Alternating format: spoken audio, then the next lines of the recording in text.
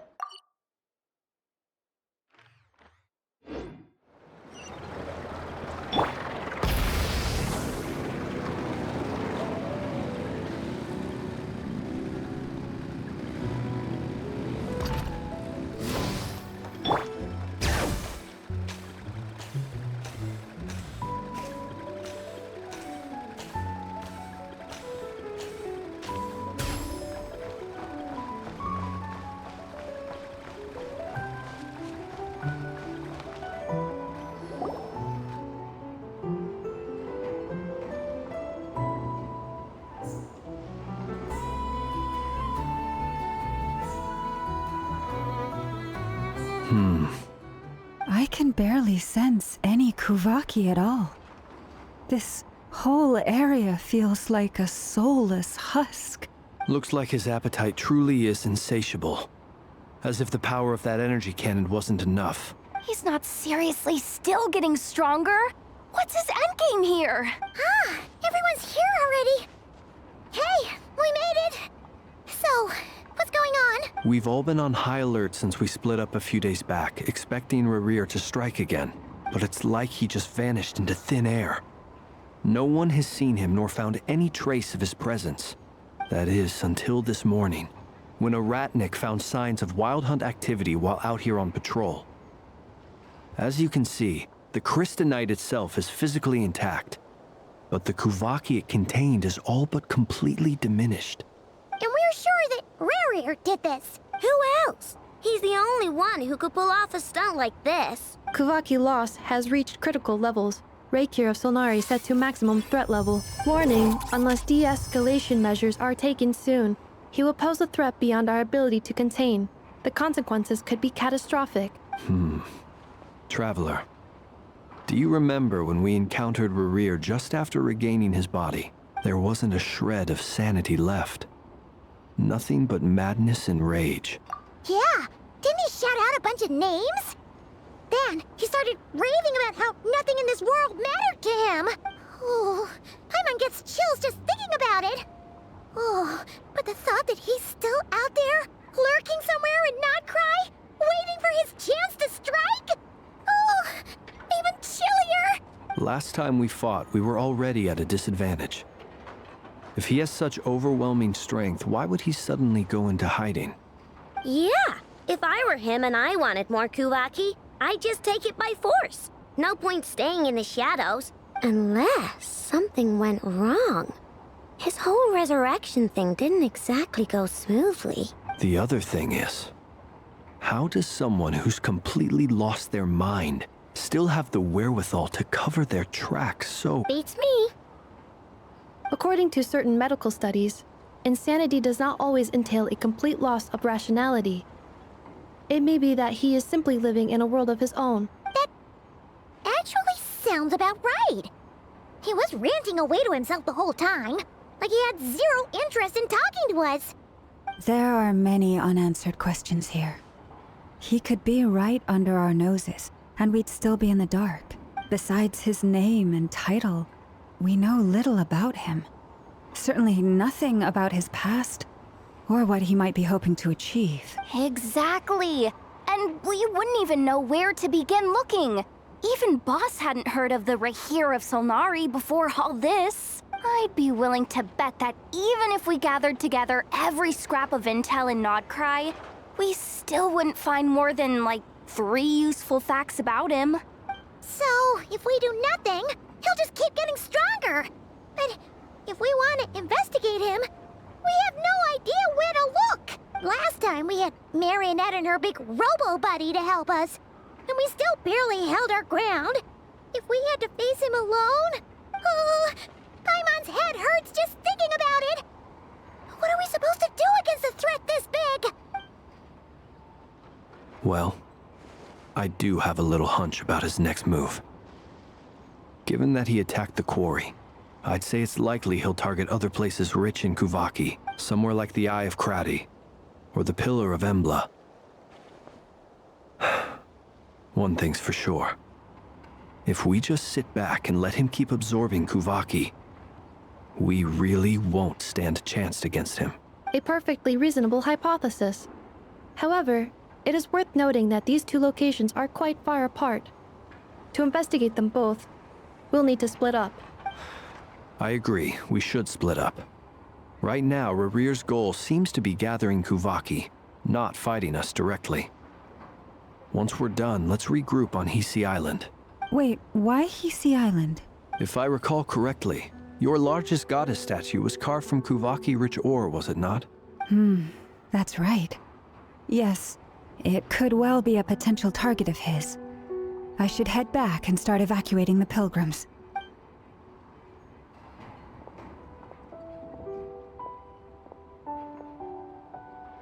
Splitting up's always gonna be risky. But I guess we don't have much choice, right? We're in a race against time here. And if we do run into Rerir, what then? That's when you follow the third rule of treasure hunting. Run like the wind. Didn't you say the third rule was go with the flow? I don't know. Did I? Anyway, whatever. In this situation, go with the flow means go find backup. Agreed. If anyone finds so much as a trace of Rarir, do not pursue him. Get out of the area and alert the rest of us as soon as possible. All right, we'd better get moving. Come on, Anefa, let's go.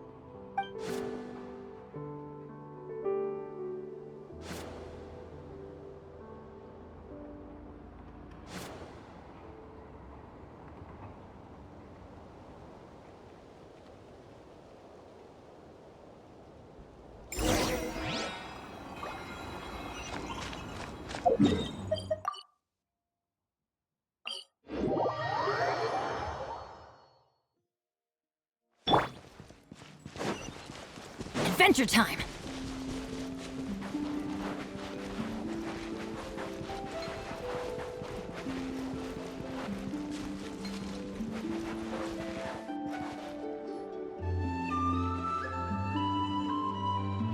Any leads?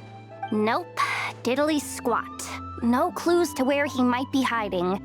It's like he's a ghost. It feels like we're sitting on a powder keg that could go off at any second. Oh, I hate this feeling. I'd rather face him head on than be left hanging like this. So, you guys didn't find anything either? Not loving the word either. How about you, Flint's? I questioned a few Ratniki and eventually narrowed my investigation down to one suspicious individual. But by the time I got to his place, he was already gone, almost as if he knew someone was on to him. Either that, or he's just extremely cautious and doesn't stay in one place for long. He's been biding his time for a while now. The question is, where or what is his next target? No idea. Since regaining his body, he seems to have lost all interest in the fragment in my possession. If he did still want it, he's had plenty of chances to take it. All we can do now is hope that Aino and Anefa turn up some leads. Darn it, Rarir. If you've got the guts, come face me one-on-one! Wait, he's actually here? I didn't mean it, I swear! No, it's coming from Silver Moon Hall. The Lady Kutar might be in danger. Let's get over there, quick!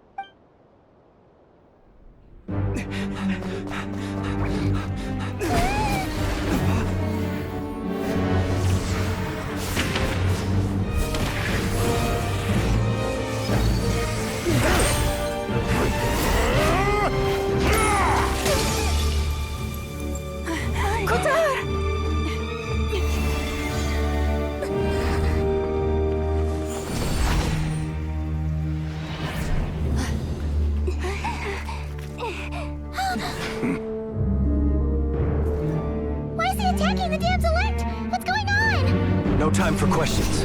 Stop him!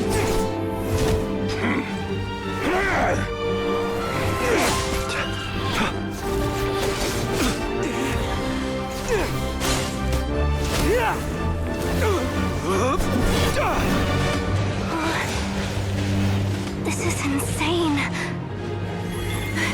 Yehuda, get Kutar out of here! On it.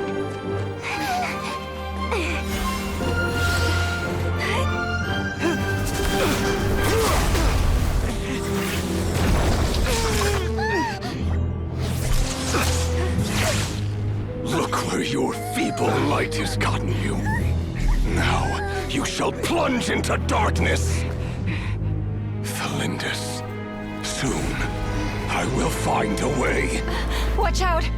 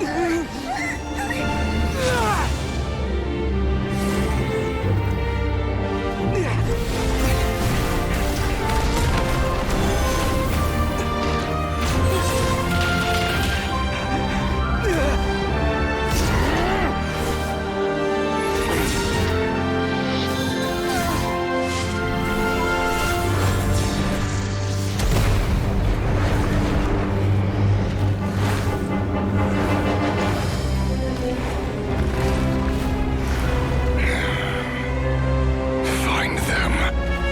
Even if it means turning this place to ashes.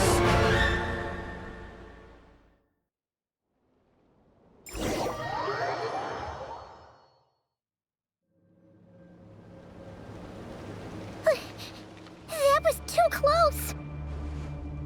We barely made it out of there alive. What's that guy's deal? How'd he get so crazy strong? He's a threat to this entire nation. I doubt his strength could even be measured by conventional standards. I have a question.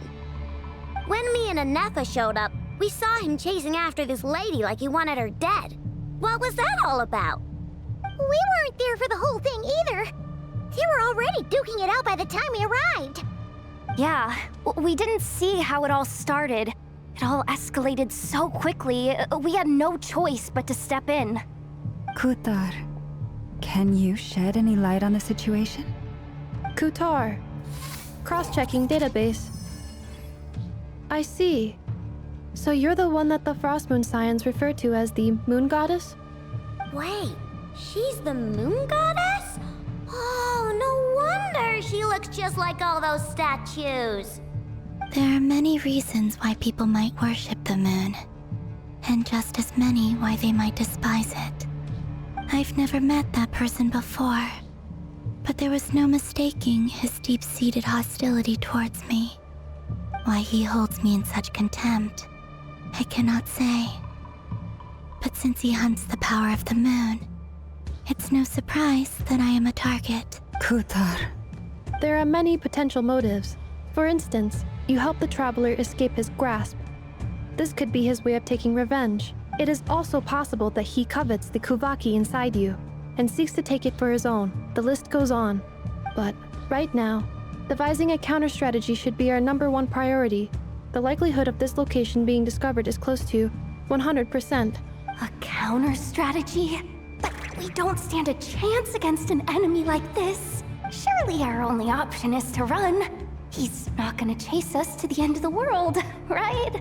So as long as we can sneak out of Nodcry undetected. No, I can't say that.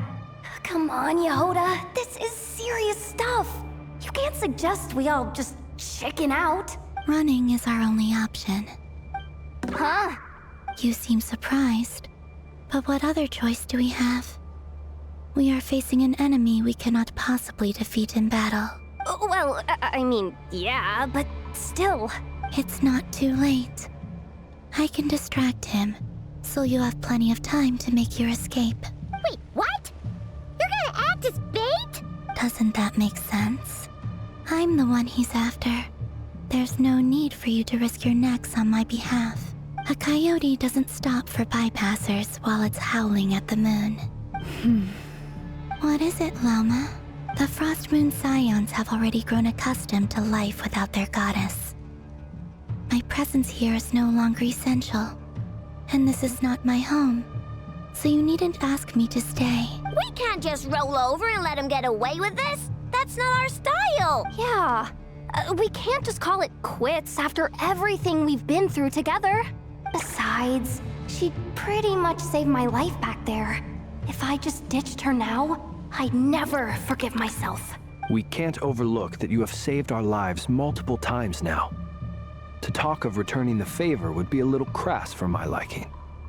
But suffice to say that we are friends, and friends look out for one another. River's true objective remains unclear. Even if we were to sacrifice Miss Kutar, there's no guarantee he would stop. But Kutar, I know why you left the Frost Moon Scions so long ago. It was because people started treating prayer as a form of trade. They would make self-centered wishes, force you to accept meaningless offerings in return, and then expect you to perform miracles for them, as if that were their entitlement. If it were me, I might have walked away too. But I believe that time can change everything, and that sometimes it takes losing something precious to appreciate its true worth. After much reflection, I've realized that this was never about whether the Frost Moon Scions need you. Any relationship based on need is purely transactional. What I truly hope is that you'll choose to stay, not out of obligation, but as part of our family. You were born here, and now you've returned. Who knows? Perhaps it was the moonlight that guided you home. thank you, Lauma. But my power is on the wane. I'm afraid I will be of little use to you now. Very well then. I'll do as you say.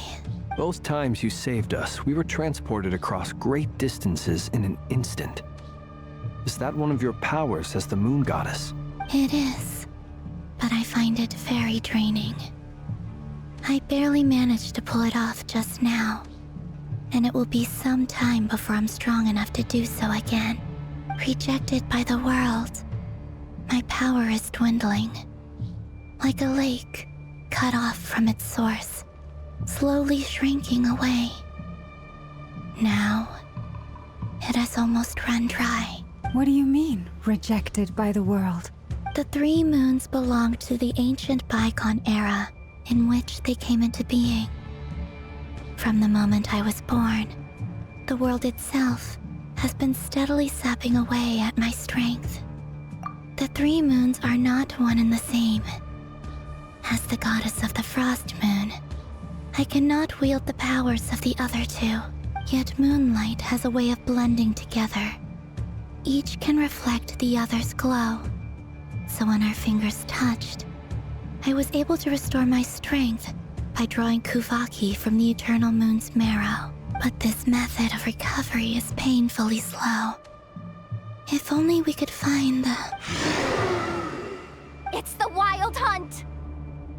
Even faster than we expected. We'll have to finish this conversation later. See how those Wild Hunt creatures are running away from us. They're likely just a scouting party, which means Rerir won't be far behind. Then what are we waiting for? Let's get the heck out of here!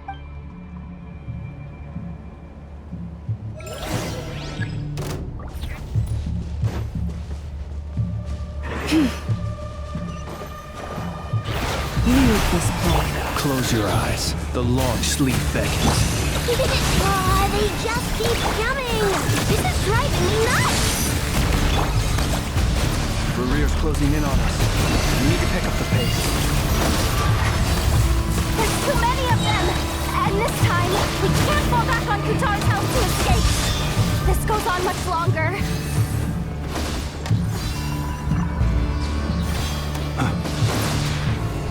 Insulation chamber. The night cometh. Lush as the moon for the everlasting forest. Preparing for dust up. Lash attack! Observe. Be silent. Receive my blessing. By the Frostman of old. Winged Weatherbuck! Cleanup sequence initiated. Ultimatum protocol. Observe. Night falls. Be silent. With one heart, we pray. The long sleep beckons. Annihilation mode. Lash attack! Close your eyes. Be silent. Lush as the moon for the everlasting forest.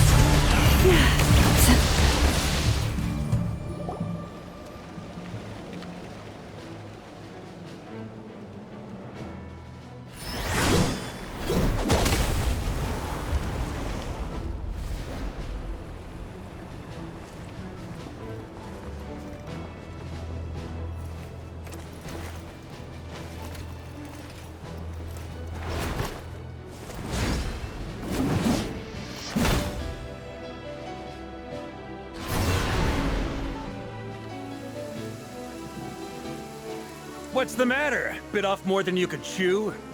Who are you? Uncle Varka! You're back from Amsvartnir? Whoa! You're Varka?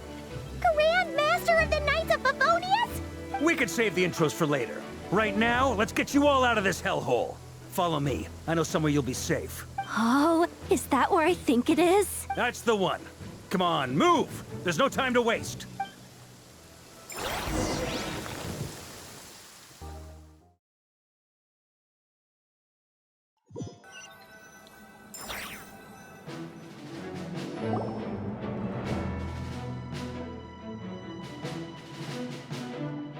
Wow! Where are we? This is so well hidden. Well, that goes without saying. This is the Knights of Favonius' meeting place in Nodcry, and a contact hub for the Northern Intelligence Network, aka the Black Market of Intel. No matter what faction you're with, it's the place to buy and sell information. Their headquarters are in Nodcry, but they've got contacts in every nation. As an expeditionary force on foreign soil, working with them has offered us the most effective way of getting our hands on reliable local intel. This is where we meet, so naturally, it's secure. Anyway, where were we? Folks from Nodcry should be pretty familiar with me by now, but I believe this is the first time we've met. Allow me to introduce myself. I am Varka, Knight of Boreas, and Grand Master of the Knights of Favonius. We've heard all about you. This meeting's been a long time coming. You look way younger than Paimon expected. But you definitely have that Grand Master vibe. Well, I'm no spring chicken.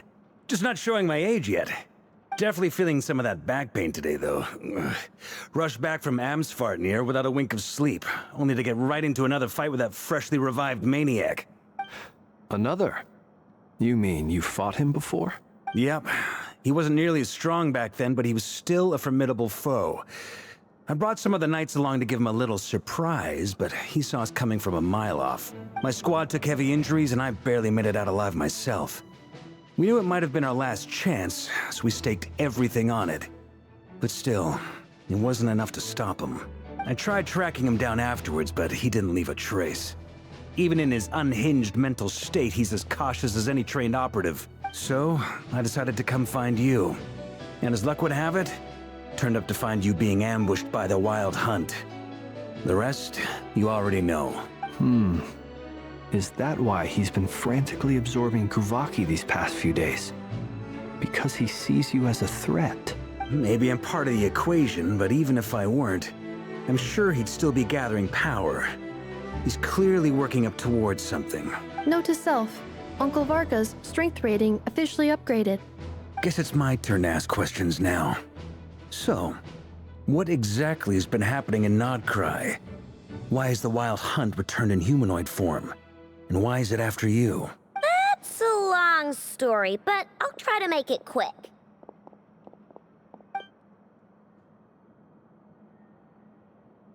Wow, I had no idea so much had happened. Sounds like you guys have really been through it. So, the Kutar is actually a Fatui Harbinger. And all this Wild Hunt activity in Nodcry is the work of the Raker of Solnari, one of the 5 sinners. That's a lot to take in. Need some time to wrap my head around it all. I'm truly sorry, Mr. Varka. You stood with us against the Wild Hunt, and did everything you could to stop it from escalating into a full-blown catastrophe. And then, the one time you're away, it all comes to a head and all your hard work gets undone. You've got nothing to apologize for, Miss Moonchanter. You can plan 100 steps ahead and still slip up. That's just life. No one knows what tomorrow holds. You can't predict which way the wind will blow next. And, to be perfectly honest, I can't say I'm surprised. For all the times we've defeated the Wild Hunt in the past, we've never been able to completely wipe it out. Turns out, we were just delayed. But now that a new variable has come into play, fate may well take a different course. A new variable? You mean us? Who else? And in a strange way, I think his resurgence might not be an entirely bad thing. The Wild Hunt is like an unrelenting force of nature, but Rerir is an individual with an agenda. He's gotta have a weak spot somewhere. That said, while I was explaining everything just now, some of the points that Mr. Flint's added caught my attention. You mean about our mystery ally? That's right. From what you've said, not only did they lead you straight to some key files, they also shielded Hisi Island from a lethal Kuvaki blast. I don't know who or what could pull something like that off. Heck, even Miss Columbina doesn't have a clue. I hadn't heard the story about those files. Would you mind repeating their titles for me? Wild Hunt Phenomena Log, a Nodcry and Ratnik's Field Journal, and Kuvaki Survey Log. Oh. No. Still doesn't ring a bell. Another dead end. Guess all we can do now is hope that our mystery ally keeps showing up when we most need them. Still, it's safest to assume they won't be intervening again. From here on out, we'll have to resolve this crisis by ourselves. Your intel also explains something else I've been wondering about. The reason I led my team to Amsfarnir was because we'd had reports about a possible source of the Wild Hunt showing up there. But once we looked into it, it turned out to be a red herring. I don't know who was behind it, but clearly, it served his purpose. I doubt it's by chance that he happened to make his comeback while my attention was diverted. And from everything you told me, it sounds like his scheming began well before his return. So maybe luring me away was all a part of his plan. But is it even possible that he orchestrated all of this by himself? The Moon Maiden and the Raker of Solnari, Nodcry of all places. The way everything is unfolding, it can't be a coincidence. So, what do we do now? Got any ideas? Right now, we've got at least 3 things to consider. Let's go through them one by one. First, we need to figure out how to take down Rerir. If we can't beat him in a straight-up fight, the rest won't even matter. To my knowledge, the bulk of Nodcry's fighting force is already gathered here. But even with everyone united, we're still no match for Rerir in his current state, let alone with his power still growing. What if there was a way to tap into a new power of our own? How so? Have you thought of something, Columbina? 3 moons once watched over this world. The Eternal Moon was the largest. The Frost Moon was the brightest. And the Iridescent Moon was the most mysterious. They say that back then, the 3 moon goddesses wielded immense power, enough to shape the workings of the world itself. I now bear the Frost Moon's power, and the Eternal Moon's marrow resides within the Traveler. Hold on. Are you suggesting... The Iridescent Moon, the last piece in the puzzle. That's right. If we can find the Iridescent Moon's marrow, I will be able to regain my strength much more quickly. The 3 moons are said to stir the tides and illuminate all things. Perhaps they hold further secrets beyond our understanding. According to my analysis, the solution is feasible. However, it is subject to one major condition. How do we locate the iridescent moon's marrow? I know a way, but we will need to visit the Fatui's Experimental Design Bureau. The Experimental Design Bureau? Are you saying we need to involve Marionette? Yes. I must speak with Sandrone. It's a long way from here to the Experimental Design Bureau. There's a high chance you'll be spotted. You shouldn't go alone. Then that's settled. Next up, our second priority. Somehow, we need to figure out Rarir's end goal. As you saw for yourselves, when he was still in his wild hunt form, everything he did was for the sake of recovering his body and resurrecting himself. His first act since then, after laying low for a while, was to try and assassinate this young lady. People's obsessions often reveal their greatest vulnerabilities. There must be a reason why he despises the moon so deeply. Perhaps it sheds some light on his title, the Raker of Solnari. The Wild Hunt has plagued Nodcry for centuries now. If we want to stop it for good, we have to get to the root cause of what's driving it. It's true. We still know very little about him. If Kutar hadn't given us that lead, we wouldn't even know his name. But where would we even start? I doubt even the Intel Queen of Nodcry has a clue, and she has info coming out of her ears. Oh? That's a rather hasty conclusion for someone who's so painstakingly meticulous when it comes to dealing with machines. Ah, she heard me.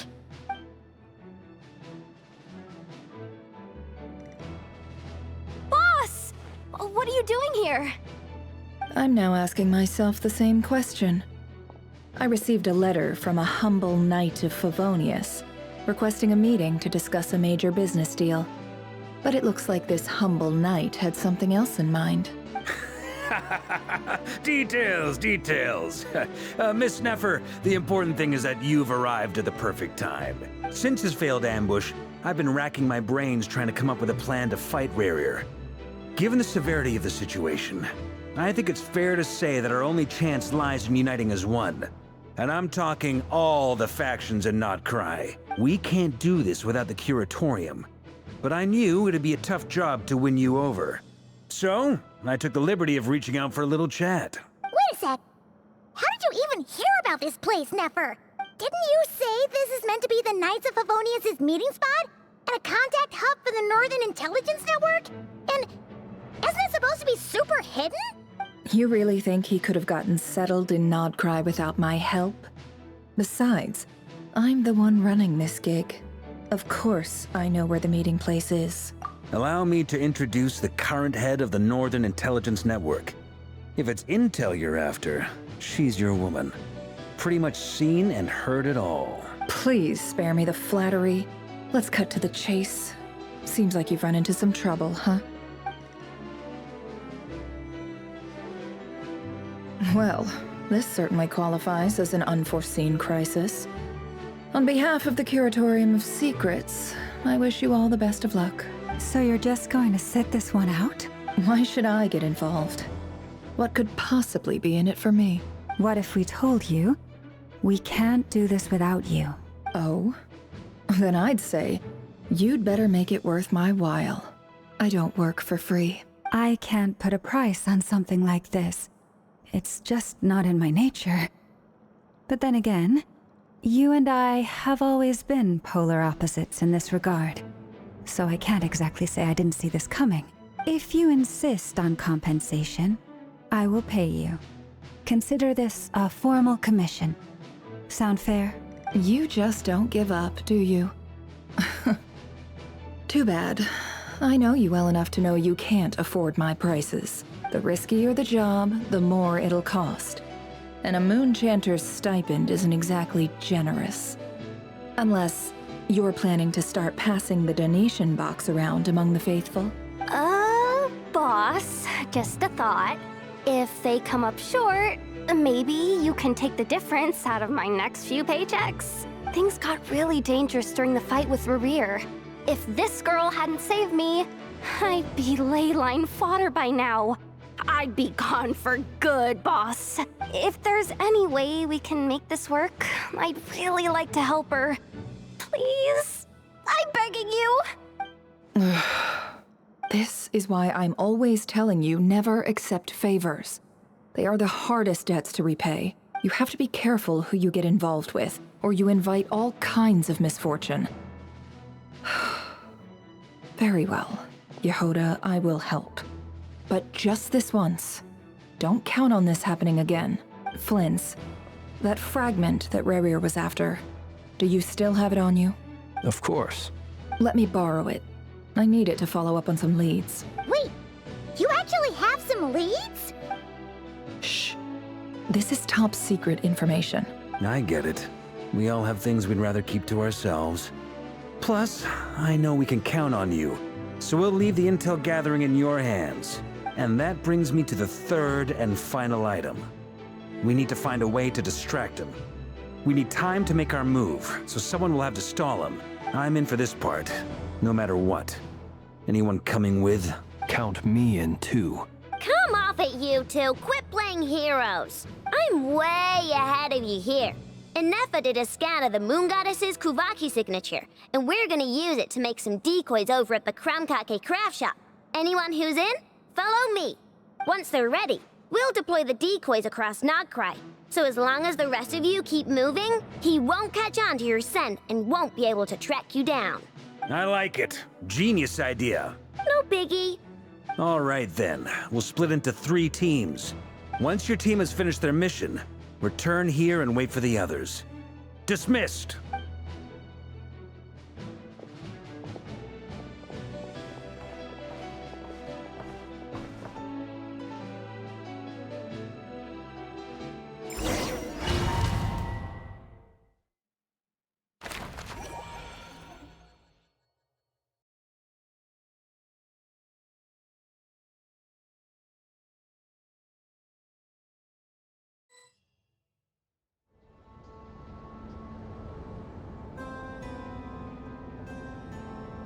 Lady Damselette. Wait, and you two? What are you doing at the Kuvaki Experimental Design Bureau? We've been doing our best to mind our own business lately. But if you're just gonna waltz up here like this, you're seriously pressing your luck. Don't blame us for doing what we have to. Huh. You really think that's gonna scare us off? We're not looking for any trouble. I just want to see Zandrone. Do I need to remind you that you're still a wanted fugitive for deserting us? Out of consideration for our former ties and the crisis we're all up against, we'll let you leave in one piece. But don't even think about trying to get inside. Let them in. But... Are you going to make me repeat that? No, my lady. Zandrone seems to be in a good mood. Must be maintenance day.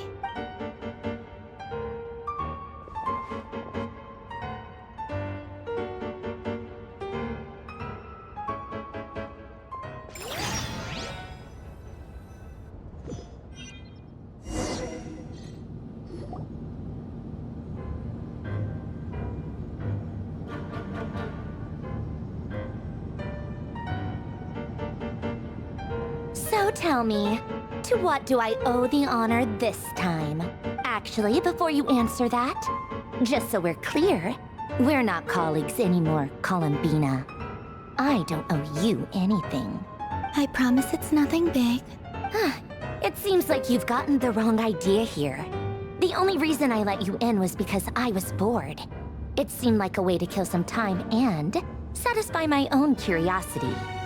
Whatever miscalculations I may or may not have made in the past, I haven't lost the plot enough to even consider sticking my neck out for your sakes. I'd like to speak with Arlecchino. What? Huh? You mean the knave? I'd like to speak with Arlecchino. Is she in Nodcry? No, she's not. Once the work on this facility was completed, she went back with the Rooster and Regrator. The only ones in Nodcry are me and...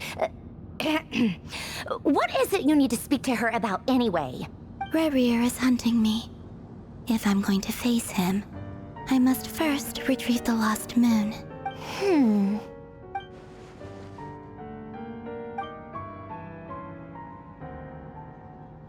Is that a no, then? As if I need reminding. I was this close to settling things with him before someone decided to whisk me away to their weird little garden. Have you held any tea parties lately? Tea parties? Yeah, obviously. You don't seriously think we'd pack it all in just because you aren't here. If anything, they've been more eventful than ever. Just me, Arlecchino, and a bunch of insolent and sensitive guests who won't stop asking where you've gone. Oh, they've been a real joy. I bet you served them the worst tea you have. Just like you used to do to me when I upset you. Who cares about how good the tea is when there's no one around to drink it? I keep losing people. First Rosaline, now you. I'm running out of people who can make me laugh.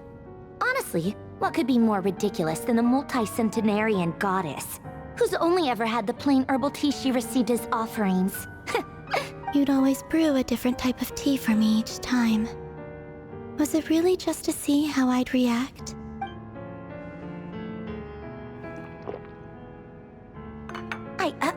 Well, duh. Why else? Watching you squirm was practically my only form of entertainment.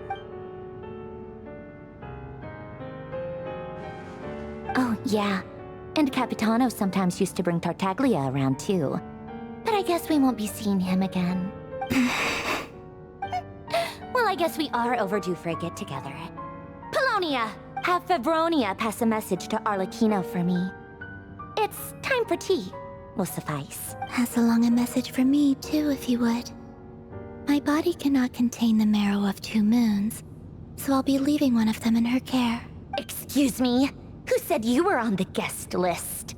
If my tea meant that much to you, maybe quitting the Fatui wasn't your brightest move. Back when you were under the Tsaritsa's protection, no one would have dared come at you so openly. But that protection didn't come for free. In fact, I paid dearly for it. At the end of the day, it was just another transaction. I just got tired, that's all. I never wanted any part in their grand ambitions, and I've had enough of being treated like a bottomless supply of power. It brings back memories from the old days, when I was still worshipped as the moon goddess. Centuries on, it may be a different group of people, but I see the same greed in their eyes. I figured you'd leave eventually. You didn't have as much of a reason to stay as I do. The Tsaritsa gave you shelter and protection, but that was it. Nothing more, nothing less. Meanwhile, the Fatui demanded everything from you in return, until it was more than you could bear. I get why you left. And frankly, I have no interest in dragging you back just because the higher-ups told me to.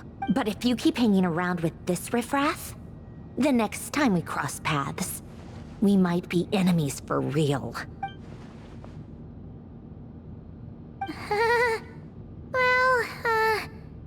Guess that's our cue to leave. That might be your plan.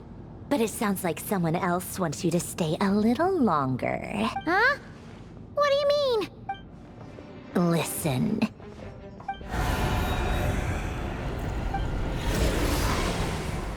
My lady, it's the Wild Hunt. A horde of monsters is headed straight for the facility. Another uninvited guest trying to crash my tea party. Clear the area. I'll handle this. Wait, what? You want us to leave you here by yourself? Huh. You'll be lucky to make it out of this alive.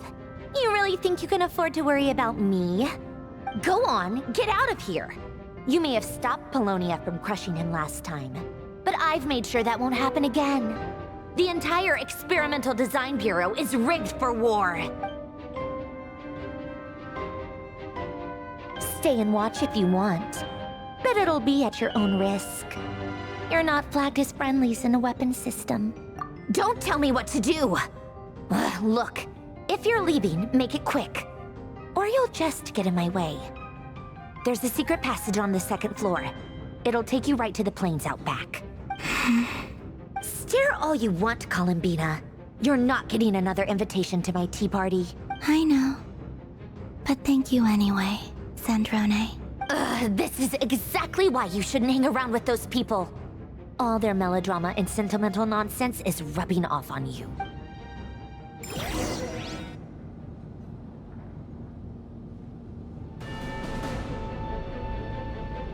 Come on then, Mr. Ray here. Let's pick up where we left off. It's your Wild Hunt monstrosities versus my beautiful creations. Let's see who comes out on top.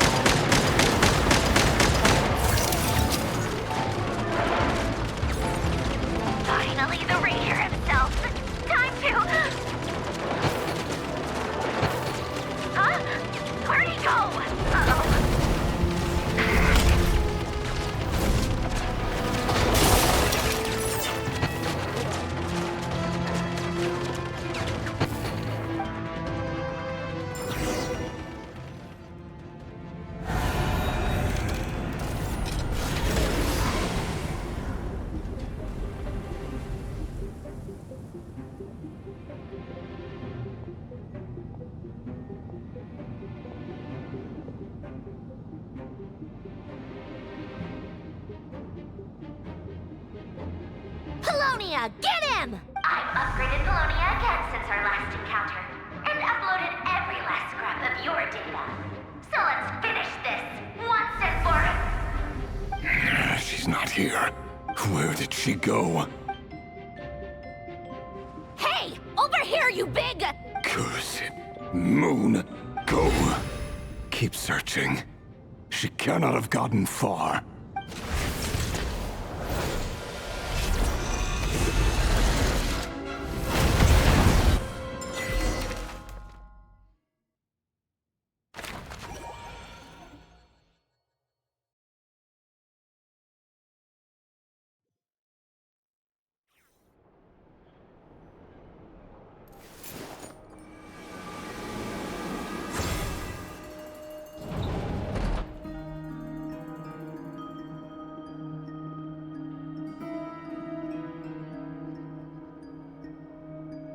So this is your method for investigating Rarir's past?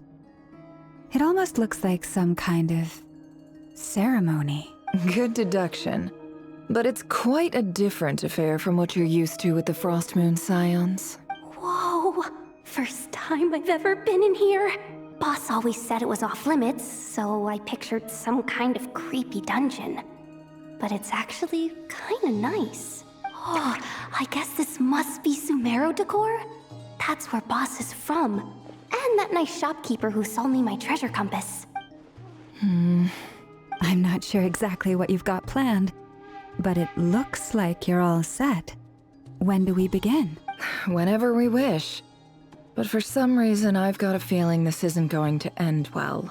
I've never faced Rarir myself, but from what you've told me, his power is beyond anything I could imagine. I, on the other hand, am just an ordinary businesswoman.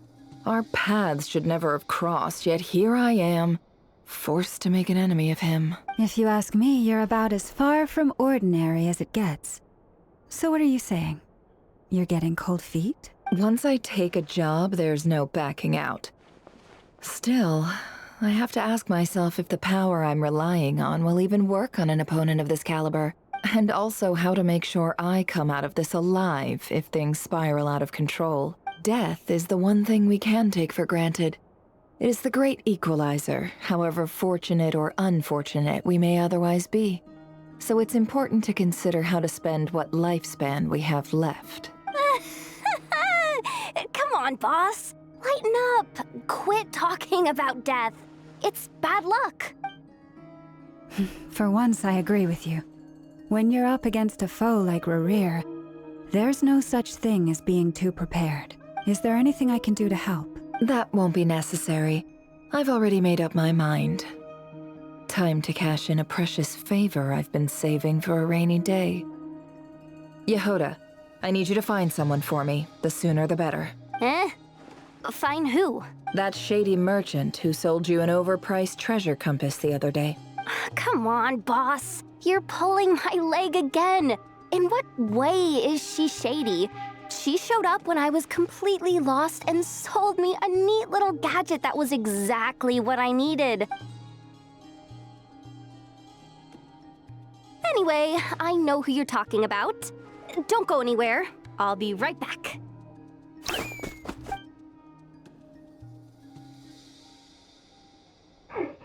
Quit grabbing me. I genuinely can't run any further.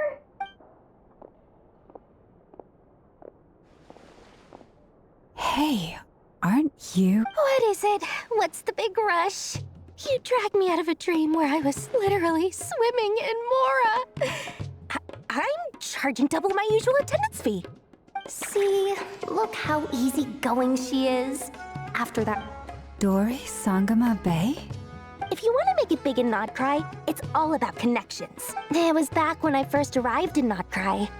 My trusty assistant, and wouldn't you know it, that's when I suddenly find myself I've been giving her a 30% discount off all of my goods ever since. Plus, any other friends you send my way will enjoy 10% off. What can I say? The great Lord Sangama. So, let me guess. You've run. You guessed correctly. What have you got in the way of survival gear? The one type of gear I've never been short on. At the very least, I need to know what kind of opponent. What if I told you it's someone with the power to bring a nation to its knees? Is that so? Then we really are Your supplier? a powerful woman, make no mistake. I can't reveal her identity, but look, if you're willing to wait, I can ask her when. Then let me put it another way. What would you do if you encountered an enemy like that? Roll over and serve yourself up on a silver platter? Of course not. I have a handy little trinket from one of my generous suppliers, which... Hold on. What exactly are you getting at? No. Let's just say I'm borrowing it, all right? Just for insurance purposes. You'll get it back later. Favors are the worst kind of debt to owe, and now you've got a chance to repay one. A win-win situation, don't you think? Fine. You can borrow it for 5 days. No, make that 3. And for every extra hour after that, I'm charging you 1,000,000 mora. Deal? Deal.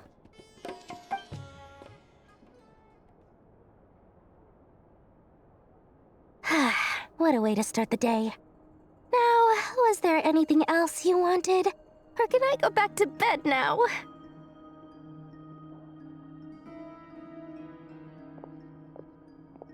That will be all. Take care now. Don't trip up on your way back, friend. See you later! You're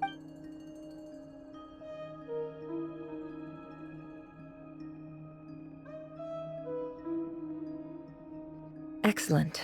Everything is well and truly ready.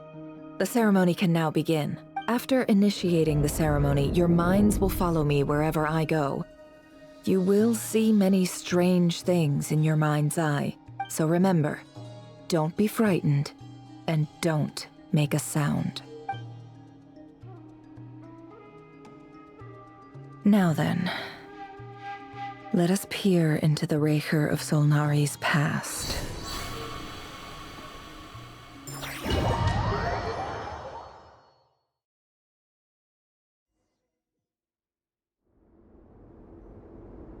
I made it. I don't recognize this style of architecture. Must be Conrian. Simple furnishings, table and chairs. It's a more ordinary house than I might have expected. Looks like the fearsome Raker of Solnari came from surprisingly humble beginnings. Unless this passed for luxury in Conria. Unlikely. It was said to be a very prosperous nation in its heyday. Anyway, I'll keep exploring.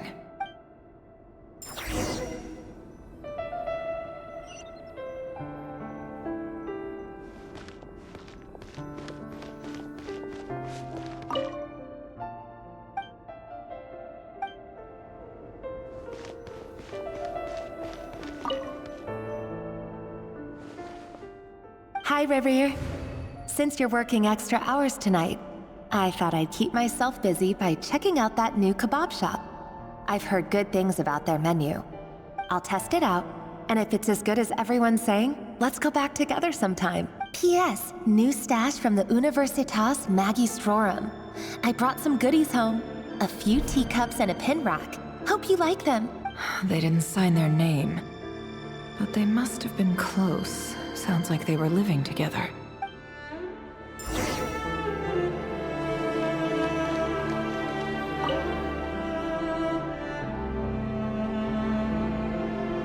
I went over to Joseph's for drinks today. They have a fine collection, but I went alone. Felindis was tied up with something and couldn't make it. Joseph asked why I came alone, but I didn't really have an answer. He then went on to ask about other things. If you ask me, someone who asks that many personal questions is too nosy for their own good. But if he invites me again, chances are I'd still go. Felindis. That's the same name Rerir mentioned. Grain imports keep falling. If things don't pick up, we'll soon be back to meat and mushrooms only. Honestly, I'm not a huge fan of that new type of mushroom everyone's been into lately. Didn't it start out as a lab-grown variety? I heard it's even mildly corrosive. Seriously, why would you even eat something like that? I don't care if it's an impressive feat of alchemy. That just isn't the kind of thing I like to eat. Grain has to be imported, and they're eating a diet of mostly meat and mushrooms. Could it be because Conria is underground, so it doesn't get much sunlight? That would explain why they use so much stone in their buildings. They even use alchemically modified strains for food. Seems like the people of Conria don't have many options when it comes to dining. I've just about saved up enough now. Time to buy it and keep it somewhere safe. Making a big purchase. I wonder what it is.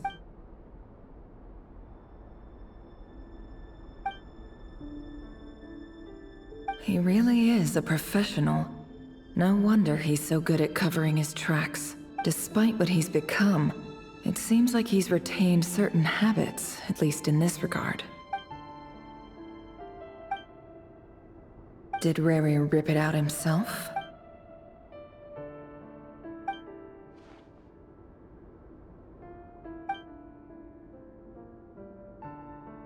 Before I met you, I was convinced that my heart was nothing more than a stagnant pool, the burial place of a fallen moon. A withered, windless grove where the waters rested forever unrippled. It was you who helped me see that my heart hadn't entirely withered away. That it could still beat to the rhythm of love. This is just trivial sentimentality from the looks of it. Why would he go to the trouble of hiding that? The burial place of a fallen moon.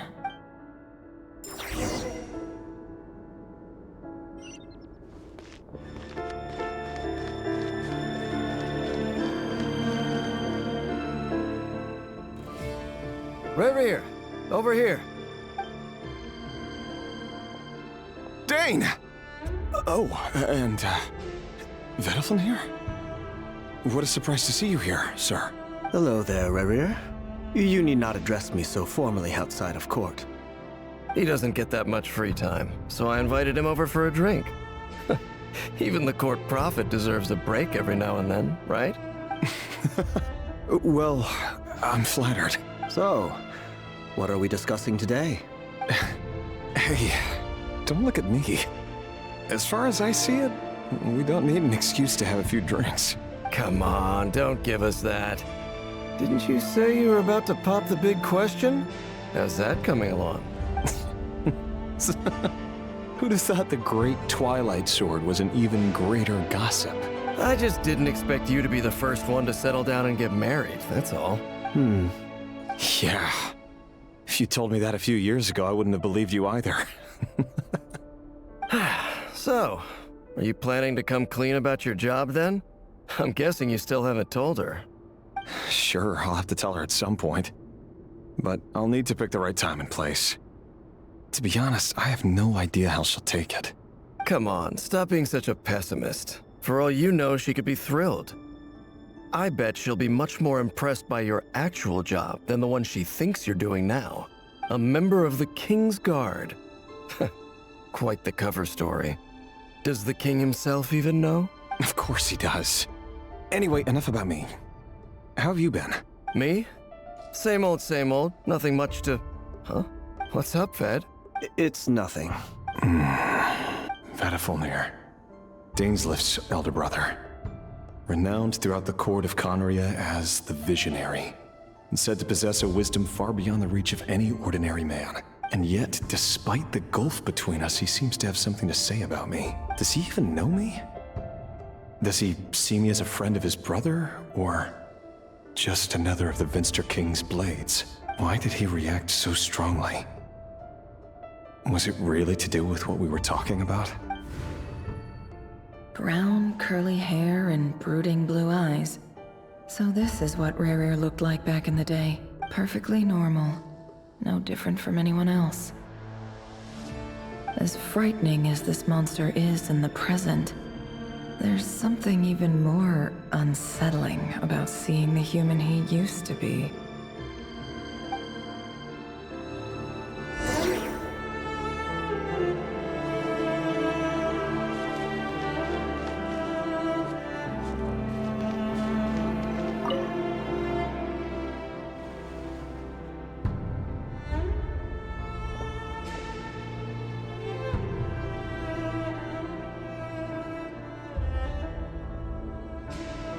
Felindis?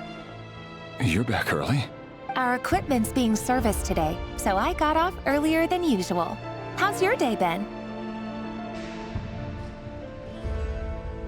Aw, why the long face? Is something the matter? Has your boss been giving you a hard time again? Went for a drink with Dane and the others after work. Isn't that a good thing?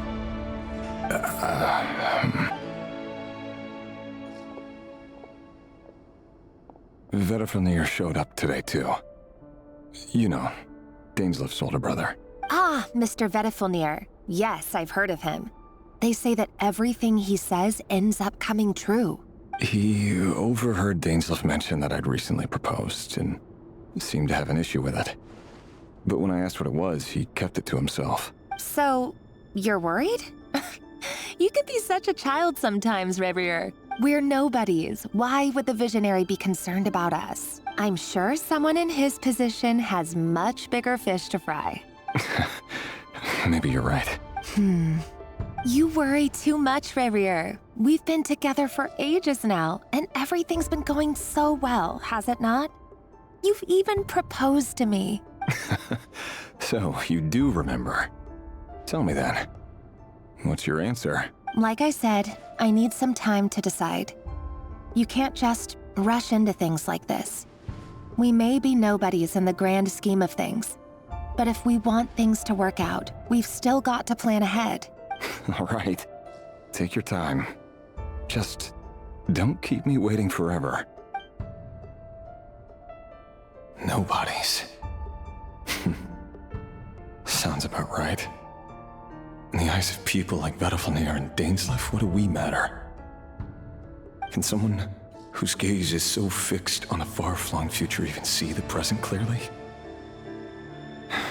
Besides, the dynasty's fate rests with the king and his inner circle. Whatever I do, it won't make much difference. Meanwhile, every idea they come up with and every decision they make, it affects everything. These days, the king is lost in his research, and the purge of the Crimson Moon bloodline grows ever more intense. The opposition tried to speak out, but nothing came of it. And I'm under no illusions as to why. Because we eliminated them and got rid of their bodies. A man can have 1,000 reasons to carry a sword, but there are few good excuses to use it. Yet the king has never even considered a gentler approach, and he never will. What becomes of someone who kills on another's behalf? Can he ever find true peace?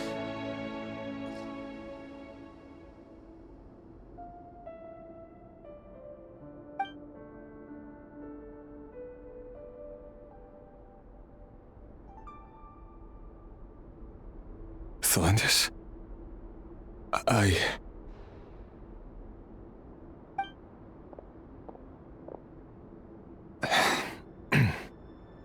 It's nothing. You were right. Fate has never smiled upon nobodies like us. But by the same token, it's unlikely to bear a grudge against us either.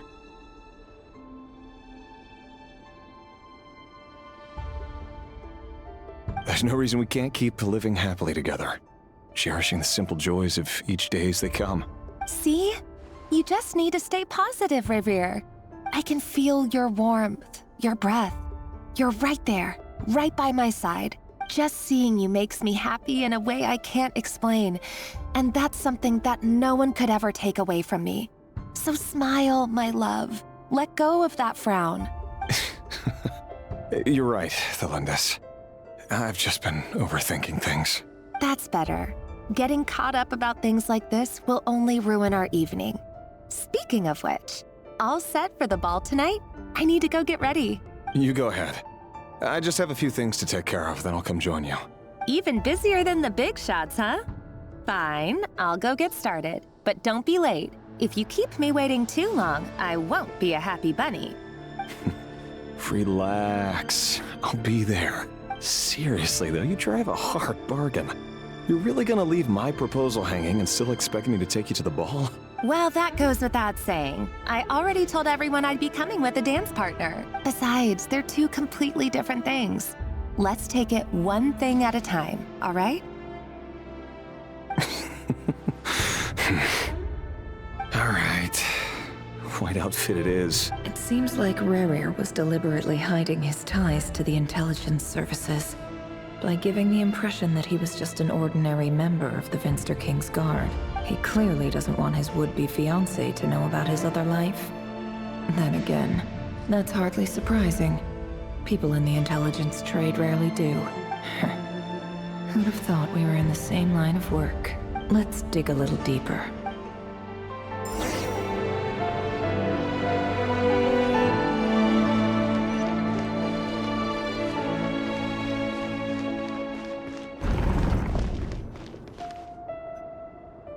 Our last operation was a resounding success, and all thanks to you, Rahier of Solnari.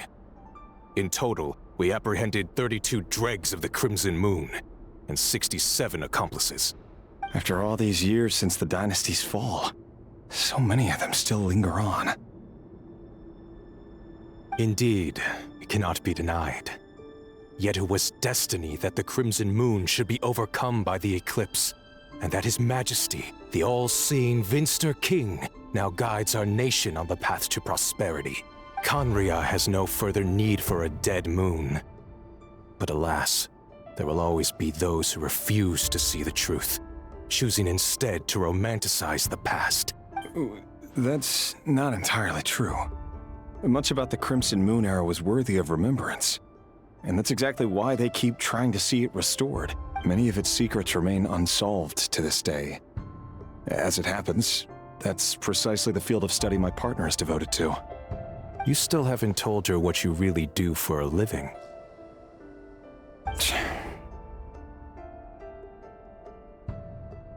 Where would I even start? How do you tell someone that you're one of the king's hand-picked executioners? That your hands are steeped in blood?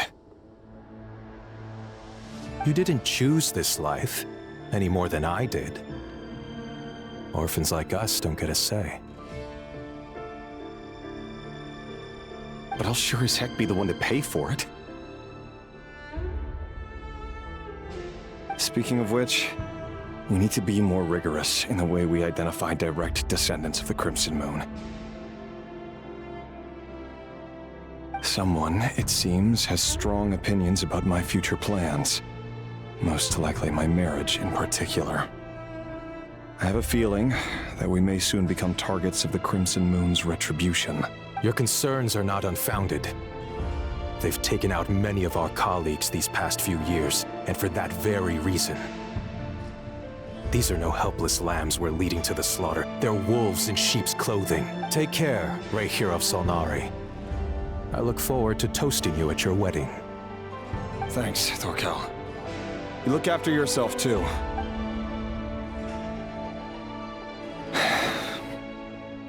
Thelindis, I never wanted to keep this from you.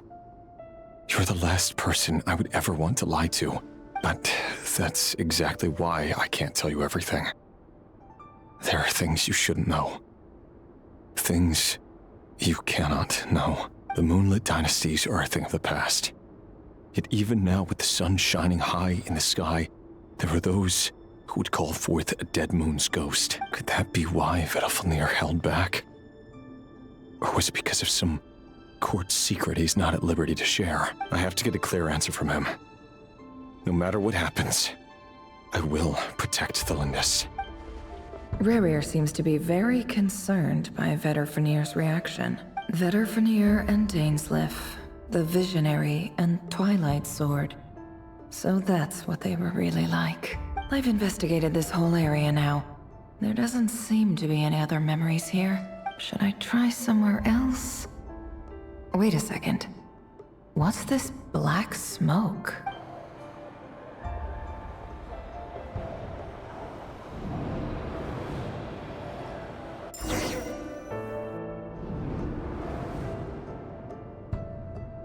So he's late after all. Just you wait, Rerir. You're in for it. Big time. Are you waiting for someone, ma'am? Could I tempt you into buying some flowers? Oh, sure. Pick me out a pretty bunch if you would. Thank you. But I'm afraid none of them are as pretty as you. For someone so young, you sure have a way with words, don't you? I'm only telling the truth. Look me in the eyes. You'll see I'm not lying. You're... May we have a word in private? Who are you?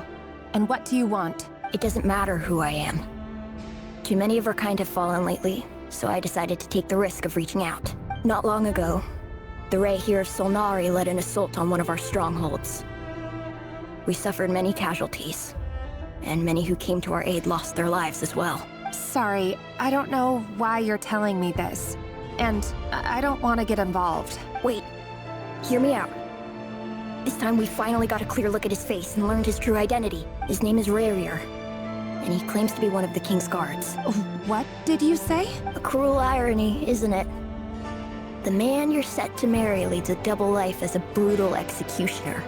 But surely, you must have caught a whiff of the blood on his hands. Why are you telling me all of this? Simple.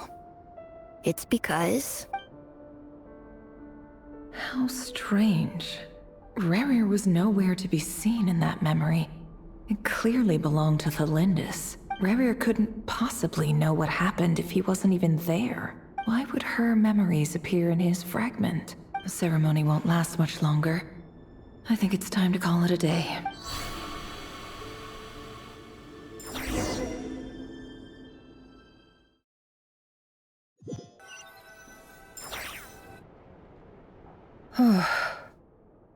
So that was your doing? Did you just pull us inside Rarier's fragment to spy directly on his memories? Any more questions, and I'll have to start charging. I had no idea you could do that, boss! Seriously, that was amazing! We're not worthy. We're not worthy! I gotta admit, though, I'm itching to see what happens next. Feels like we barely scratched the surface. I'm just as curious as you are. But the ceremony only allows for limited time inside. That's all we can see for now. Luckily, we managed to learn quite a lot. So far, so good. I just hope the others are doing okay too. Especially the group with the Traveler. Their mission is a risky one. Let's hope it's all going smoothly. If you're worried about them, go see how they're doing. If I know boss, she's gonna need some time to write up all the details and make sure it's all coherent. I'll stay behind to lend a hand, but feel free to head back and meet up with the others.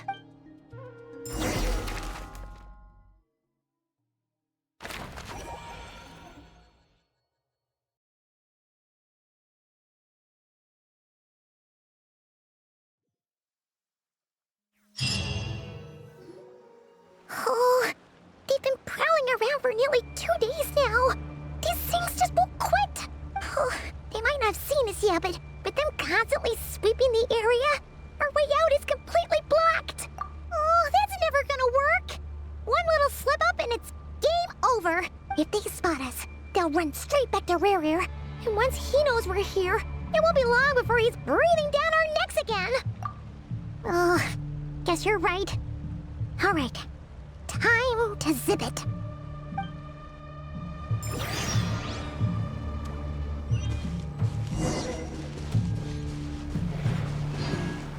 Quick, hide! We almost got spotted! Phew! That was a close call.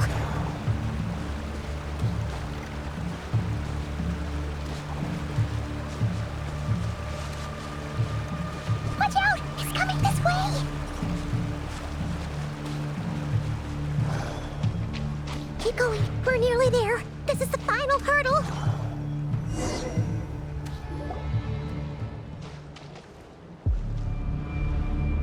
Oh, there's no end to these things!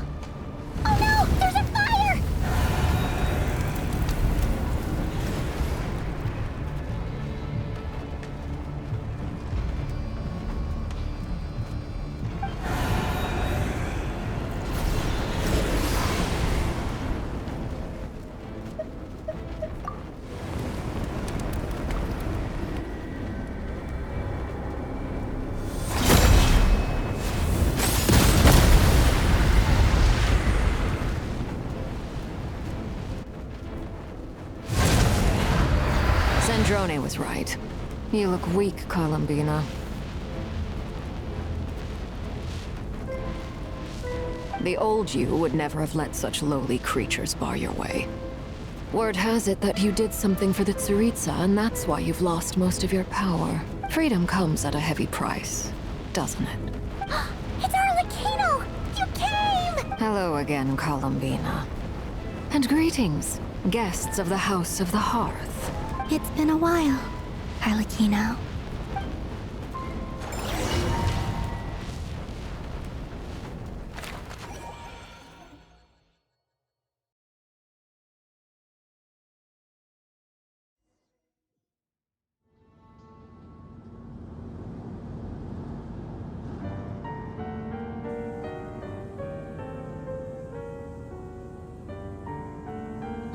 Stupid right here of stupid Solnari.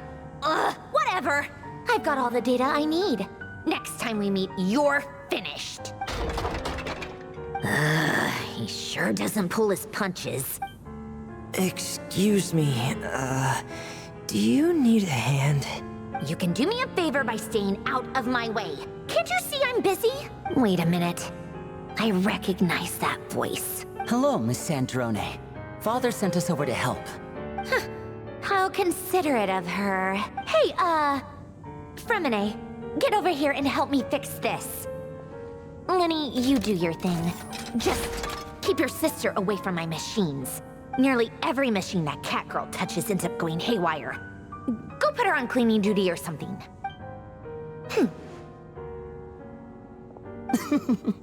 Then let's start downstairs. Fremine, we'll leave this place to you. You've got it. Wait a second. Pretty sure there's still some tea in the cupboard. If you want some, you'll have to make it yourselves.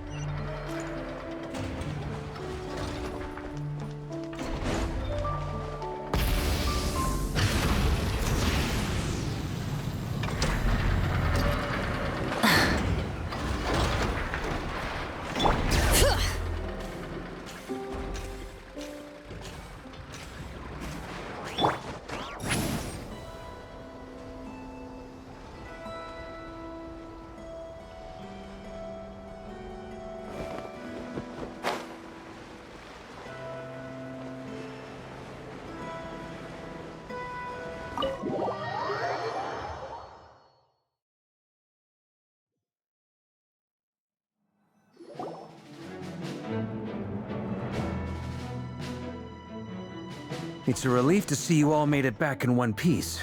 Huh? Feels like there's quite a few people missing. Where's Flint's and the others? And what about Nefer? I returned ahead of them. Flint is helping Aino and Anefa to set up the decoys and buy us some time. As for Miss Nefer... Boss is still wrapping things up on her end. She sent us back to fill you all in on the top secret intel we've been gathering. I see. Then let's get right into it. But first, who do we have here? You brought someone else in to help? Greetings. I was invited here to help as a longtime Tea Party companion of Columbina's. You may call me Arlecchino. Surely it can't be. Those eyes. Oh, where have I seen them before? Wait, of course. In those memories we just saw. The only Arlecchino I know is the fourth of the Fatui Harbingers. So either you share a pretty uncommon name, or you're more than just a Tea Party buddy. You're well informed, Grandmaster. A man from Mondstadt living all the way out here in Nodcry, and yet the people and affairs of Snezhnaya seem to hold a special place in your heart. Oh, the feeling's mutual. Sounds like you know all about who I am, too. A Fatui Harbinger. The atmosphere in here just got really tense. Guess we can't just start trusting Fatui Harbingers, even at a time like this. I must admit, though, I'm a little curious. Seeing as the moon goddess no longer belongs to the Fatui, what makes you so willing to put your neck on the line here? Nor does Nodcry belong to Mondstadt, Mr. Varka. Yet still, you're fighting for it all the same. Things don't always have to have a tangible payoff. Sometimes, stopping things from spiraling out of control is a higher priority than chasing the spoils of victory. Of course, I can't say there's nothing in it for me at all. But that's between Columbina and myself. Forgive me. I don't mean to doubt you. It's just that the Fatui really have been the source of many of our troubles. We have our own way of doing things here in Nodcry. But ever since they arrived, the Fatui have treated us with nothing but hostility. I know there's been a lot of bad blood between us in the past. I've done my utmost to avoid friction whenever I could. But sometimes fundamental conflicts of interest simply can't be settled amicably. That's why I'm here solely in a personal capacity. This has nothing to do with the Fatui. As a gesture of good faith, I'll be frank. I can help Columbina track down the iridescent moon's marrow, which will help her restore more of her power. Anyway, what else is on the agenda? Let's begin. She says she'll be frank, then completely skips over the details. But she clearly wants to change the subject. It'd be awkward if I tried to bring it up again now. I guess we'll just have to go along with it. She's the fourth of the Fatui Harbingers, after all.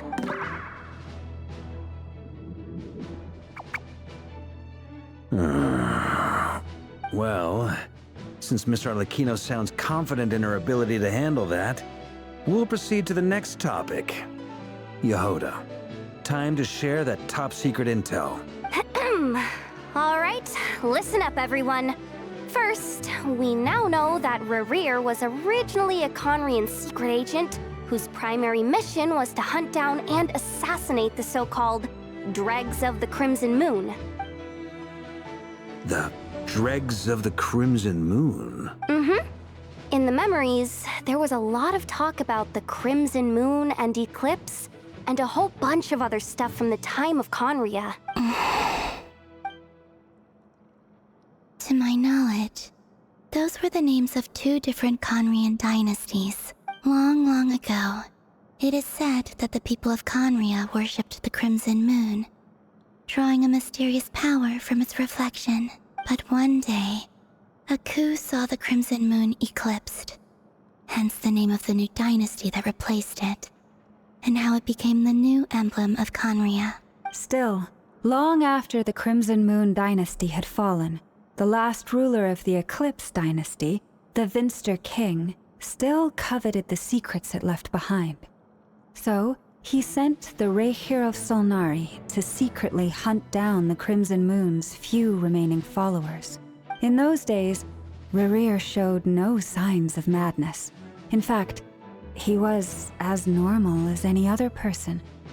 Oh, and he had a fiancé, or at least a would-be fiancé, called Tholindis. What's the matter? Verfnir, Vrindada, Flinders.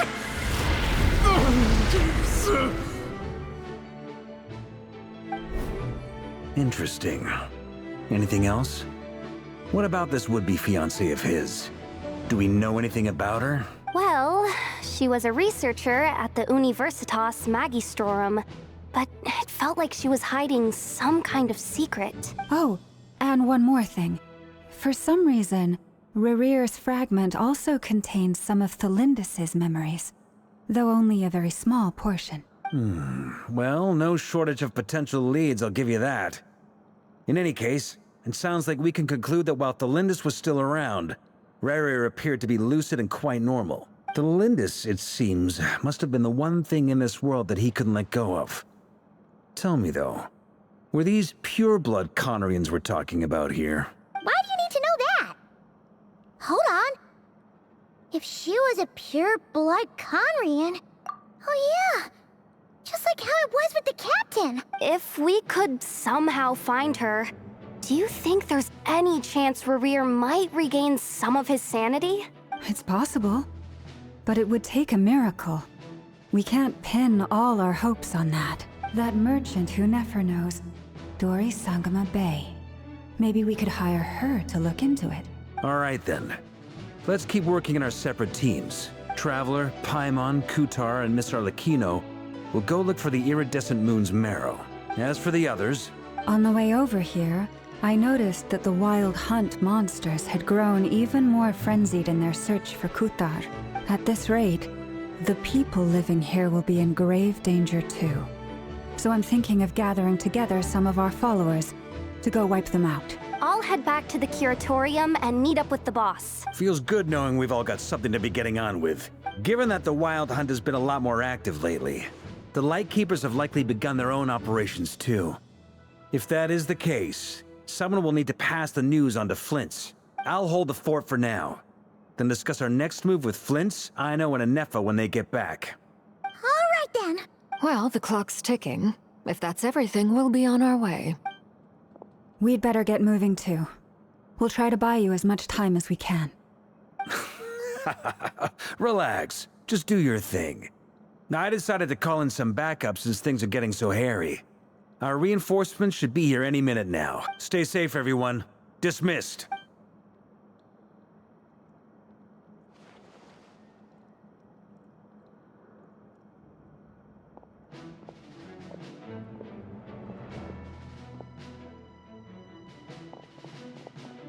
We're back. Did we get here a little early? Or a little late? A tad late. The others have already set off. To summarize, our resident moon goddess has found us a new ally, and Boss Nefer has uncovered some promising info. Everything going smoothly on your end? Not great. I don't know how long we can stall them for. The decoys are getting taken out way faster than we imagined. I'm gonna make some more later, but I need a timeout first. I'm so tired right now. Oh, right! Inefa, could you fill in Uncle Varka on what we just discussed with Flint's? Sure. Uncle Varka, you previously told us about how when you went to investigate a source of the Wild Hunt in Amsvartnir, you discovered that it was just a diversion. But according to Flint's intel, several outbreaks of the Wild Hunt had already occurred in Nodcry in the period leading up to that. That was before Rerir had regained his body, when he was far from regaining his full strength.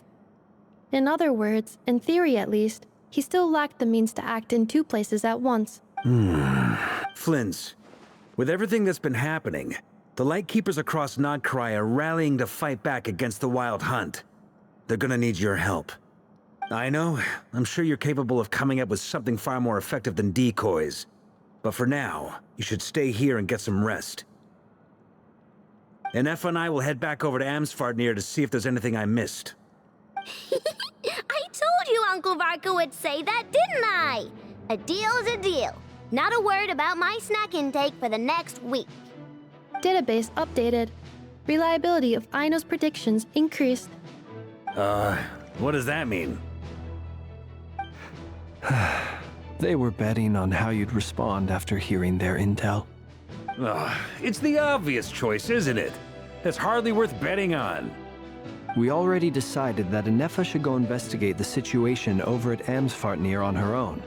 You might as well stay here and keep watch. Someone needs to hang back and oversee our strategy meetings.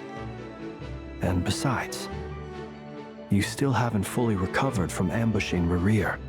So I've ended up with the easiest assignment. Well, I appreciate it, everyone. See you when you get back.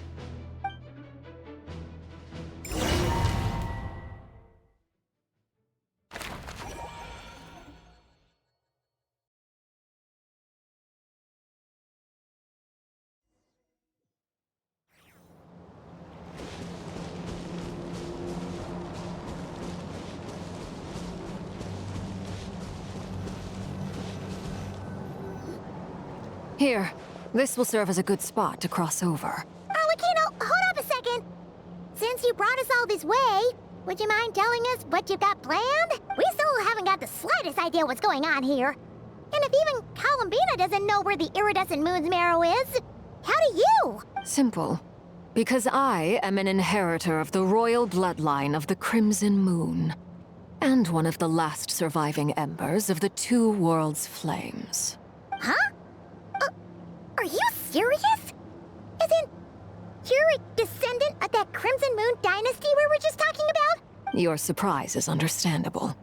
I was also taken aback when I first learned of it, but the more I thought about it, the more I realized the signs had been there all along. When I was young, I discovered I could wield a very special kind of fire. It coursed like blood through my veins and smoldered away inside my nerves. What's more, whenever I experienced strong bursts of emotion or drew too deeply on this power, it was like some kind of presence within the fire would begin to gnaw away at me, consuming me from the inside out. Exactly. That is why my hands are like this, too. At first, I saw it only as a curse, but once I became a harbinger, the Jester apprised me of the truth. Together with my own investigations over the past few years, there are several things that I have gradually come to understand. For instance, take the so-called Crimson Moon. In truth, it is nothing more than the shattered remnants of the iridescent moon, fused with the abyss to prolong its lifespan. Since this blood flame was bestowed upon me by the Crimson Moon, it is a fusion of the iridescent moon's former power and the corruption of the abyss. You all understand the nature of the abyss well enough. I draw upon its power, and in return, it hungers for my soul. This strange blackness is the mark of corruption it has left behind. If I recall correctly, you once told me that if the corruption ever made it to your heart, you'd become a completely different person. Yes, and that's the reason I'm always careful not to push my power too far. It's essentially a never-ending tug-of-war. Whew. Sounds intense. Anyway, the rest of my story can wait. Is there anything else about the Crimson Moon or the Iridescent Moon that you're unclear about? Paimon has a question. So, the Crimson Moon that the Karians used to worship was actually the Iridescent Moon, right? Which was one of the three Moon Sisters. Does that mean that the Karians were to the Crimson Moon as the Frost Moon Scions are to the Frost Moon? So much of that history has been lost. We have no way of knowing exactly what they were like, but I would suspect that the Conrians weren't as devout in their moon worship as it might appear. The iridescent moon's remains simply served as their link to the Abyss. Later on, perhaps someone discovered a way to make direct contact with the Abyss. Or maybe there was some kind of ideological divide. Either way, a dissenting faction staged a coup and drove out the royal heirs of the Crimson Moon dynasty. Still, even with the dark sun looming high overhead, the Crimson Moon's glow never truly faded. If you want living proof, it's standing right before you. The first time we met, I sensed something familiar in your presence. When I looked at you, I felt I could see that mysterious red moon in the corner of my eye. In your flames, I saw its broken image, surrounded by a strange black aura. Well, I appreciate that you kept it to yourself. Much about the Crimson Moon is still a mystery, and I'd prefer not to end up as the object of an insane research project. Anyway, time is against us here, so if there's any other questions, they'll have to wait. I just want to make sure I've got one thing straight. In her letter, Sandrone mentioned that since you are unable to contain the iridescent moon's marrow yourself, you intend to leave it in my custody, correct? That's right. For now, it's the only way I can pay you back for your help. The iridescent moon is already part of who you are. So with its marrow in your possession, you'll be even more powerful than before. Deal. Then let's get started. Get what started? What does this place have to do with the Crimson Moon? When I first became a harbinger, the Jester gave me a book called Paranhari, also known as Leobranto Inamorato. You should be able to buy a copy next time you're in Fontaine. It's a love story set in the Crimson Moon era, but setting aside the tangled romances of its characters, it also records a few interesting details. In the Crimson Moon era, or so the story goes, There was an orphanage that received children from beyond the bounds of this world and subjected them to a peculiar induction ceremony. Beyond the bounds of this world? For real? The Crimson Moon Sages looked beyond this world for beings with powers that surpassed the gods. But fearing they might lose control, they subjected these children to a process of refinement. They made these children crawl up a fireplace and kept asking them, "Have you died? Did you see it?"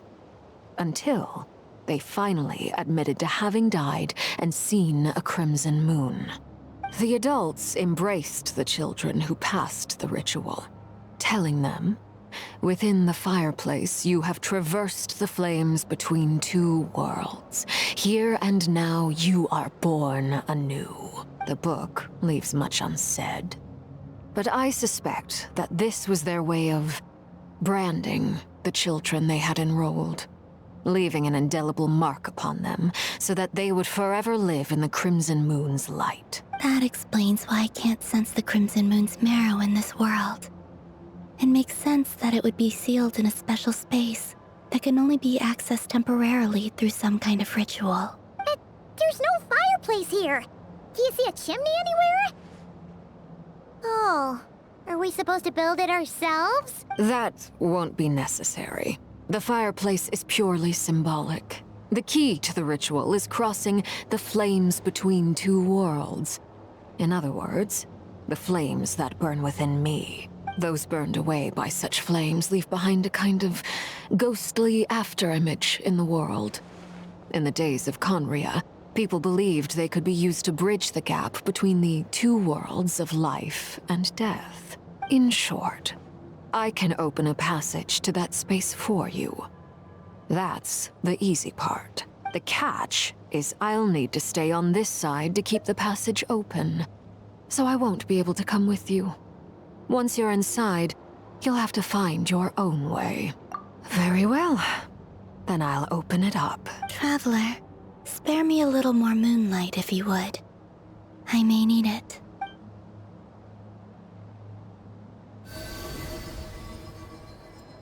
Thank you. I feel like I've recovered some of my strength now.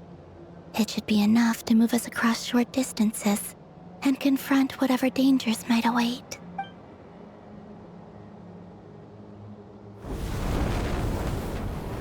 Mistress of the seven hues of ages past, great mother of the present, crimson-clad sovereign of the two realms, by fire severed, by fire renewed, I offer myself now and beseech your descent.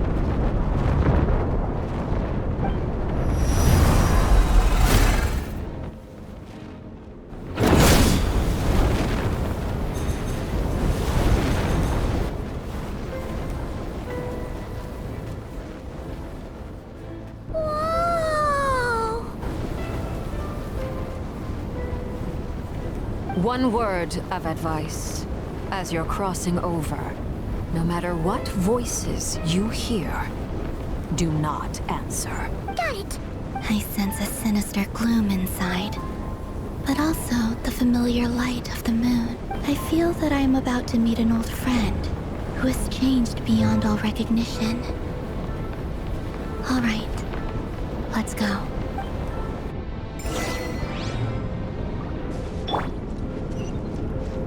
Off we go!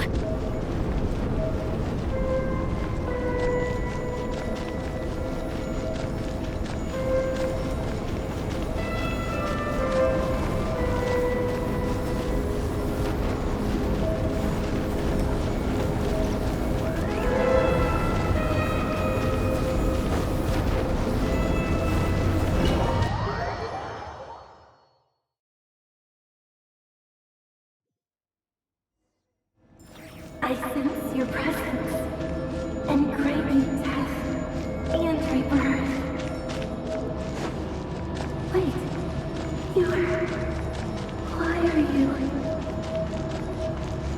You have crossed over from another world, transcended fate itself. I have no right to.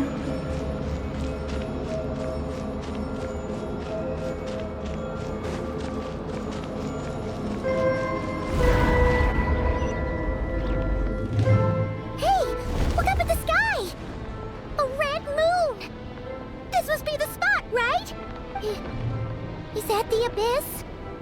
It's practically filled the entire place. What now? What a tragic sight. Fragments of your broken body, seized by the abyss, and hung up aloft like mummified remains.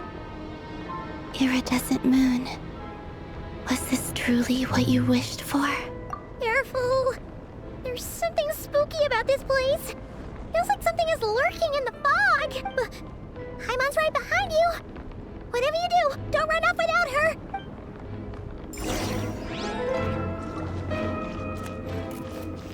By the way, Columbina, didn't you tell us that the iridescent moon had shattered into pieces? The moon up there looks pretty whole to Paimon. How is that possible?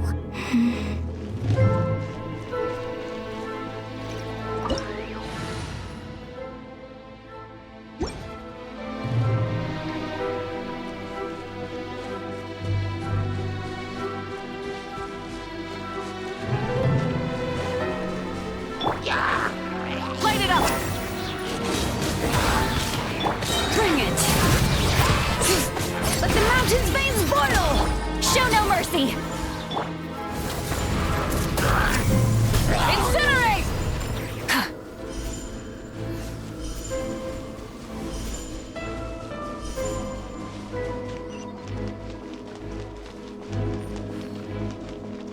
Just like I thought. It was only a facade.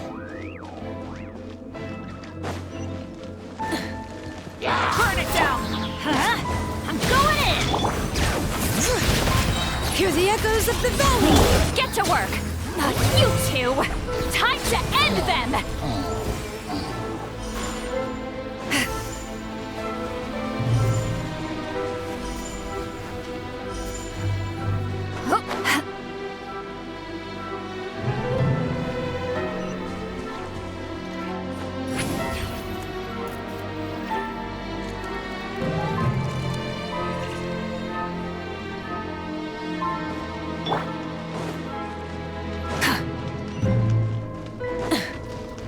Rise with the... Ow! Everybody stand back! Let the mountain's veins boil! Suffer the wrath of Eastly! Wrath from the skies! Instead of...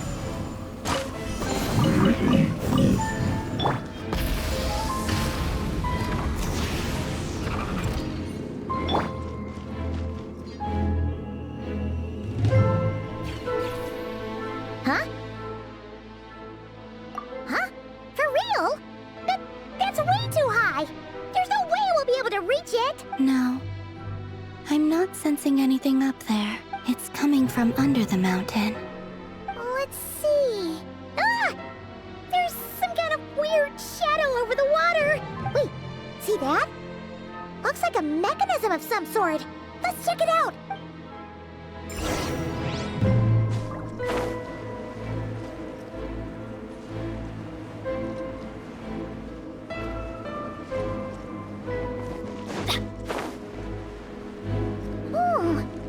Looks like a device from the time of Conria. Maybe people once came here to study the Crimson Moon's domain, and they left this behind. Oh, if we can activate it, we might find some clues.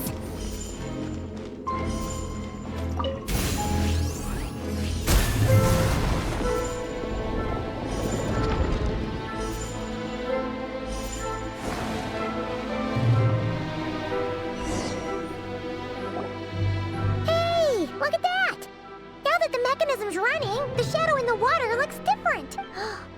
Do you think these mechanisms might be the key? Felindis, we'll leave the rest of the research in your hands. We'll be heading back now. I hope this isn't ruining date night. Ugh. Mind your own business. Just leave me some snacks on the table. Felindis? Is that Rear's girlfriend? How come we're hearing her voice here? Oh yeah. So, do you think she was studying this strange space all along? The abyss has made this space extremely unstable. Maybe that's why some of the things she said and did were preserved here. Like echoes.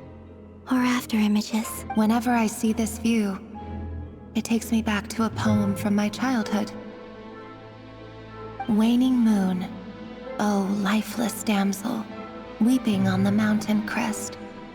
Mourning still in wistful tone, her fragile soul now laid to rest.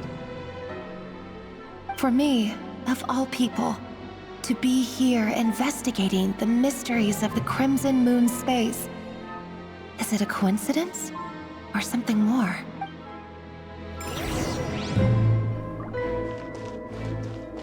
Try and stop me!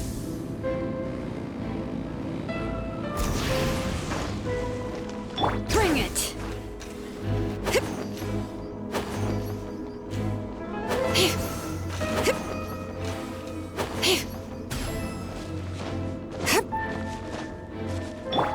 Rise like smoke!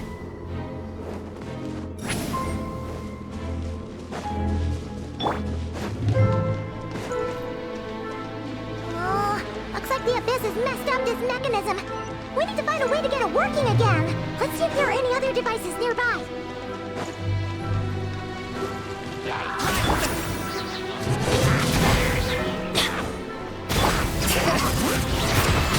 Let the mountain's veins boil! I'm going in! Show no mercy! Eat Laline! Eat Papa! Get him!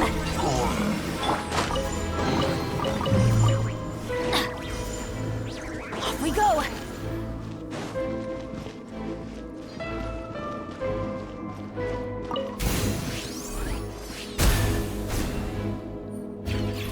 Adventure time!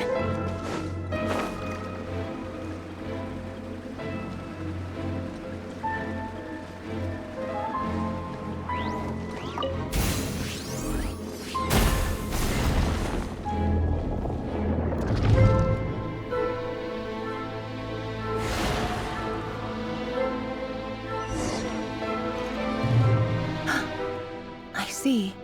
So the moon marrow, or rather the power of the 3 moons, is the key to unlocking. If it really does exist, then maybe this madness can finally be put to an end.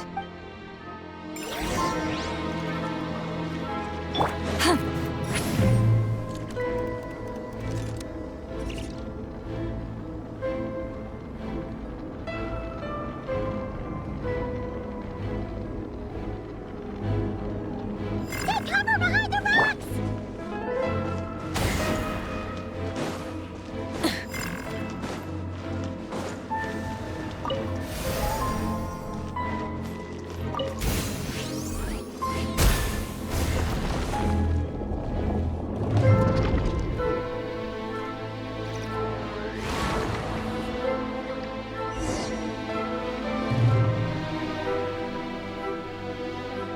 With the Abyss inhibitors in place, I should be able to access the chamber with the moon marrow. Oh, Rerir, with every step you take, you're drifting further from what you truly desire. But you're not the root of the problem.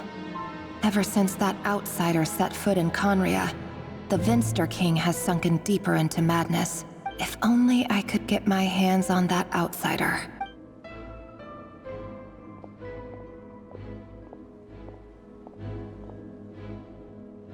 Hey, look! The moon's reflection is back to normal! Elendis' voice mentioned a chamber with the moon marrow. It must be. For within it, I sense the fragile aura of a dying soul. Then there's no time to lose! Let's go!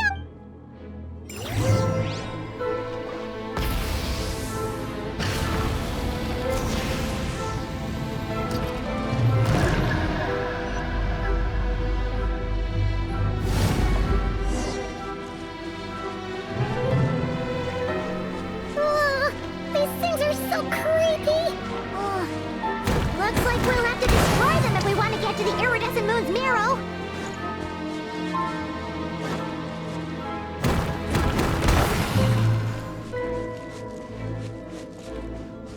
That must be the iridescent moon's marrow! Oh, we'll need to destroy these things before we can reach it!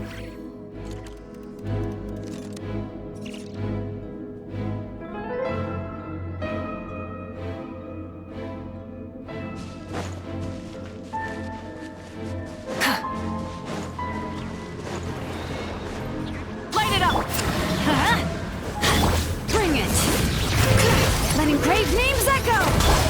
Everybody stand back, get to work! You two! Time to end light of the blazing sun!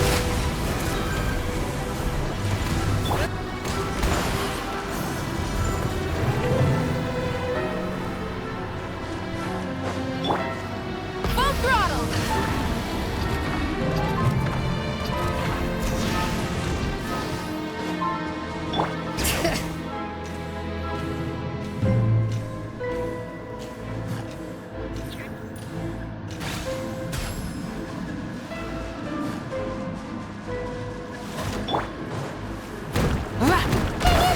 We're so close!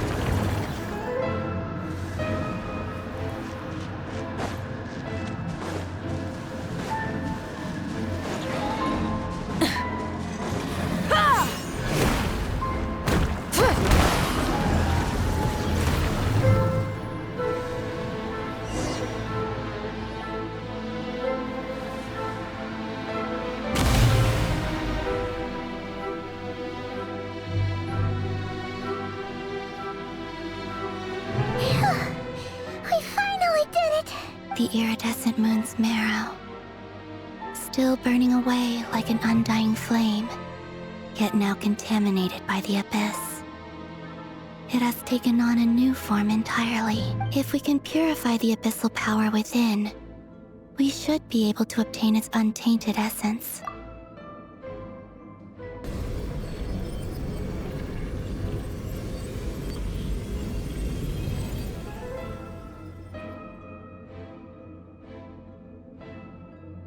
It's so cold. Is it you? Are you here? Huh? Are you talking to us? At long last, I can see you once more. Our fates have crossed, and I am finally free. I'm sorry, I lied to you. Even knowing what was to come, I still couldn't let go of the fear in my heart. As death drew near, the moment the moon shattered, my body began to split apart piece by piece. Like I was being cut into pieces by 1,000 blunt blades. My thoughts scattered as the cold crept in, but I could not bear to fade away like that. Tell me, what was it that brought you to us all that time ago? If only I had possessed your courage, then I might have been spared this torment more painful than death. You look so puzzled. That's how I felt too when I first saw you. But trust me when I say that everything happens for a reason. Farewell, Hypo.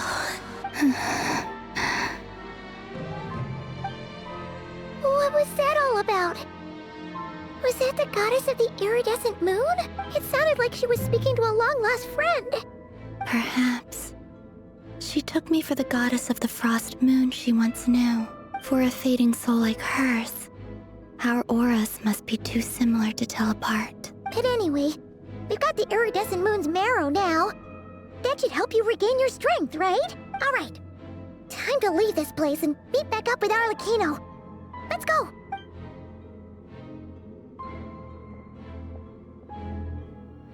That's odd. This place looks different than when we came in. Waning moon, Huh? oh lifeless damsel. Oh.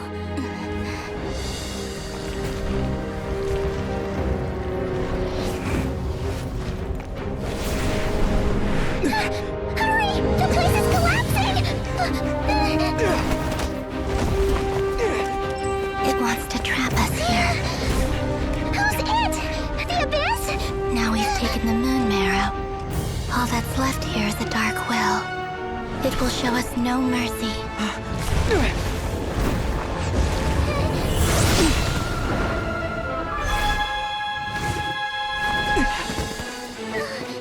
Give it back! The crimson moons! My marrow! My heart!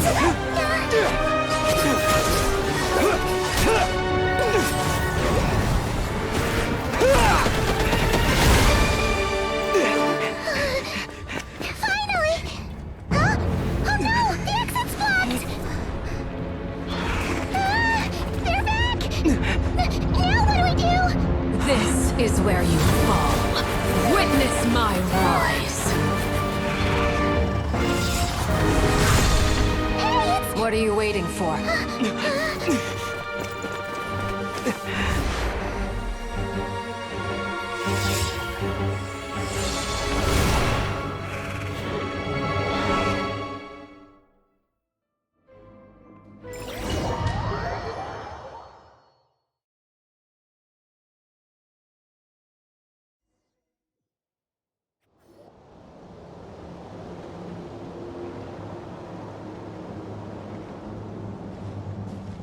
Oh, we made it! Is that you, Arlecchino? Did you save us? Wait, your hands! They're... Oh, this? Don't worry. It's a small price to pay. The Abyss wanted to trap you inside, and I defied its will by bringing you out. No wonder it's a little angry. No. I have paid the price, albeit a small one, and it cannot be undone. My hands have already fused with the Abyss. Purification would simply destroy whatever's left of them. But surely... Oh... We're so sorry, Arlecchino. As much as I'd like to call it a favor, the truth is I was simply holding up my end of the deal. Well, Columbina. Yes, you did your part. And as promised, I will leave the iridescent moon's marrow in your care. From this day forth, may the two worlds' flames burn ever more brightly.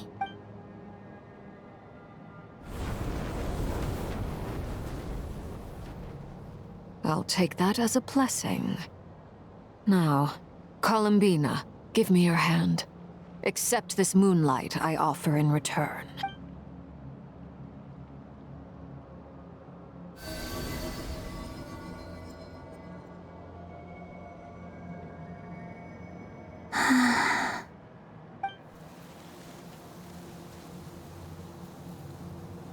Feeling stronger? Hey, Columbina, are you okay? I'm fine. Our powers are a little at odds, that's all. By the Frost Moon's authority alone, wielding the power of the other moons was always going to be a stretch. Still, I think it's fair to say that your strength has returned, at least to the level it was at as Third Harbinger. It's still not enough. There's no way I can hope to challenge Rayrear like this. Just one more ray of moonlight, if you would. It's okay. I can take it.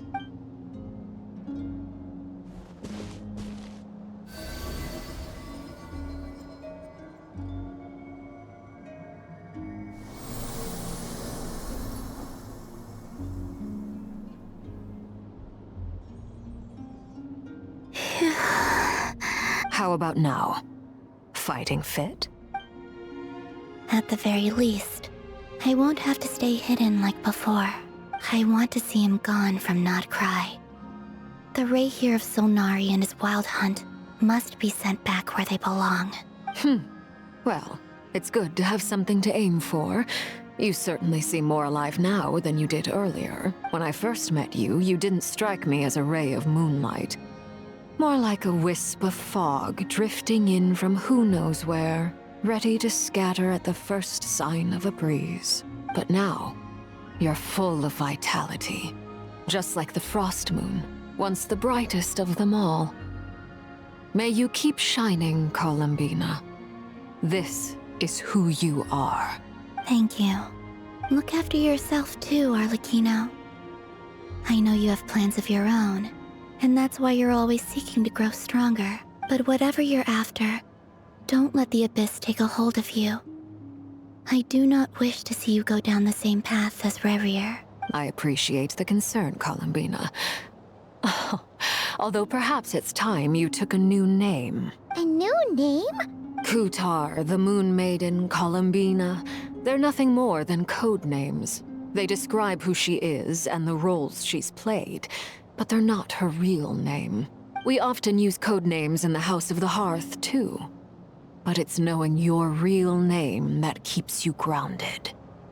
Up till now, you've been living a wandering life, so you've probably never really cared. All I'll say is this.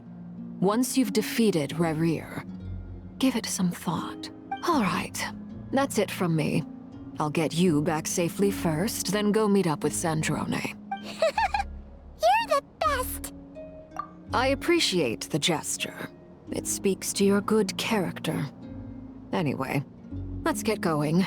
There are more urgent things to do right now than trade compliments.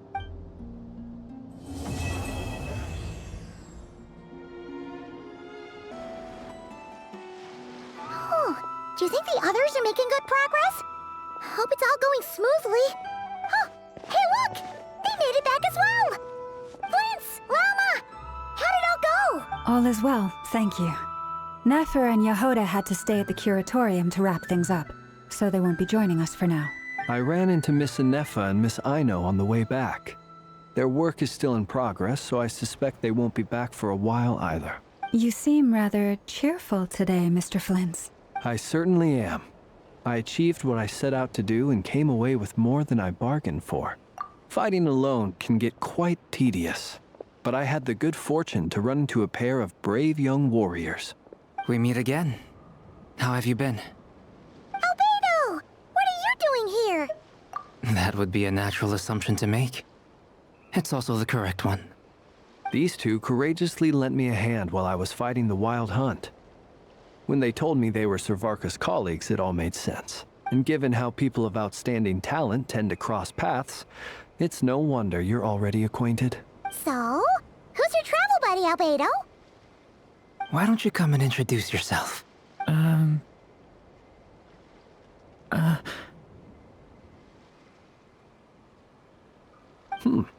A gentleman of few words, I see. And a rather stern countenance. I presumed you were acquainted with him. Is that not the case? It's nice to meet you. Again. We've technically met before. Wait a sec! You're Minnie Durin! That's right. It's me. I'm glad to see you again. By the way, he says it's okay if you drop the mini. Yeah, I'm not as mini as I used to be. Interesting, isn't it?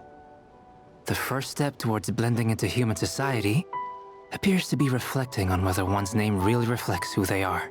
Wow! You look so different! In a good way, of course. It's great to see you looking so healthy. Thank you, Paimon. And although you're as mini as ever, I understand that diminutives don't always convey endearment. I'll be sure to simply call you Paimon as a sign of my great respect for you. Wow! You're such a smooth talker now. Paimon could get used to this. From now... Personally, I think our little Paimon is the perfect size. When people call her Little Paimon, it's just because she's so adorable that they can't help themselves. If that's not a sign of endearment, what is? You're absolutely right, Miss Lauma. My brother still has a long road ahead of him when it comes to understanding human relationships. Anyway, speaking of long journeys, didn't Columbina, leave with you? How come she isn't back yet? She's been catching up with old friends. Wouldn't be surprised if she stopped for a cup of tea, or 10, on the way back. Uh-oh. People are talking about me. Hope it's nothing negative. Judging from your expressions, I'm guessing it all went well? It's getting crowded here. I'll go grab some chairs. No need. This is a job for an alchemist. I'll whip some up momentarily. Thank you for your hospitality, ladies and gentlemen, but I was merely escorting my friends back. I'll be meeting Sandrone shortly, as we still have some things to discuss. It's been a pleasure, everyone. But this is where I'll say goodbye. We really appreciate your help. Oh, come on. Spare the formalities. I'm just glad I could help out some true friends. I understand. Well, bye for now, Harlequino. Oh, this place is hopping. It's probably a good thing one of us left. Otherwise, we might not fit all these people in. Are you saying we're about to run out of chairs? As a matter of fact, I am. Come on in and see for yourself.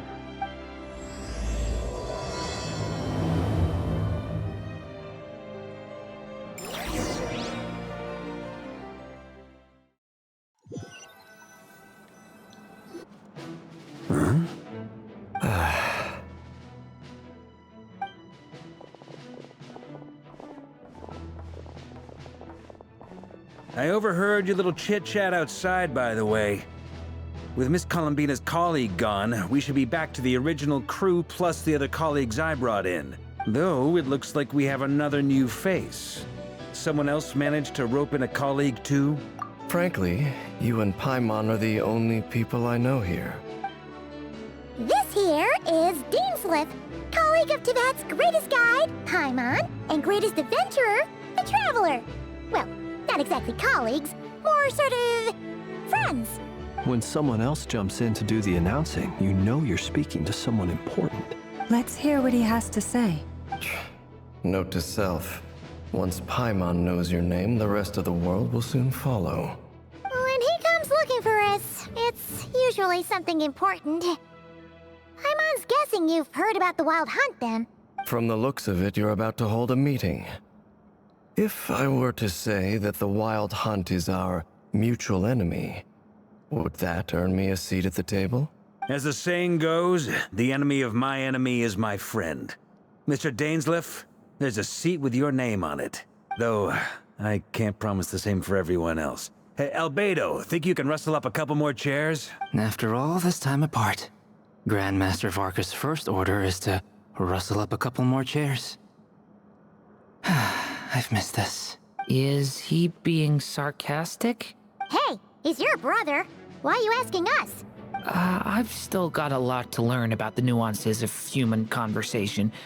Trying to decipher Albedo's way of speaking has been like jumping in at the deep end. Oh, good point. Paimon gets you now. Don't sweat it. There are people who go their whole lives without getting the hang of it. You're ahead of the game already. I wonder what's taking Nefer so long. Perhaps you should go and check in with her. If anyone can hurry her along, it's you. I just got back from the curatorium. Besides, aren't you curious to see what's taking her so long? Miss Nefer doesn't strike me as the type to share secrets. And since gathering intel is her specialty, I'm guessing she'd prefer to keep her methods confidential. Under such circumstances, would it not be tactless for me to impose? Oh, but it's fine for me to impose. What can I say? You have an unrivaled ability to garner people's affection, Miss Moonchanter. Besides, you have far more in common with her than I do. All right, then. Impressive. She barely fought back at all. I admire your powers of persuasion, my friend. As I'm sure Miss Lauma will realize soon enough, the trick in life is to always pitch in with other people's responsibilities so that you can be selective with your own. Another trick is to simply hide in the background. Spoken like a true sage. Anyway, looks like we've got some time to kill before the meeting. Let's take a little breather, folks. And feel free to chat amongst yourselves. We'll get down to business once the other two arrive.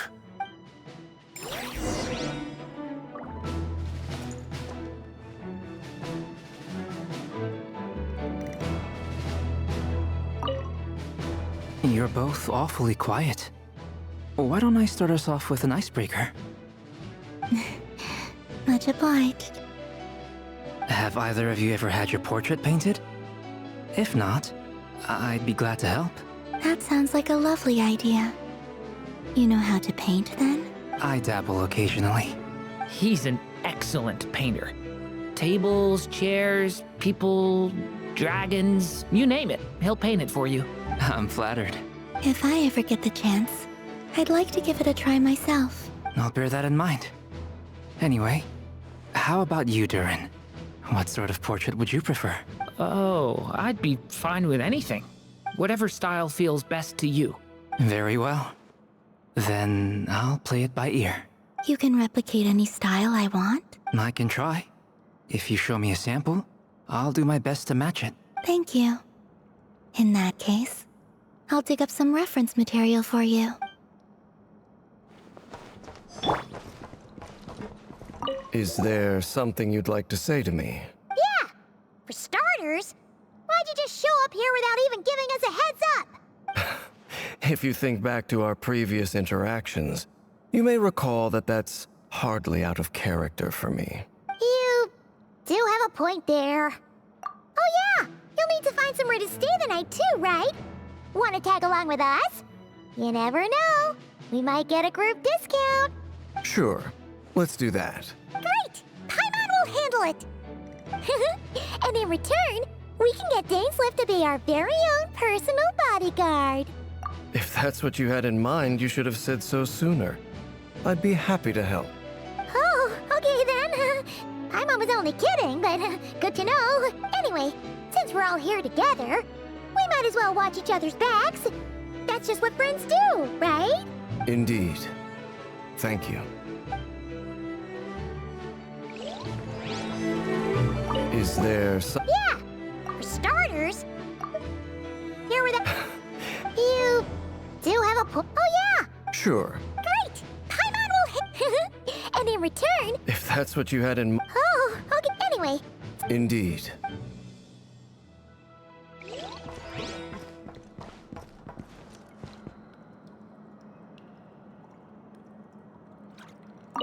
Truth be told, I can't remember the last time I was in a meeting with so many people.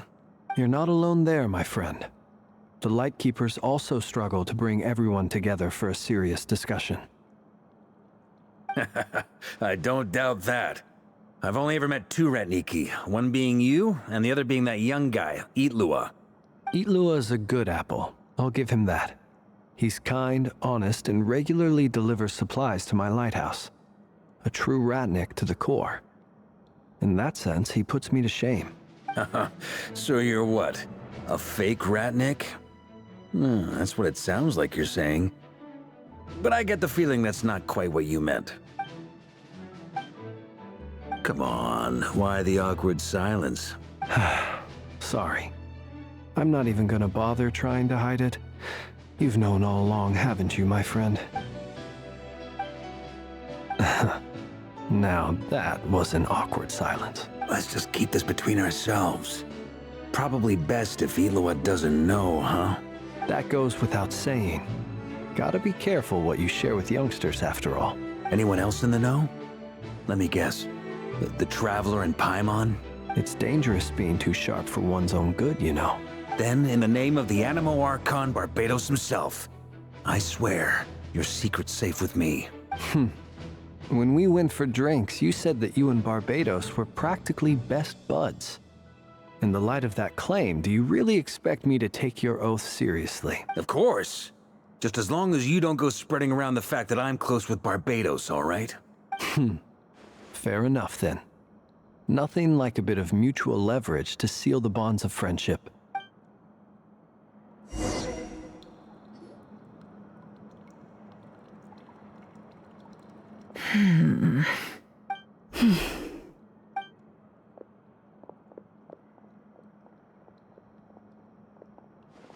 Ah, Miss Nefer. You made it after all. But what about Yehoda? I'm here to give you an update on how things are going on our end. Once this is over, I'll be heading straight back to continue my work. I left Yehoda back at the Curatorium to watch over things while I'm gone. Huh. So much for just this once. Shh! Not so loud! We're on a roll here. What if she remembers and suddenly decides to back out? Did you say something, Mr. Varka? Huh? I didn't say anything. Right, Flints? Must have been a frog. They get so noisy around here at nighttime. It's like they're putting on a concert in the background. Anyway, before we begin, there's a few introductions to make. Let me start by saying that it's an honor to be speaking before so many distinguished colleagues and collaborators. First up, we have Miss Lauma.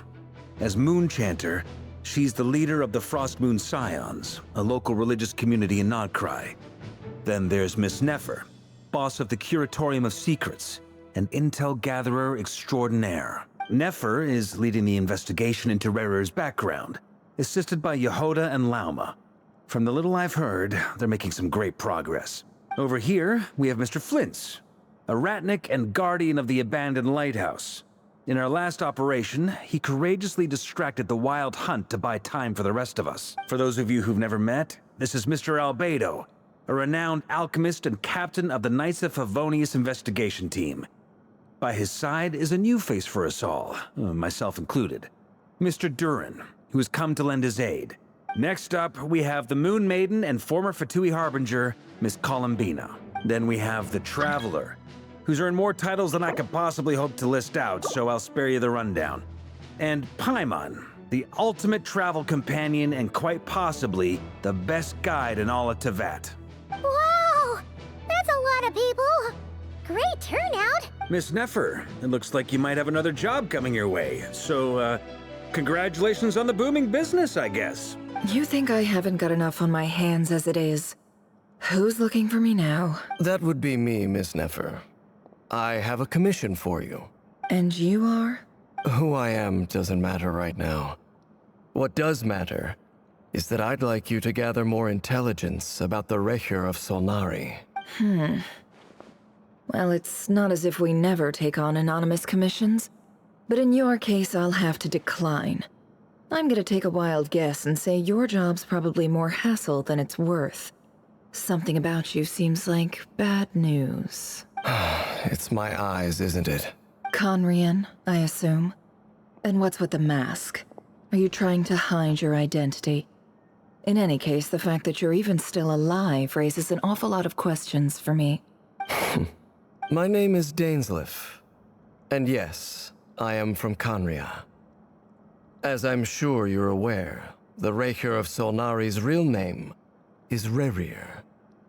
He was once an acquaintance of mine. Really? Then you must have been quite an influential figure yourself. You flatter me, but none of that matters anymore. My point was simply to clarify why I have asked Miss Nefer to investigate Rerir's background. So you're both from Conria, and it sounds like you used to be friends? What am I missing here? Surely you already know how he became one of the Five Sinners. I'll tell you everything I know. The history of Conria, the names and identities of the Five Sinners. I remember it all like it was yesterday. I have never spoken openly of this before. But the truth was exactly as people say.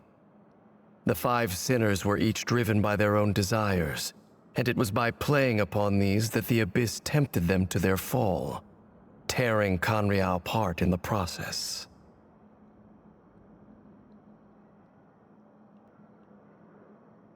The visionary, Vedifenir, who wished to foretell the future. The wise, Haroptatir, who sought limitless knowledge. Gold, Rhindaughter, who desired to create life. The foul, Surtologi, who pursued supreme strength. And last, but not least, Recher of Solnari, Rerir, Ravager of the Moon. Of the five, Rerir is the only one who remains a mystery to me. He never harbored grand ambitions. So what changed in the space of a single night? How did he come to fall like the others? In other words, you're saying that his change came as a shock to you, and you have no idea what actually happened? That's right. You mentioned how the Abyss tempted them, which led to their fall. But what did that look like in practice? And what other context can you give me about the events of that time? The more detail you can give me, the better. Strangely, now that it comes to it, I hardly know where to begin. The fateful night took place during the era of the Eclipse Dynasty. One day, my elder brother, the visionary, Vedifenir, was summoned to the palace by the Vinster King, only for the king to gouge out his eyes and cast him into the dungeons. When I came to hear of this, my fury knew no bounds. I gathered together every ally I thought I had, and together, we set a night to storm the palace and free Ved. Centuries on, the memories of that night still haunt me, like a never-ending nightmare. We broke through the palace gates, just like we had planned, each striking towards our separate targets. But then, I was betrayed. Even Vedifenir, the very person I had come to rescue, abandoned me and partook of the Abyss's power. So, it's personal after all. Then tell me, Mr. Dainsleif, what price are you willing to pay? You, of all people, must know that nothing comes for free. I cannot say what price would be worthy of such a commission. But know this. Rerir was not always a madman.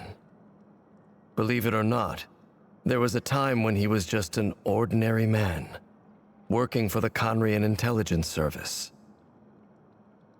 Uncovering the truth of Rerir's past is the only way to unravel this mystery. But before you decide if you will accept my commission, I will tell you more about him. Enough, I hope, to help you plan your next move. Sounds pretty good to me. Feels like we just flagged down a random passerby, only to discover he's actually a master strategist who has a score to settle with our enemy. Can I borrow your halo? It could be useful in the lighthouse. Hey, enough with the wisecracks! Besides, isn't that lamp of yours bright enough already? Relax. It was meant to be a compliment. If that was a little over the top for your liking, I'll make sure to tone it down next time. I'll give your proposal some serious thought, Mr. Dainsleif. Let's speak in private once the meeting is over. Before that, there's a few things I'd like to share.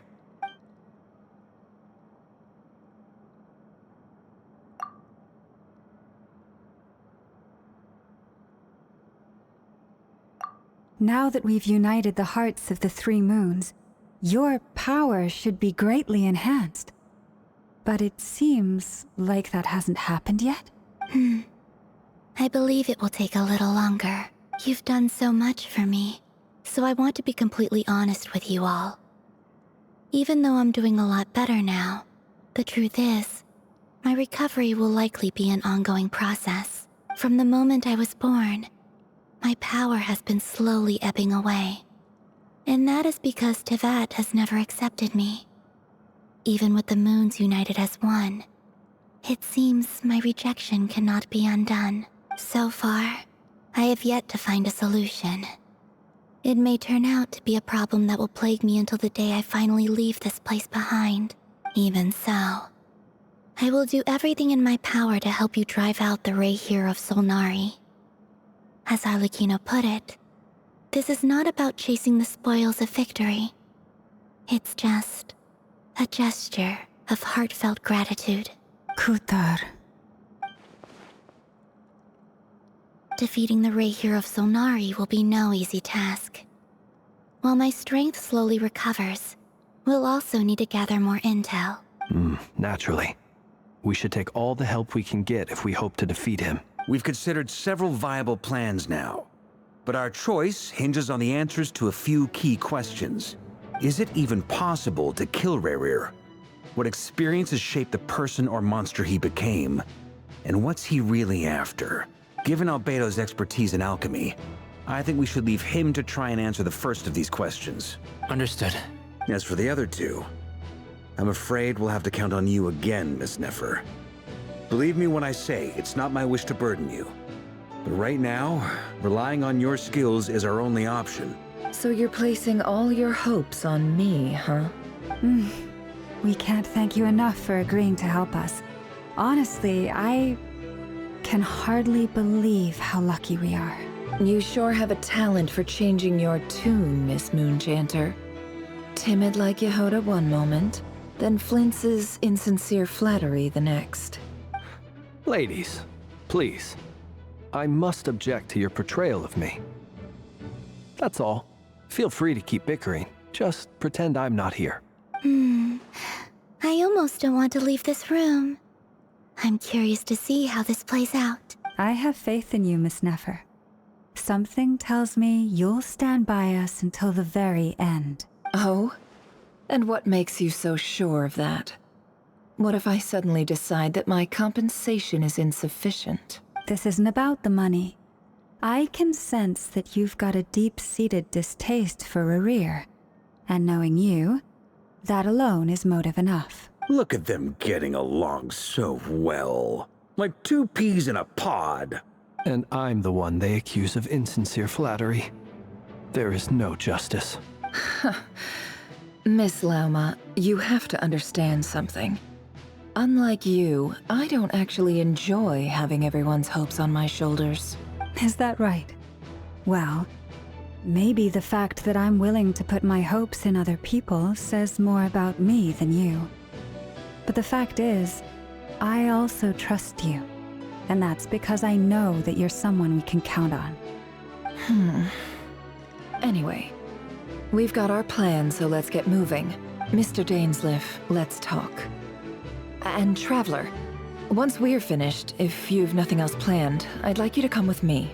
This whole experience is teaching me a lot. For instance, I now know that when other issues come up in the future, I'll have far more luck getting Lauma to convince Miss Nefer than trying to do it myself. Hate to say it, friend, but that's one of the funniest things I've heard in a while. Why? You think I've got it wrong? Quite the opposite. But what makes...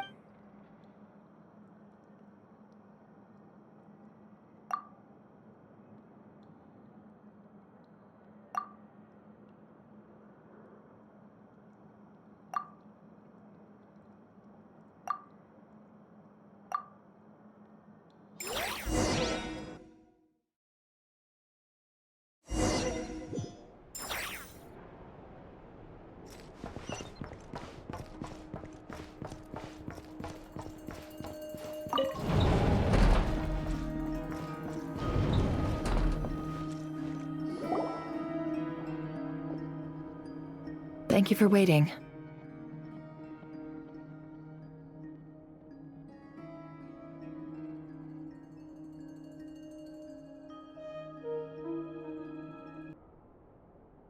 That's okay. We actually used the time to help Dainsleif get a room at the hotel. That's very considerate of you. Now, I trust you share my curiosity about Rerir's past, and you seem fairly familiar with Mr. Dainsleif already. We spoke at some length after the meeting.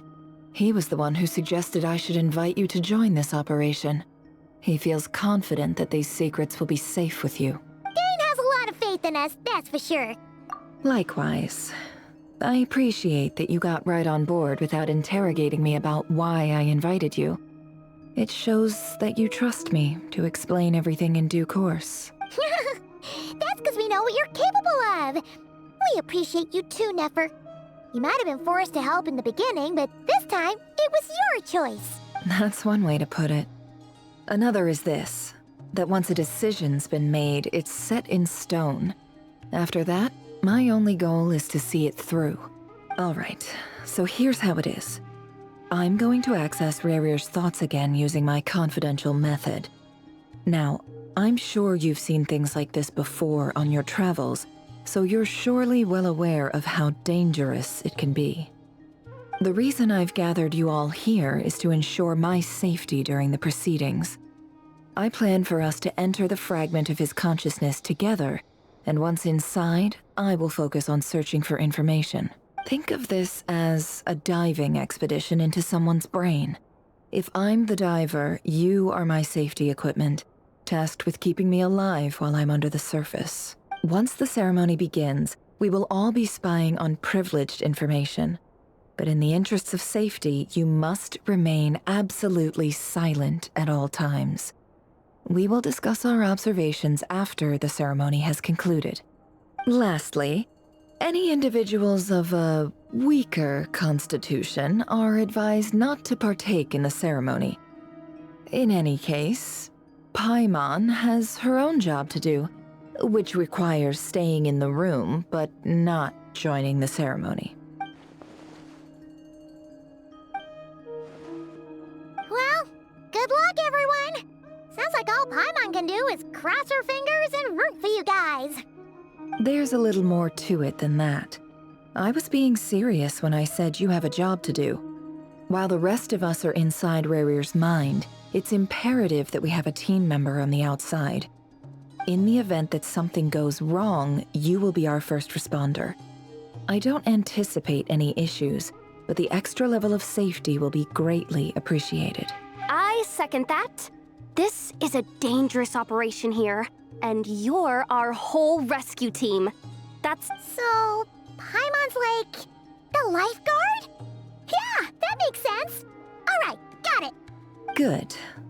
Please, take a seat. We'll get started momentarily.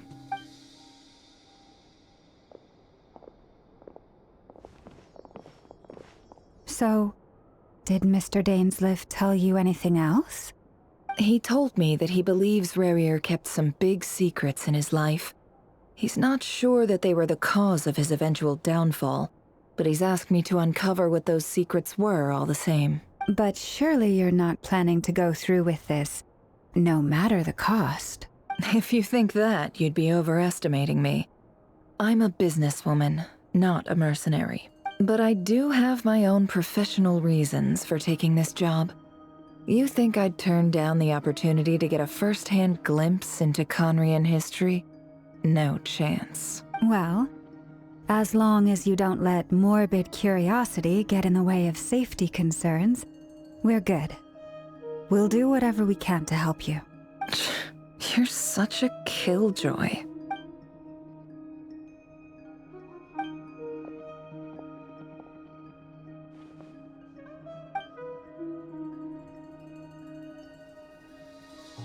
All right, I'm good to go. All set over here, too.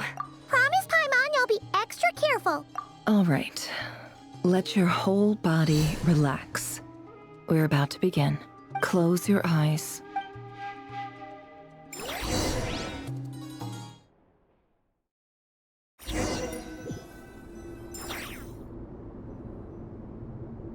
Phew. Could this be his office? Pretty standard setup. Bookshelves, paperwork, files. According to Dainsliff, Rarier used to be an intelligence operative. Chances are there's plenty of top-secret intel stashed away in this room. Is this where you keep your secrets, Rarier? Can't say I'm not looking forward to this.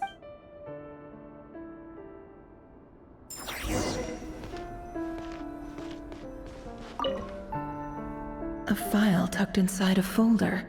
The title reads, Dear Breakfast Shop Owner. It's a list of names, but at this stage I have no idea who any of them even are. Wonder what kind of encryption technique this is. Seems like it has to be inserted into that camouflage device nearby. Aha! It's an audio recording. Please, hear me out. I can't shake this feeling that someone's been spying on our house. No, I'm not being paranoid. It's true. I saw someone dressed in all black. It was a couple of days back, but that was on another street, not near my house. I swear, I know what I saw. There's a note in the margin.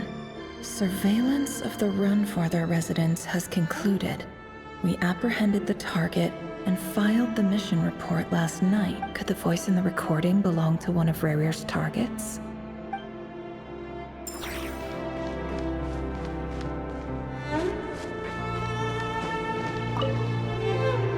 Bookshelves full of documents. Looks like these are all files, packed with the personal details of individual Conrians. The Crimson Moon dynasty preceded the eclipse. Since Rarier worked as a secret agent during the latter, it stands to reason that he was tasked with purging remnants of the old dynasty. Yep. Lines up exactly with what Dainsliff told me.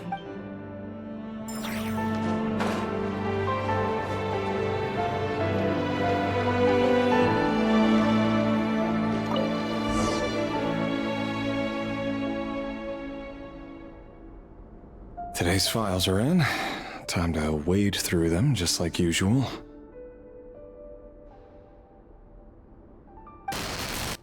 Male, 51. Occupation, cook. Confirmed Crimson Moon descendant.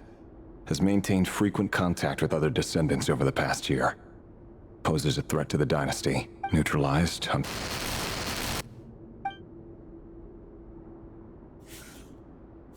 This one should be archived under purged targets. Female, 23. Occupation, office clerk. Confirmed Crimson Moon descendant. Neutralized. Another one for purged targets. Sounds like she was that other man's daughter. Never mind. What's it got to do with me?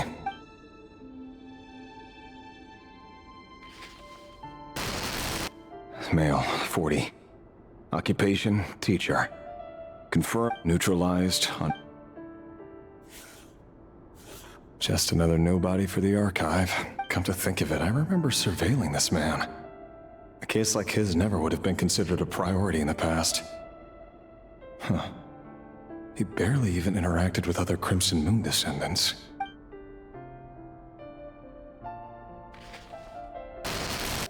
Female, 16. Occupation, none. Orphan and confirmed Crimson Moon descendant. Neutralized on... Filed.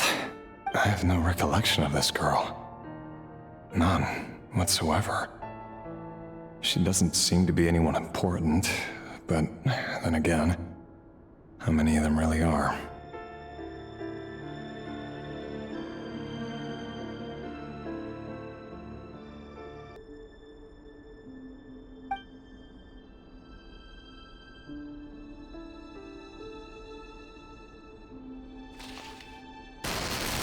Female, 13.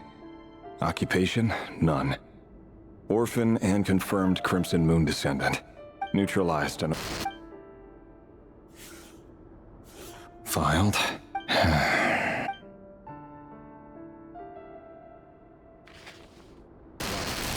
Male, 11. Occupation, none. Orphan and confirmed Crimson Moon descendant. Has not been observed making any contact with other descendants during the past year. Poses a threat to the dynasty. Neutralized and...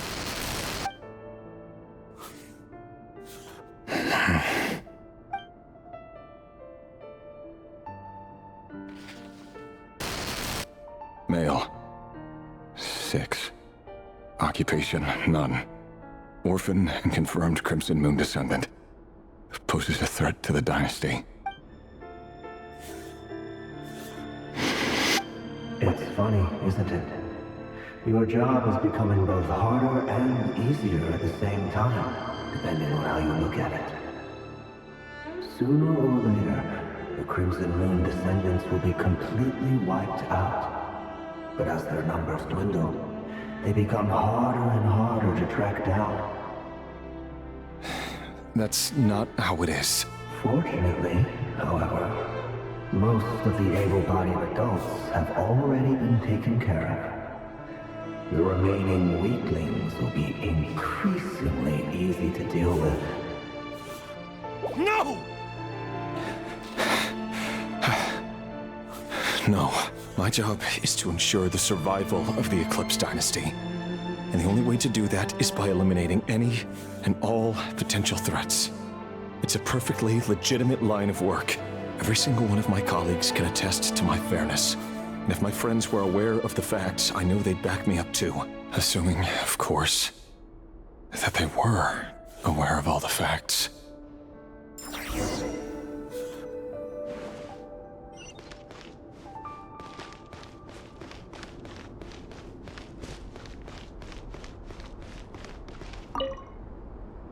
A box containing a ring inlaid with a precious gem.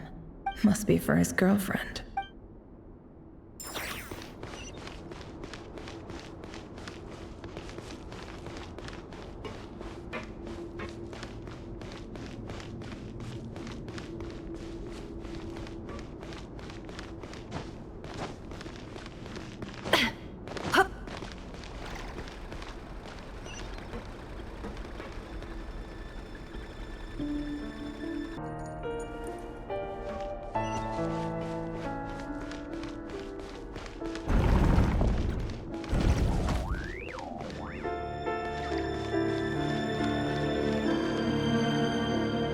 Mr. Vedifalnir, it's been quite some time since we last met. Rerir, I trust you're here because you have something important to discuss. Forgive me. I wasn't tuning out, it's just, I noticed you didn't even phrase that as a question. As if you knew I was coming. Tell me, does someone in your position ever feel the need to ask questions at all? It is indeed within my power to foresee certain things. Things like your arrival. I was just thinking, It won't be long before I'll be inviting both you and Dane to my wedding. That isn't a lie, but nor is it a fact as such. It's a wish, isn't it? No fooling a prophet, is there? Ever since that day we met for drinks, I knew it was only a matter of time before you came looking for me. Does it feel good? Knowing how the future will unfold. I'm afraid the notions of good and bad fail to capture the complexity of what such a power entails. Once you've seen what will come to pass, it can be all too easy to succumb to fear and melancholy. Unless, of course, you learn to abandon these feelings.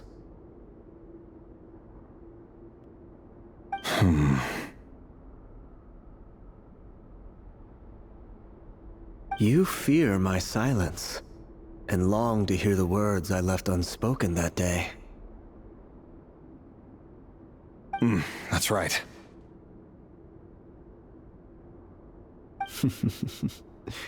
You must have noticed my reluctance to broach the subject, and the reason is simple. Because the truth could never have lived up to your hopes. For both our sakes, such words are better left unsaid. The burden of prophecy was never meant for your shoulders. So who exactly do you deem worthy to hear your prophecies? None but our exalted king? Or rather, our king as he once was. You're closer to his majesty than I am. You must know better than anyone how much he's changed. You say that as though it is to my benefit. Yet precisely because of that, I dare not speak rashly. A king can turn out to be the most virtuous of rulers, or a tyrant more terrible than the most vicious of dragons.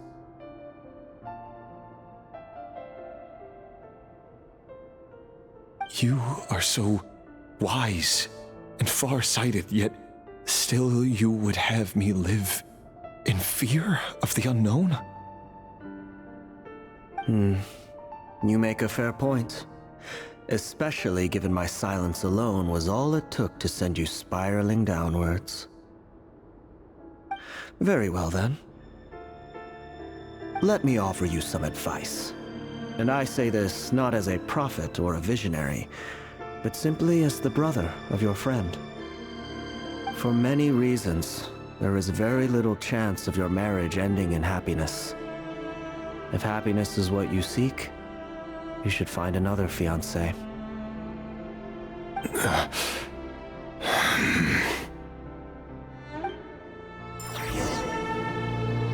Hold on. There's that same black fog again. Could this memory belong to Thelindis? Guess I'd better tread carefully.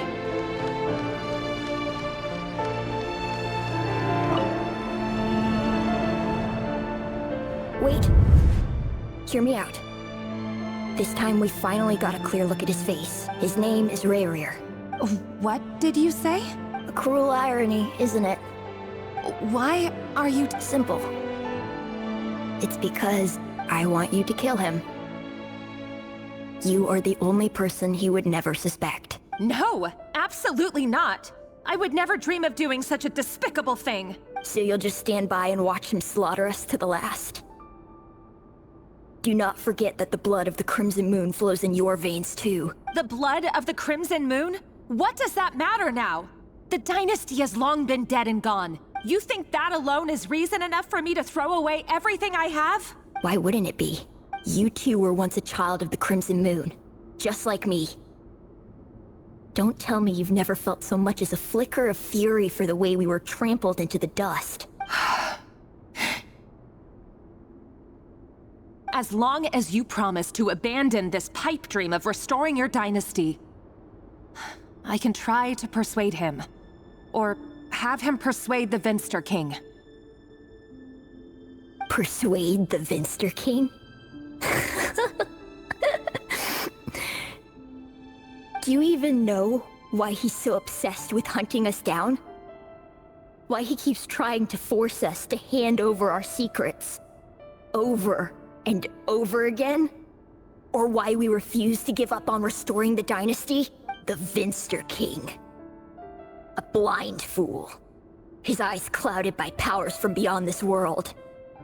A petty little man with a miser's heart. and he dares to sit upon the throne? Mark my words. Sooner or later, Conria will fall. And it will be his doing. If you can't bring yourself to do it, so be it. Just you watch. It won't be long before calamity descends upon us all. The Rehir of Solnari. That really is quite a secret you've been keeping from me, Rarir. But who am I to talk? Am I really any better? I've kept my own past a secret this whole time too. Love should be built on honesty. But ours was born from lies. And yet, is it really so wrong to hide things that would only make life harder? If we don't cover up the parts that no one else should see, how can we go on pretending to be normal? Vedifulnir must have known all this. And that's why he made his prophecy. In the end, nothing stays hidden forever. But I won't just sit by and watch this disaster unfold. I'll do everything in my power to protect what I cannot afford to lose, no matter who I have to face.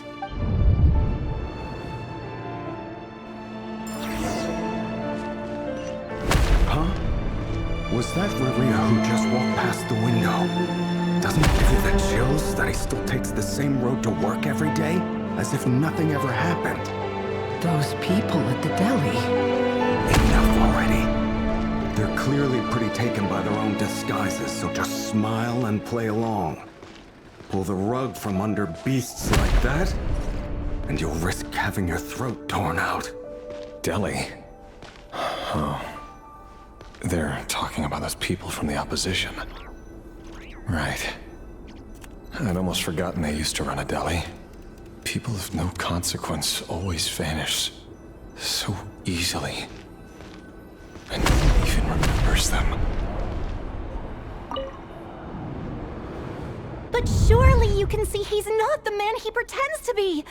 So many have died already, and they say that the king's madness grows with each passing day.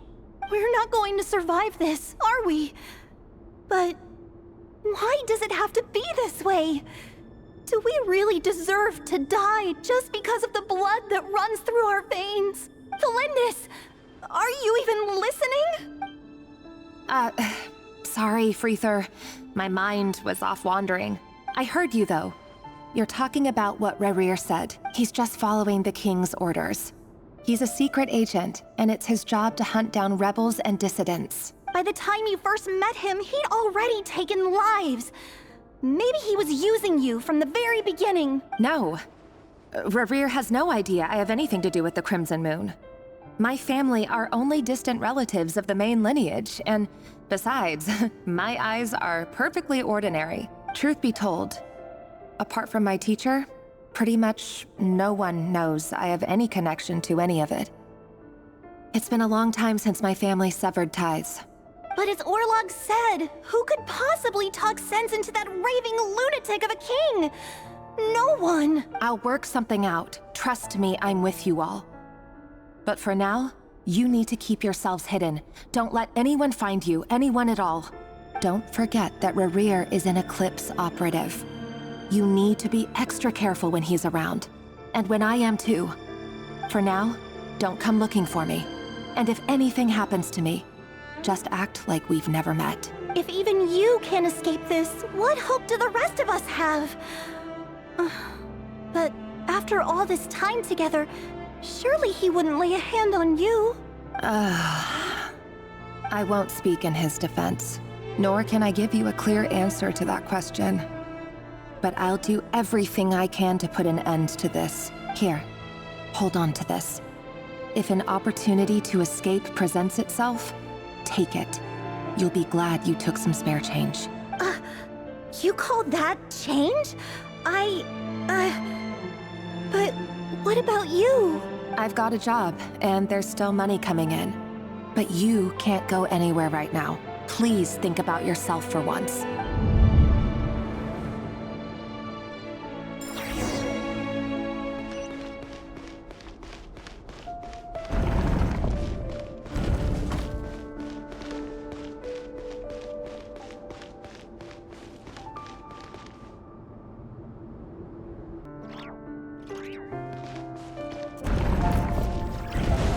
Another day, another round of assassination training. Training ground is just beyond this hidden passageway. When you kill a person, doesn't it bother you when you end up covered in their blood? Why would it? Aren't we all just walking blood bags? But not everyone is accustomed to hunting down others like prey. You've been a hunter for so long now, you seem to have forgotten that most people don't just go around killing one another. Leave me alone.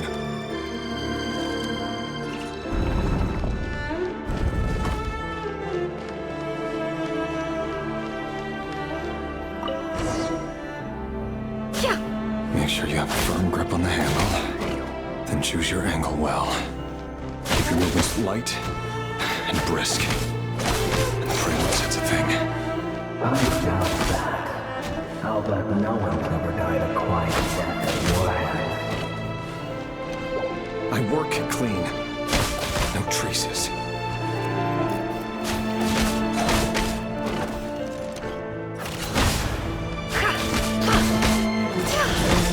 That doesn't make it open and above board, though. The king just happens to need you right now. What if someday he doesn't? That won't happen. When king, ever since you fell under the spell of that power, in the beginning, he only had you take out a handful of the guilty. But now... The ones I've dealt with have always been guilty. And I've carried out my work flawlessly. No more lies.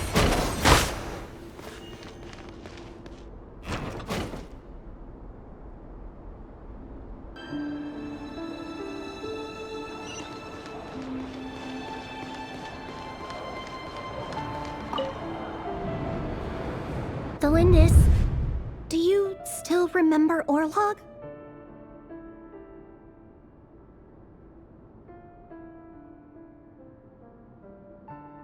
Orlog. The boy who was pretending to sell flowers. You spoke for quite a while, didn't you?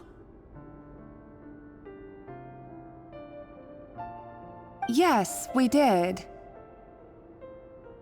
What about him?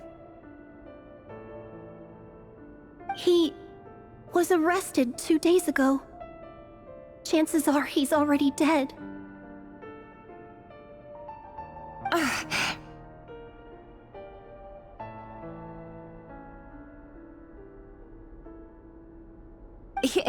He...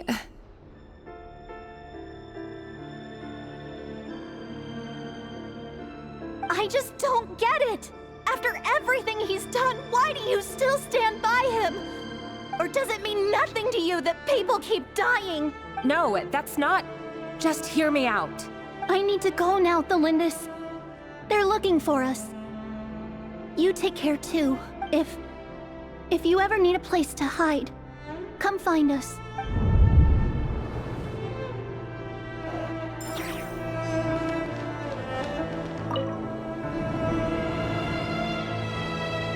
Author Thelindis. Over the course of this week, the research object was subjected to interference for a total of 47 hours for experimental purposes. All subjects of observation that were sent inside have now... No progress whatsoever. What now? Won't you give me even a glimmer of hope? Things are getting worse by the day. I have to find a way or we'll all be in danger, but I... If all this research comes to nothing, what then? But could he really bring himself to kill me? No. Surely he wouldn't have the heart.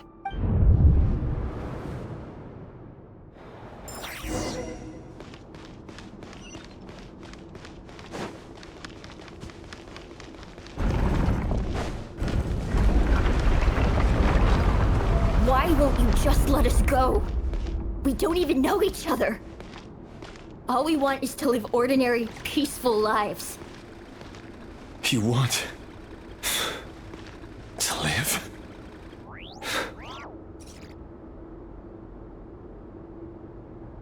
Yes. I just want to go on living. Is that really such an unforgivable crime?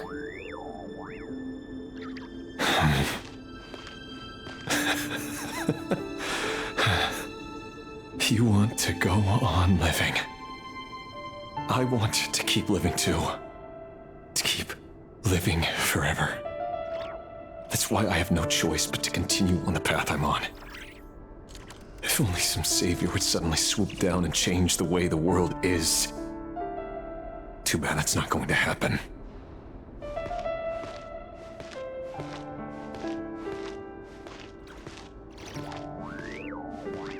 Imagine that. If there really were such a person, you and I wouldn't be standing here like this, would we?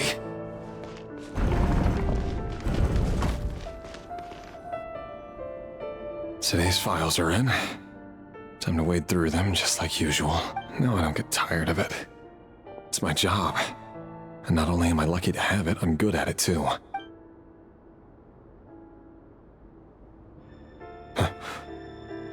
Wait. Thalindis?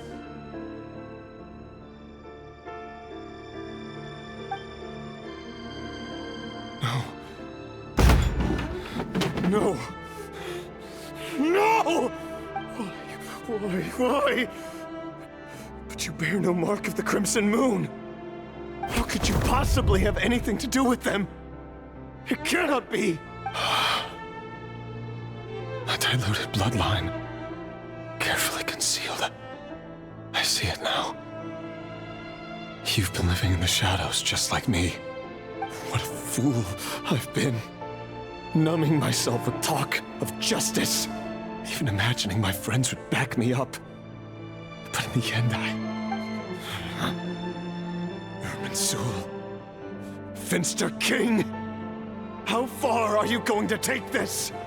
From the direct bloodline to secondary offshoots? And then what? Today it's the descendants of the Crimson Moon. Who will it be tomorrow? Will you not rest until everyone down here is dead? No. This cannot go on. This is where it ends.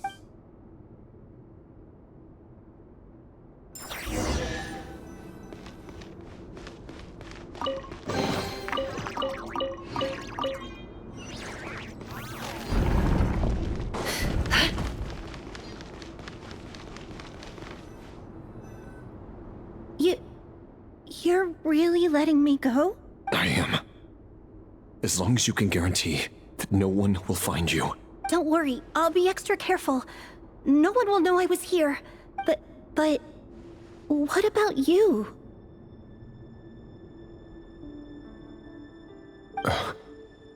Me?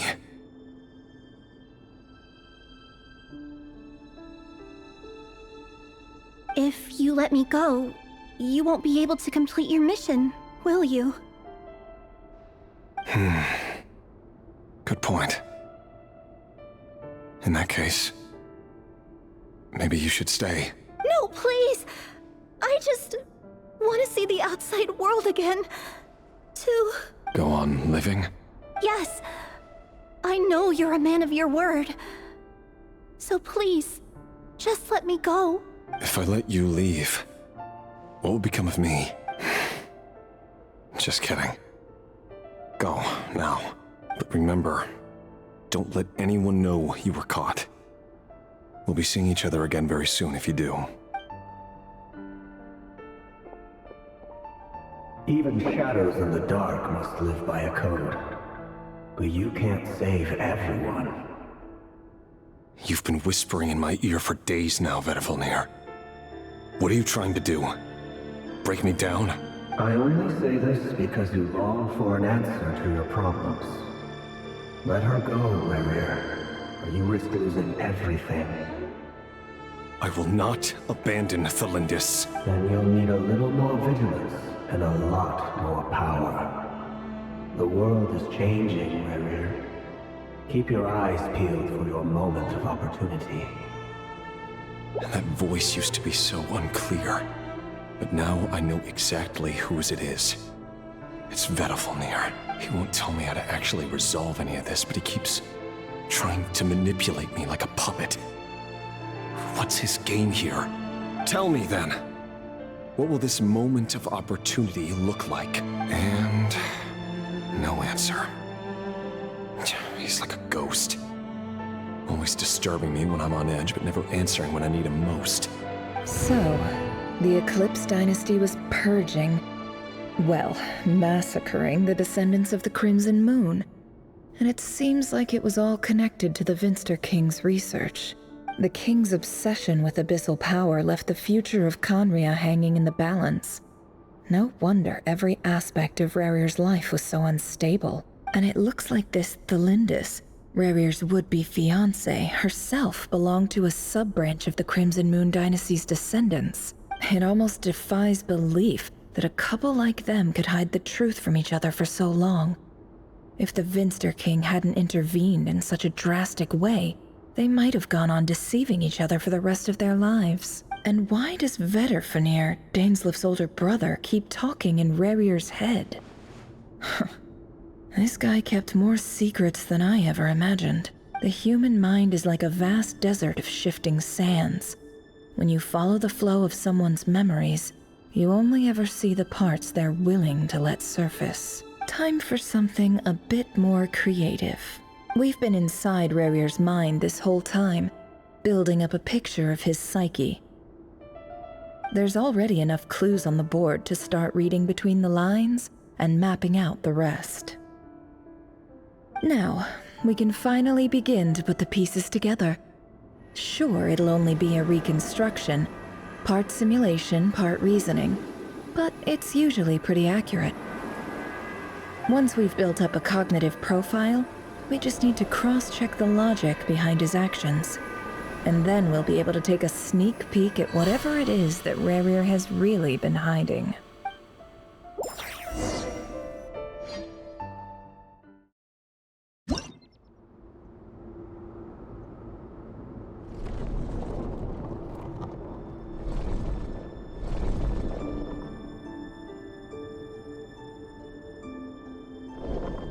Rarir, are you there?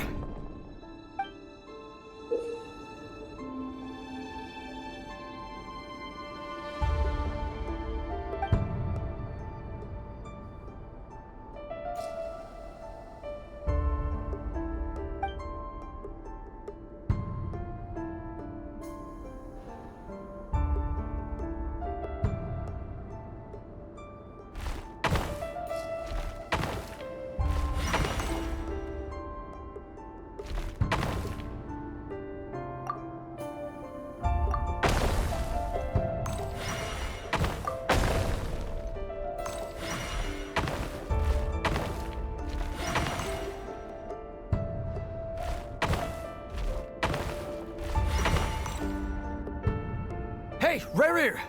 Come out, it's urgent! Dane? What's wrong? Quick, come with me. I'll explain everything once we've met up with the others. Okay. I'll come. But the Lindis is still over at the Universitas. I'll need to leave her a note. All right then, but make it quick. I've never seen Dane so worked up before. Whatever this is, it must be big trouble.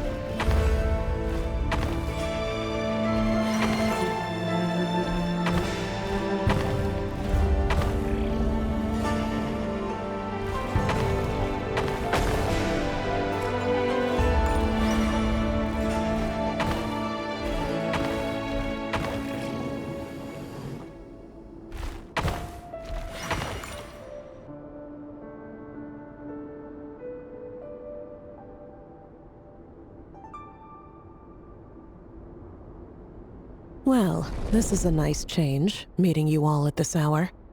When men and women of ambition can speak face to face in broad daylight. I say that's a big step forward for our dear Conria.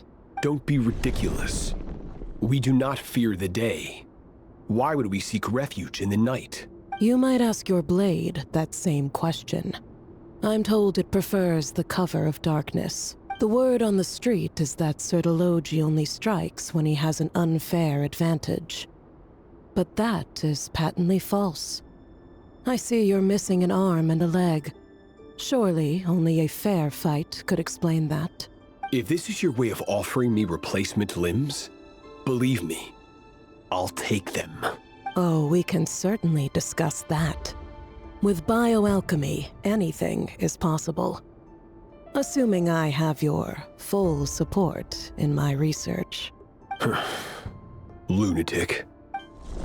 Robtatir, what brings you here? Why, Dainsleif, of course. He invited me. Please, cast aside your apprehensions, Miss Rhindaughter. Whatever the rumors may say, I am but a humble servant of the king, and I can assure you he affords me no greater convenience than he does you.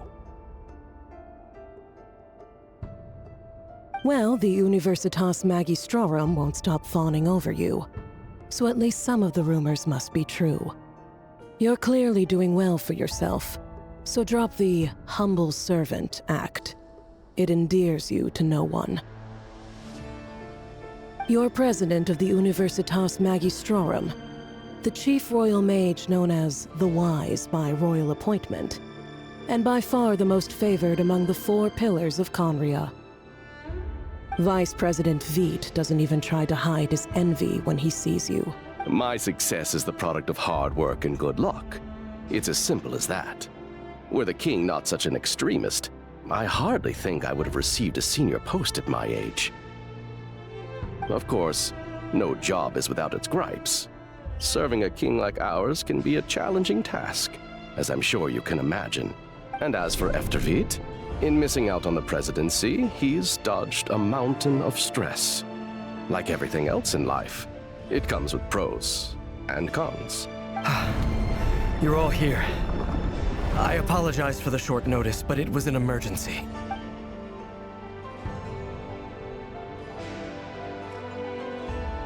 You must be Rarir. Mr. Sertologi. Yes, I handled your case file during your sentencing. Nothing personal, of course. I'm pleasantly surprised that you remember me. You're clearly a person of substance if you've been invited here. But Dainsleif, you'd better have a very good reason for convening this little gathering. It's my brother, Vedalfenir. After he spoke at the court this morning, the king was so infuriated by his words that he had him blinded in both eyes and thrown in prison. Vedalfenir in prison? Strange. I thought the king trusted him and Horoptatir more than anyone else in the world. Does this mean the king's circle of trust just got even smaller? It has nothing to do with trust.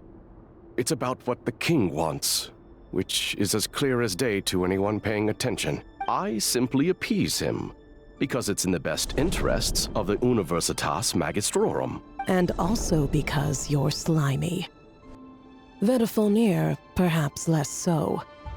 But still, a visionless visionary? It rather inclines me to think that qualifications are not what get you ahead in Conria.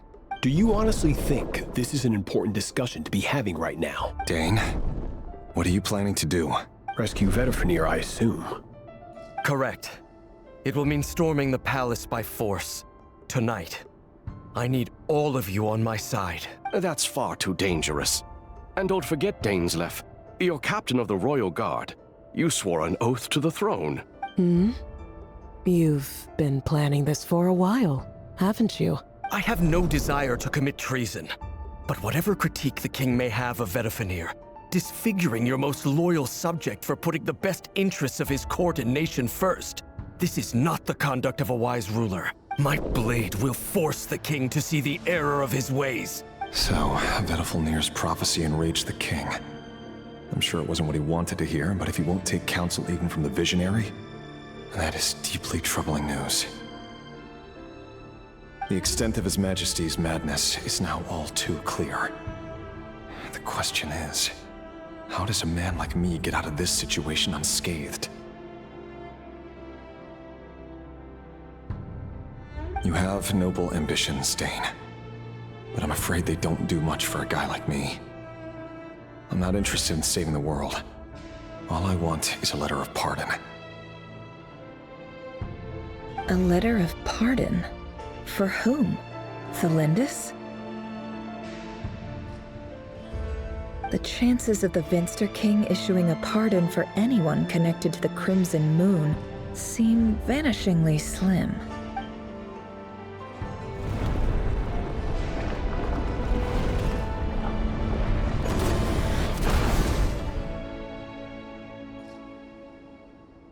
This black fog over the board must have some connection to Thelindis. But why is it taking this form? Does it have something to do with Rarir's past? Another mystery I'll need to unravel.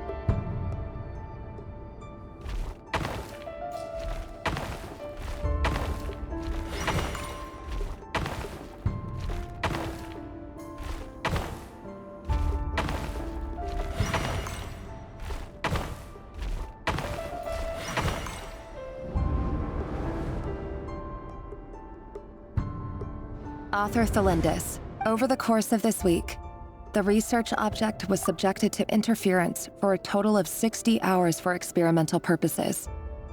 The results are as follows. Research dating back to the Crimson Moon dynasty has established 2 points regarding moon marrow.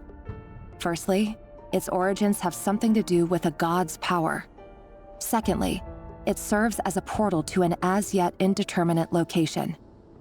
Moon marrow can thus be defined as a spatial gateway. However, there are a number of hurdles to overcome before we can answer the question of where it leads to. To start with, opening the gateway requires a specific power source, which the relevant literature indicates. An enormous amount of power is then required to keep the gate open. Currently, the total power output of our instruments remains in the single digits. To make matters worse, I am now the only staff member remaining in the Moon Marrow Lab.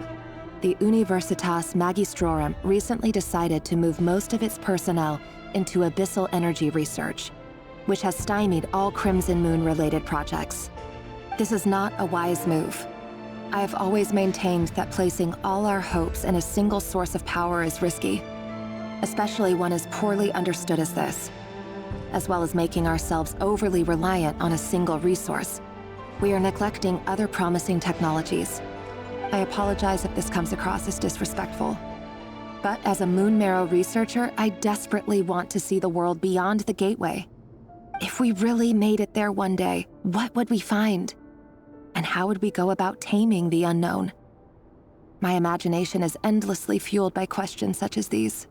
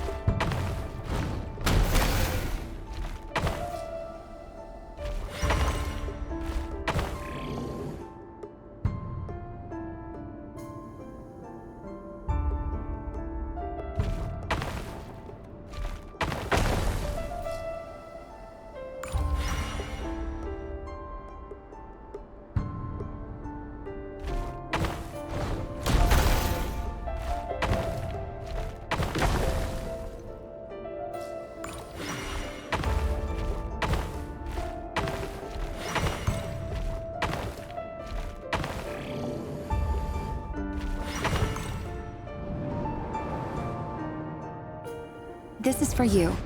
I heard you're gonna leave the city with your parents.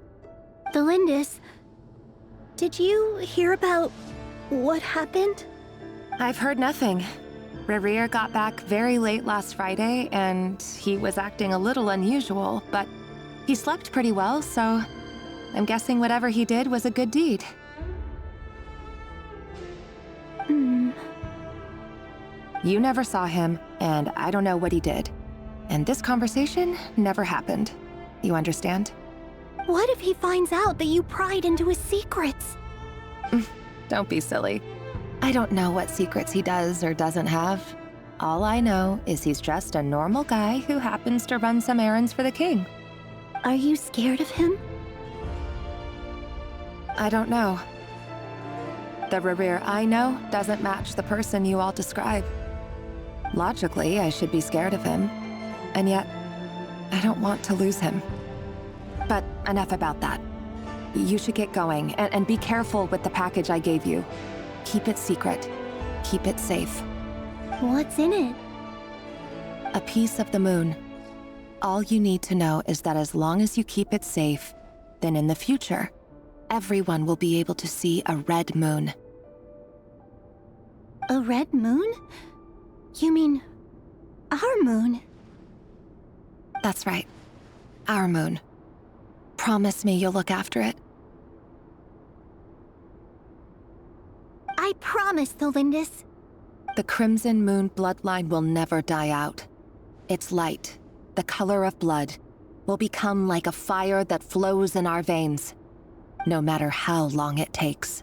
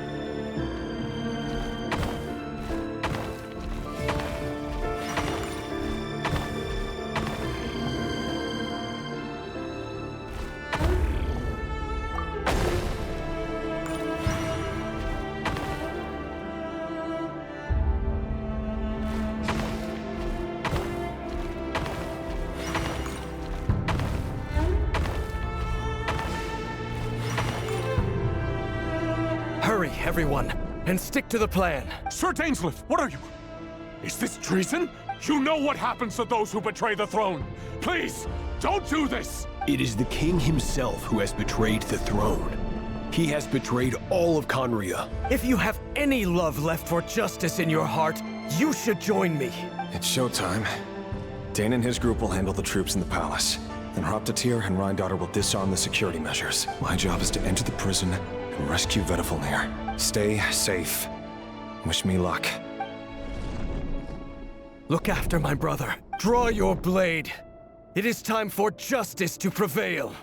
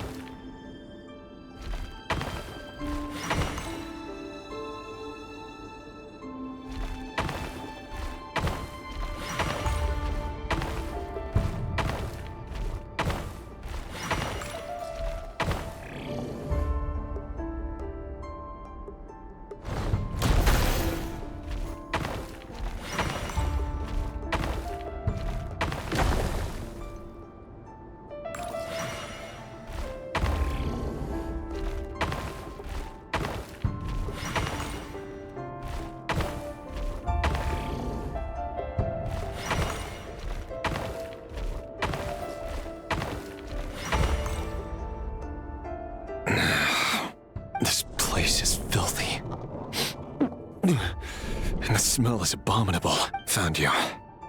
Hello, Mr. Vedafilnir. It's you. Surprised?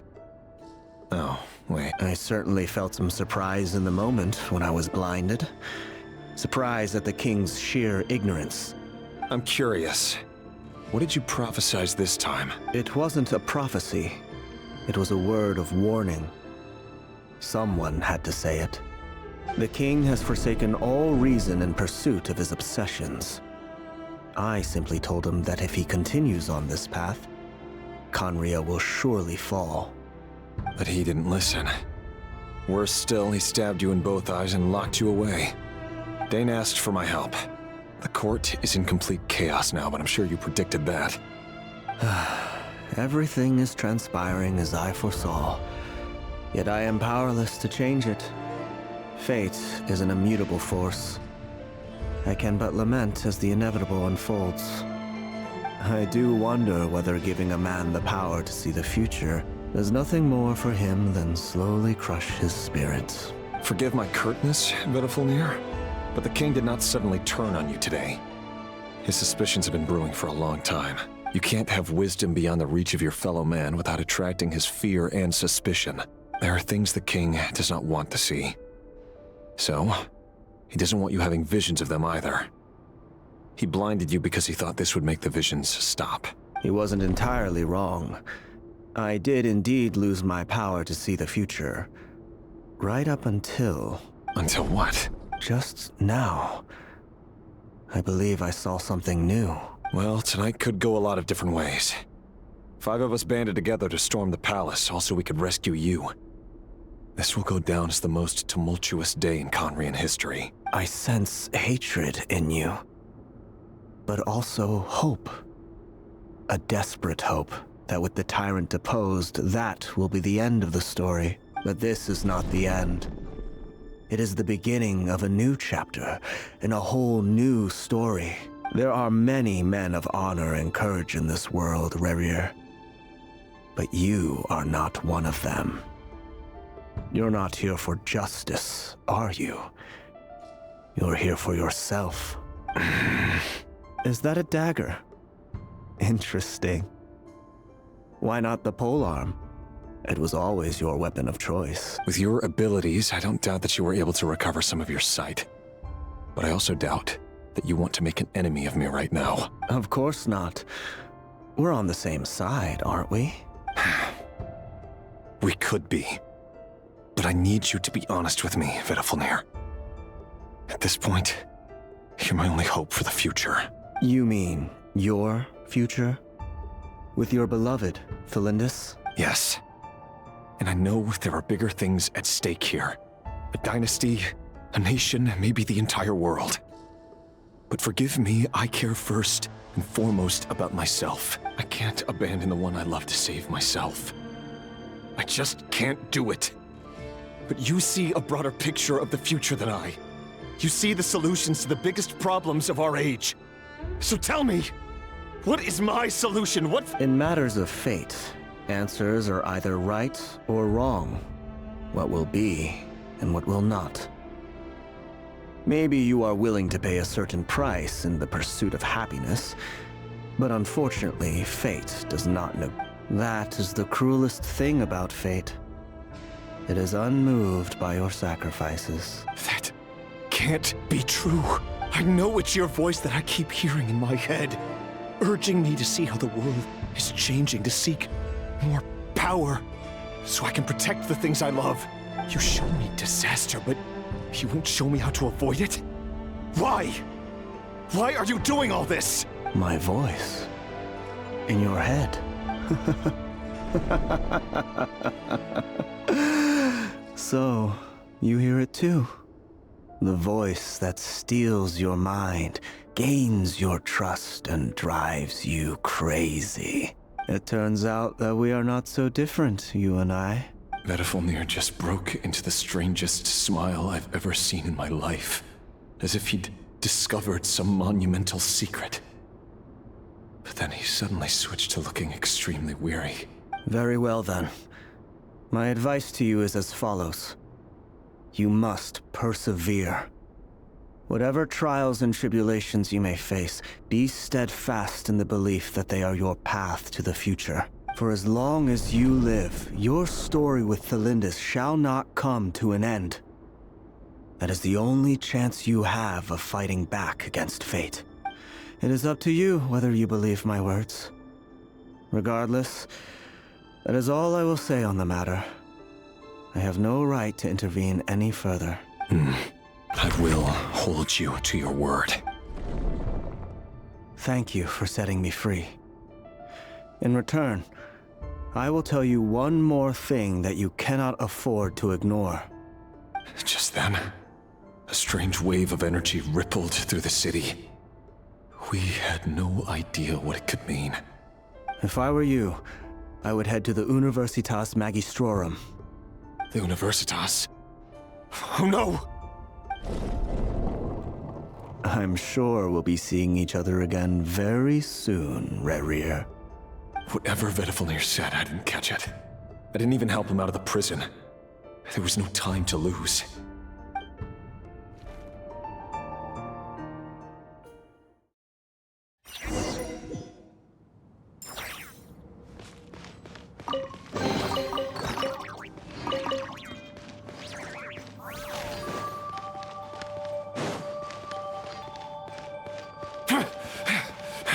Monsters? Is this Rhindonner's doing? Or the Universitas Magistrorum? Out of my way!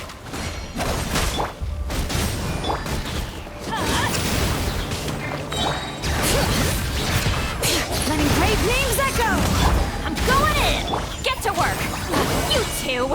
Time to end them!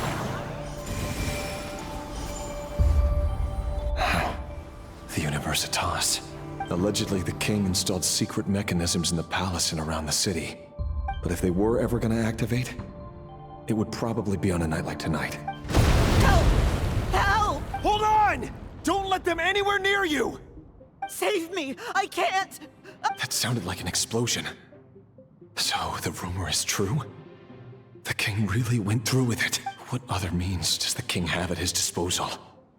They must run on power from the Abyss. And given it's a major center of Abyss research, anyone over at the Universitas will be in grave danger. I have to hurry!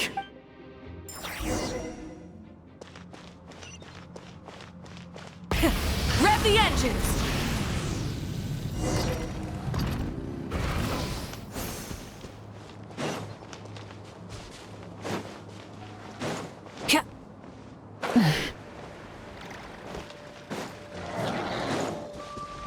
Rise with the sun! Get out of here! Bring it! Let the mountain's veins boil! Let's light it up! Teamwork is true! Show no mercy! Suffer the wrath of Eastling! Pyroclastic surge!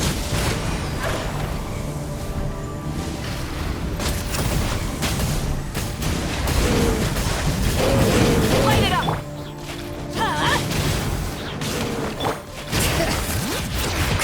Hear the echoes of the valley! Everybody stand back! Fulfill our pact! You two! Time to end!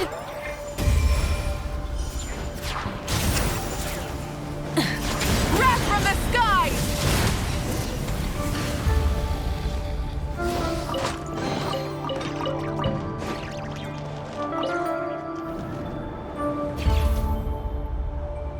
Monsters! At the Universitas Magistrorum? Why now? Oh no! They're coming! It's no use. The table won't hold out much longer. The weapons. Where are the weapons? Of course. All the lab equipment was upgraded after the inspection last week, but the new weapons haven't been allocated yet. I'm done for. Is anyone there? I need help! Ah! Stay back! Please stay back! Please!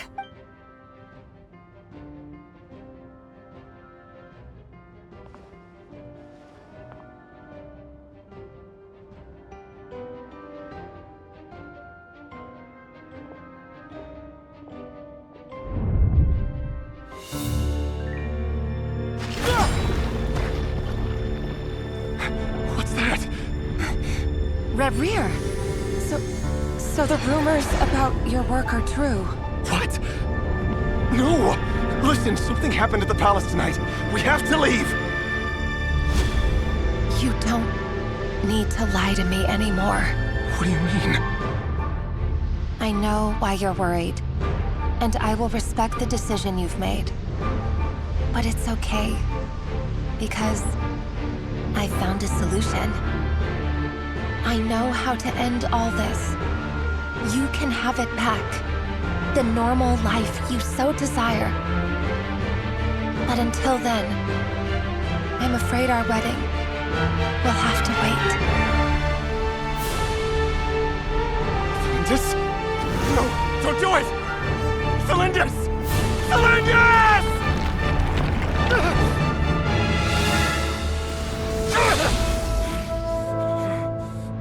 I told you, Rerir. Let her go. You will find someone better. No!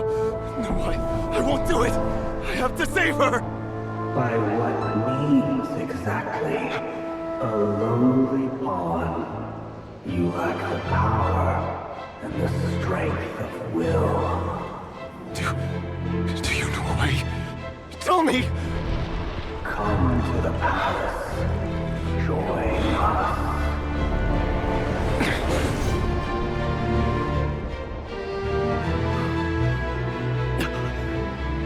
Rerir, thank goodness we... Step forth and take your share. You made it. Not you too.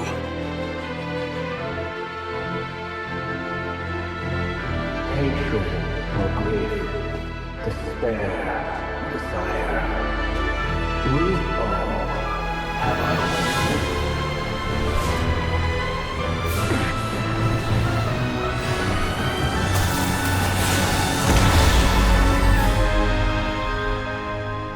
Rerir. Rerir. Felindis? Were you daydreaming?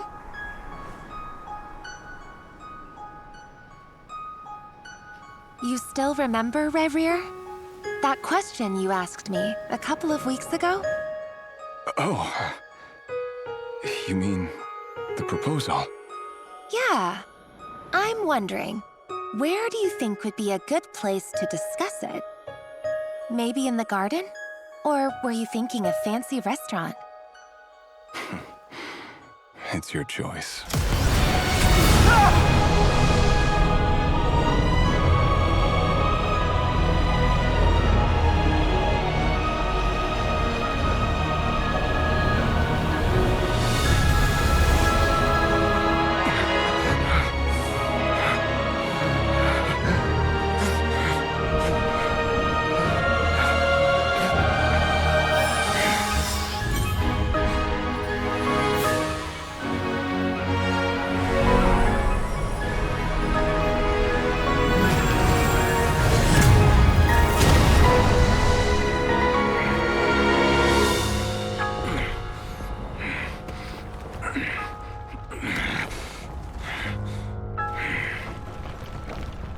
I will find you.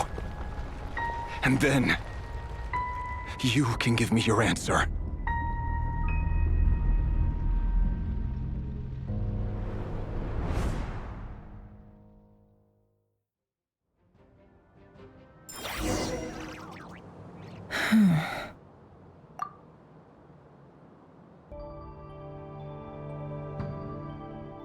So that's how the Raker of Solnari was born. A monster created by circumstance is a monster all the same. Viewing other people's thoughts for too long can get uncomfortable. Right now, I'm feeling a strong sense of loathing. In a nutshell, the story of Conria is what happens when the truth falls by the wayside. Everyone tells little white lies, and before long, you have a huge pack of lies that destroys everything. Phew. Time to get back. His past is filled with sorrow, but the tale of any fallen civilization is one of endless tragedy. Cruel as it may be, that was Conria's fate.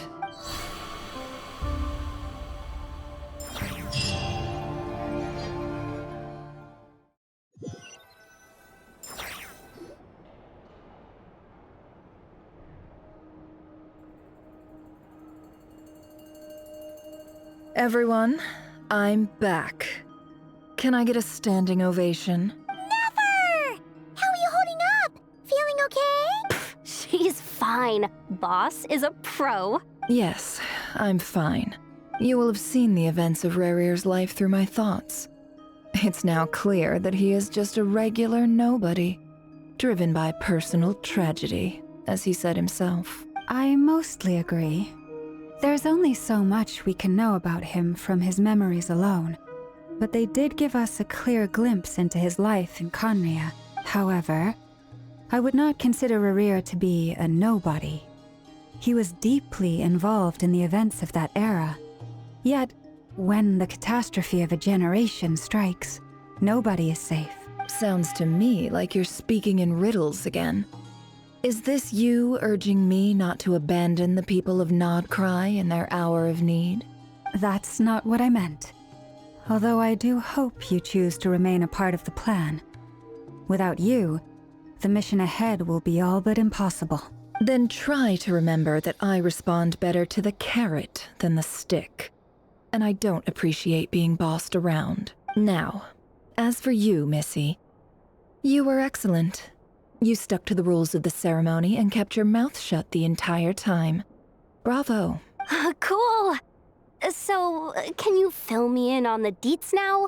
Most of what I saw went right over my head. Patience. You'll hear the whole story, don't you worry. But let's meet up with the others first. It will save me narrating it twice. Yehoda? Yes, boss! Let me get that door for ya. That's more like it.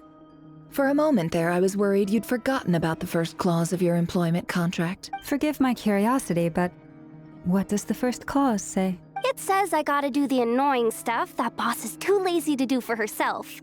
Like opening the door, pouring the tea, yada yada. Is that right? If something is in the contract, it's because she willingly agreed to it. Rest assured that the Curatorium abides by the very strictest of labor policies. You don't seriously think I'm cruel enough to treat her like my slave. In any case, I've hardly shied away from my share of the work today. Hope I don't catch Flintz and Varka lounging about in their chairs, enjoying a leisurely cup of tea. There's nothing I dislike more than other people enjoying themselves while I'm hard at work.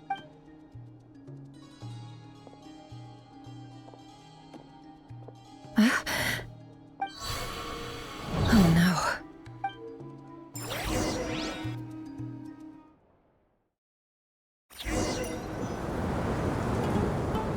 Sorry to disturb you, but we seem to have run into some trouble. Evidently so. Don't worry, I'm not about to leave you to fend for yourselves. I'm not that kind of boss. And it would go against the Curatorium's labor policy. I'm sorry? What did you hear me say? I wasn't talking about labor policy. Wait. How long have I been standing here? Not long. You just appeared by the door a moment ago.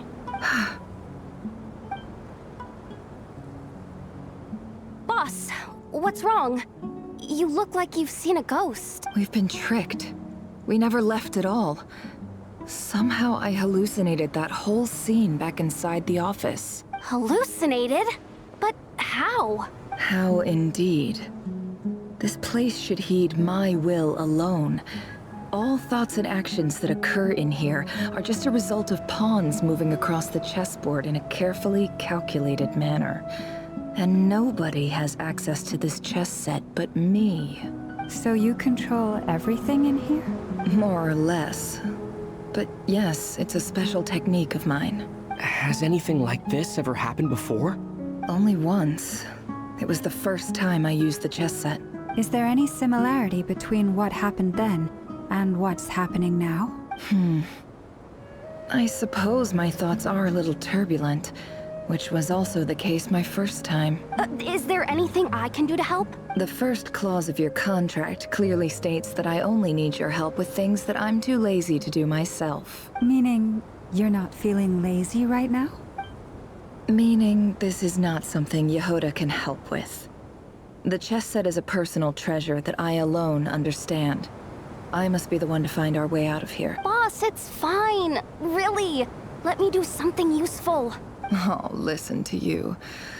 Whatever would I do without you, Yehoda? What? Really? Yes, really.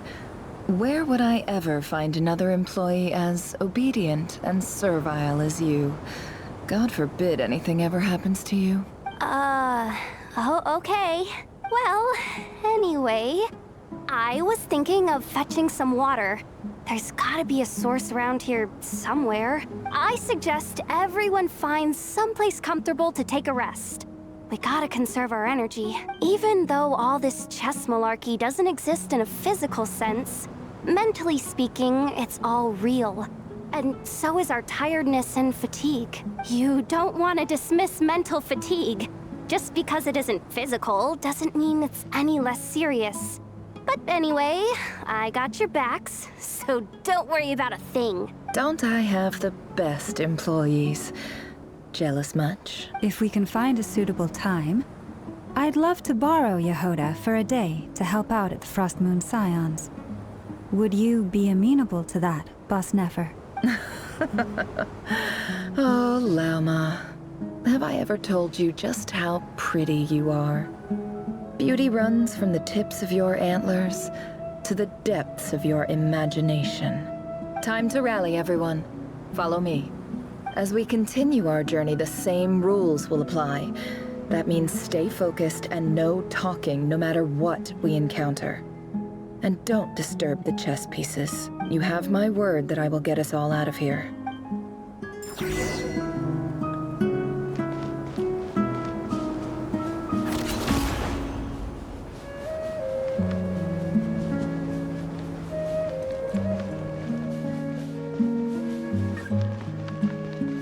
This place looks familiar. That's not a good sign. There's someone up ahead. Time for a little chat. I wasn't expecting visitors at this hour. Wait, is that? Oh, it's him. There you are. Sinue's been looking for you all day. I think he has some news for you. Oh yeah? What were you doing just now, Uncle Retinue? Hiding away some more loose change? I know I saw some Mora. What do you mean, loose change? Oh, come on, I'm too old for this. Just pretend you saw nothing.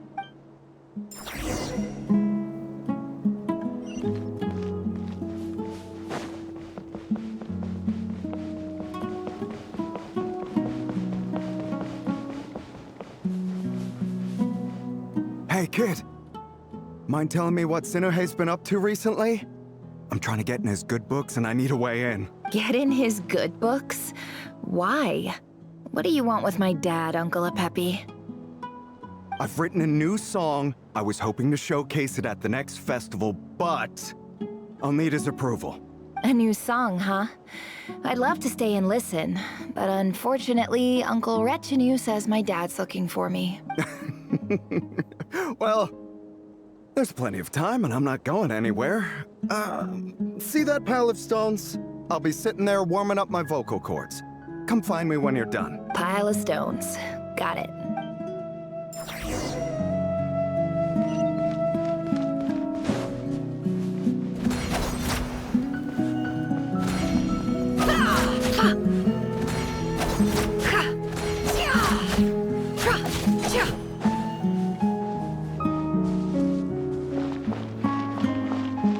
Hi, Dad. Uncle Retinue said you were looking for me. Ah, there's my little princess. If you'd gotten back just a little sooner, you could have shared the spoils of war with me. Spoils of war? Who were you fighting against, Dad? It was just a figure of speech. I was talking about our war against thirst. I went out to fix our water supply problem, and now I'm back.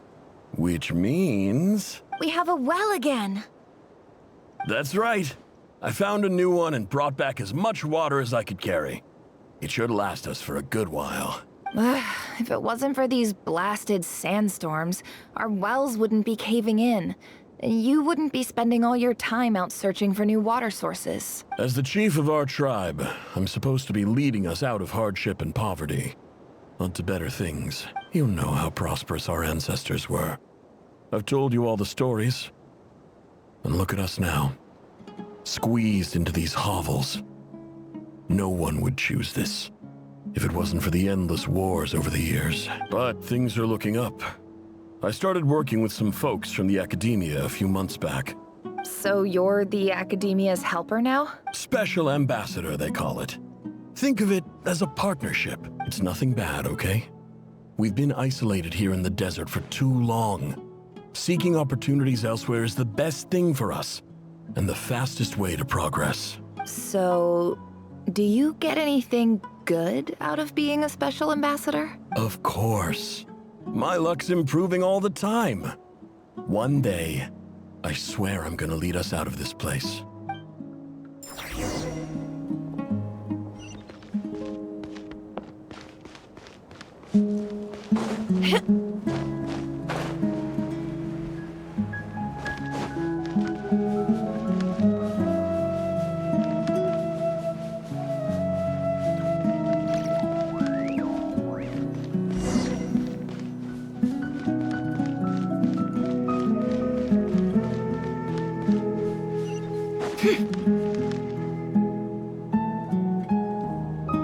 That's our well, and you know it. You stole from us. Well, you've gone from chief to thief, and now you have to face the consequences. Did you really think you could take our water without permission and get away with it? You're either brave, stupid, or both. And that Special Ambassador Act? Yeah, nice try. We spoke to the academia. They said it was all news to them. You're a liar and a cheat!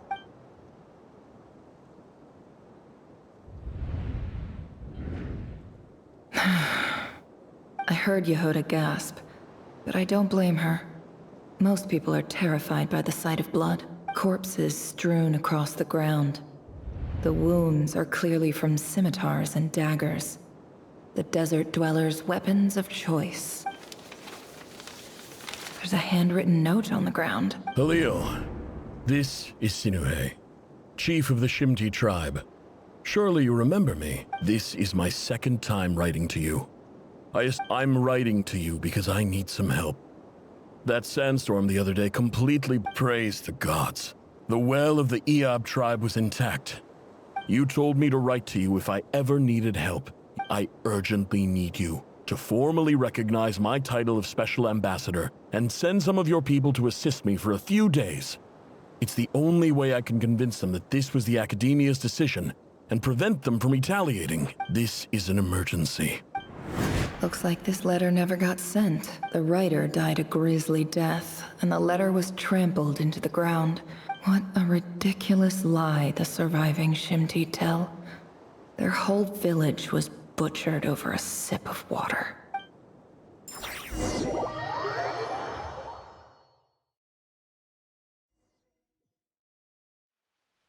Ah, officer. Welcome. Welcome to our humble village. I thought you would at least have the courtesy to provide some This is the finest wine Aru village has to offer. I promise.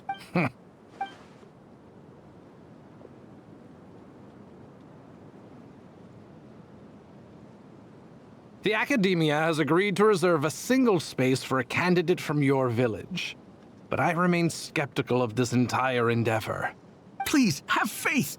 If not in us, then in our god. The child we found shows great promise. I beg you, take her away from this place. I don't recognize her. New arrival? She showed up here a few days ago and we took her in. She's a really bright kid. So, where are you from? Nowhere special. Just a sand dune. What about the rest of your family? Just the one. It's correct. So, no brothers, no sisters? Any who have slept on a bed of sand, I call my brothers and my sisters. Apart from that, I have no family. All right, get over here. Sign your...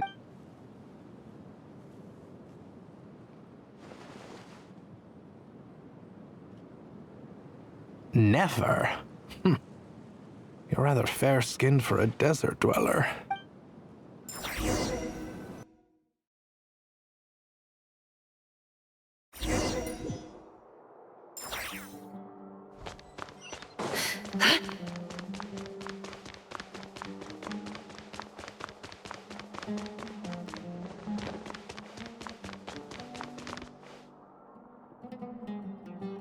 Nefer, this term's assignments have been issued already. Please read through the materials thoroughly. Yes, Professor, I'm aware. Oh? Please ask away. Well, I saw the other students' problem sheets, and I couldn't help but notice that my assignment is much easier than theirs. A weak student? Goodness, no. Quite the opposite. I think what you're saying is, a weak student wouldn't have noticed the discrepancy. And if they did, they certainly wouldn't. You see? Sharp as they come. You see because of where I come from. Because I'm different. I'm sorry, Nefer. I don't like it any more than you do. It's just... Anyway, you said you had a couple of questions? What's the other one? I wanted to check... If someone sent me a letter to the academia, where do I go to collect it? Ah, your family wrote to you. Well, as long as they put your name on the envelope, someone should hand it right to you. Not exactly. It's not even a recent letter. The House of Dana, I expect. I know there's a box for unclaimed mail somewhere in there, probably sitting on a shelf. Whatever you're looking for, that'd be the place. Okay, got it. Oh, don't mention it. Hey, don't say that. You're a great teacher, and you do your best for all your students. But the rules are the rules. It's not just the academia either. Oh, my dear child. I haven't. I just think that if you want to make it in this world, you have to find a way to become successful.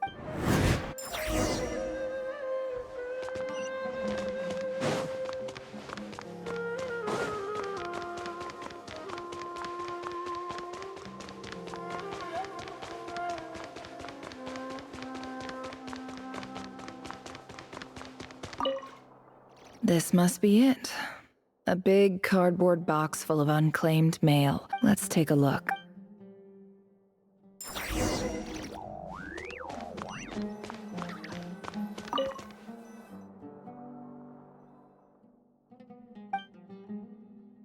A dilapidation survey from Port Ormos. Looks like it's from a Core of 30 representative. What a strange thought. A bunch of mercs losing sleep over rundown buildings. This one was never even opened. Who was it addressed to? This one is addressed to the Immorta Sage. The title... Guided by the incense. We became, in clinical terms, these symptoms fit the description of incense poisoning. For example, my name... This seems like something the academia would want... Wait, what? The note says, the sender authored this letter while under the influence of mushrooms. I would send it back. This next one is addressed to...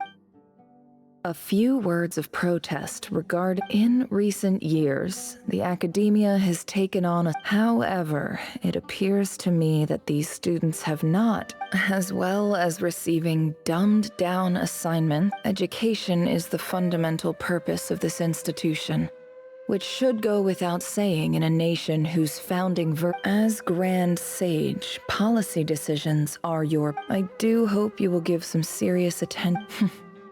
Great letter. And the sender is... Huh? Sage Cyrus of Spontamod. I didn't realize... So this is where letters from the Sage of Spontamod end up? Whatever. I'm not exactly holding out hope that a letter sent from the... I can't believe how much discarded mail there is. I don't believe for 1 second that any human being has... Wait.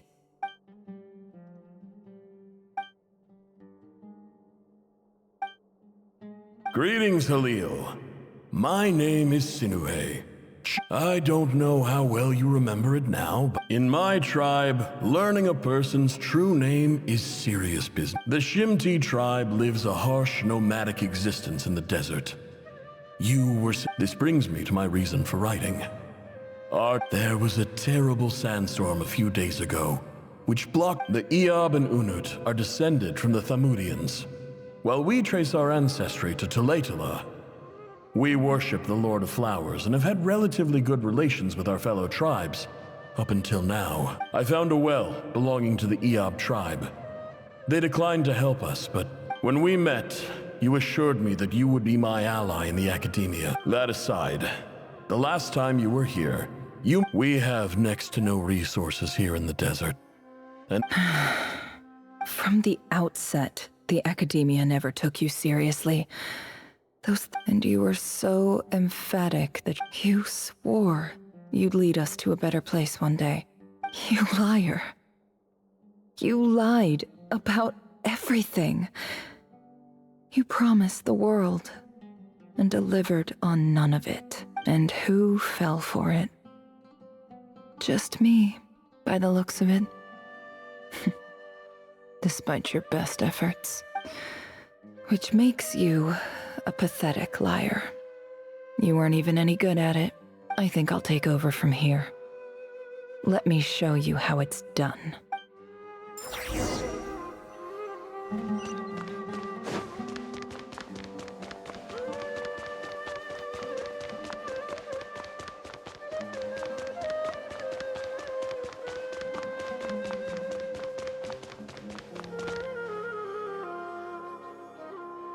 I just came to say goodbye.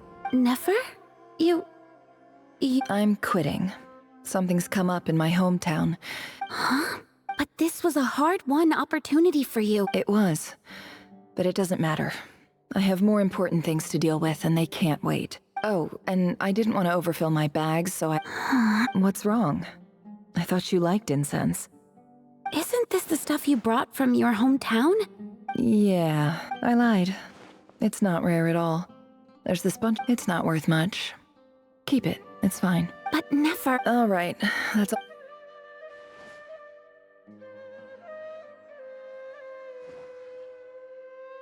Don't forget me, okay? I mean, we're more than just classmates, right? We're friends. Yeah. I'll remember you. I lied again. That incense is worth a fortune. And as for remembering her, I'll be lucky if I even make it through this alive.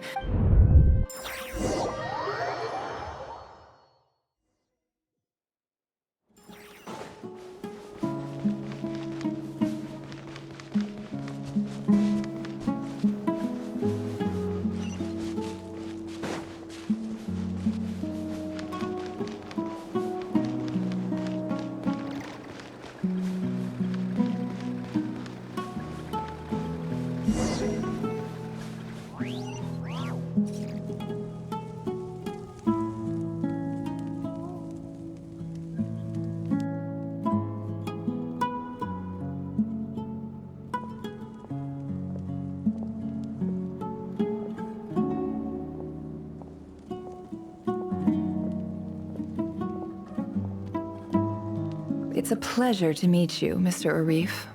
So, what does the Academia want? Since they've sent their special ambassador, I assume there's a big business— Please, sir, lower your blade. The ever-shifting balance of power in the desert reduced the once great civilizations of this region to rubble and sand. Huh. So, you do know who you're dealing with? This well is the perfect symbol of your strength, is it not? You're not wrong, but I'm sure— Of course not. I came to bring you some very good news. Records uncovered by the Vahumana Darshan show that a certain well currently under Eob control is built on top of some ancient ruins. I checked the map carefully on my way over here, and I'm confident that this is the well in question. 50 million? No, wait. If these ruins are as important as you say, Don't get greedy, Eab. We know far more than you think. We know that you seized this well by force.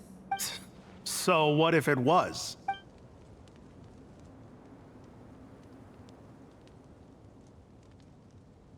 Don't worry.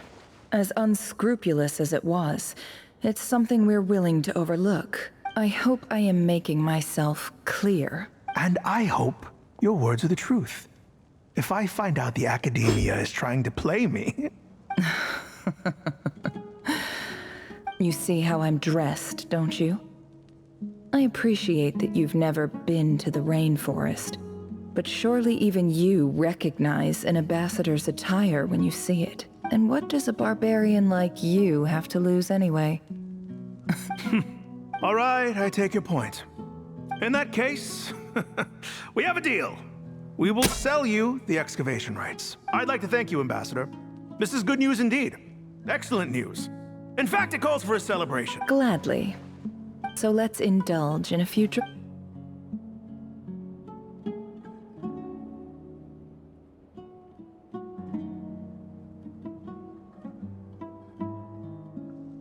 Chief! Chief, it's an emergency! It's the Unut. They've taken the well. What? Well, don't just stand there, take it. Yes, Chief. I have every confidence. What is it? The Unut's response was alarmingly fast. The day after we reach a deal, they seize the well. I am obliged to remind you, Chief, that the Academia will only deal with the de facto power holders. If you cannot regain control over the well, I'm afraid you won't see a single Mora. No! Please, Ambassador, just give me some time. That well is our... Glad to hear it. If there is a traitor, I will... Wow. All it took was a few words and I've got him wrapped around my finger. What an amazing feeling. So, in summary, Ambassador, the Academia would rather negotiate with our tribe instead of the Eab, yes? The Eab are ruthless murderers who don't listen to reason. And now they have the gall to interfere in our research projects in the desert region. So let me ask you, Chief. If you were the Academia, what would you do? Kill them all. Precisely. The Academia does not talk at the same time. There is simply no way We have our own rules out here. If the rainforest dwellers Right. We can't confront them ourselves, but we can natural ally. Weren't the Eab your allies once? You were quick to send them after us to protect your interests back. Let me be clear. The Academia wishes to collaborate with the legally... Say no more. Good. Then I suggest you get... You see, Dad? Lying is easy when you know how. People will believe anything.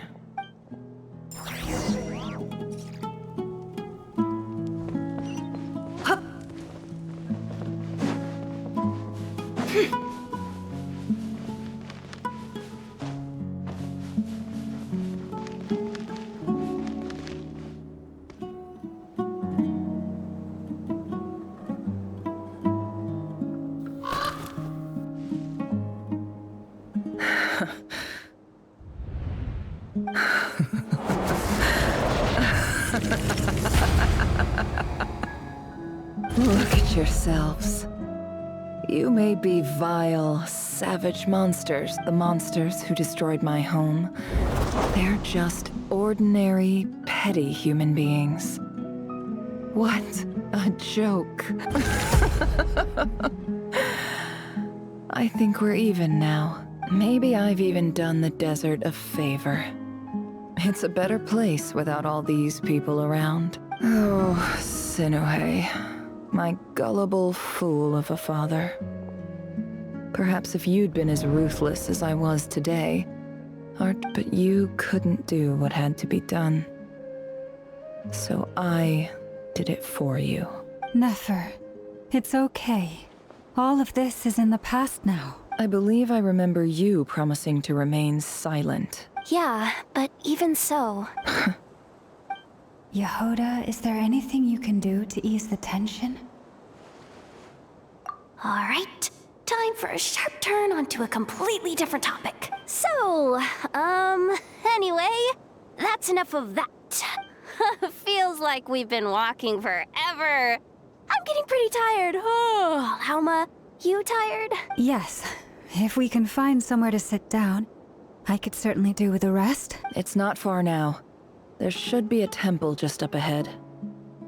Yes. Really? I guess that's how things go in the desert. Desert dwellers can never escape their destiny.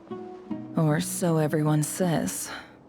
I never wanted to believe it, but looking back now, I'm as desert as they come.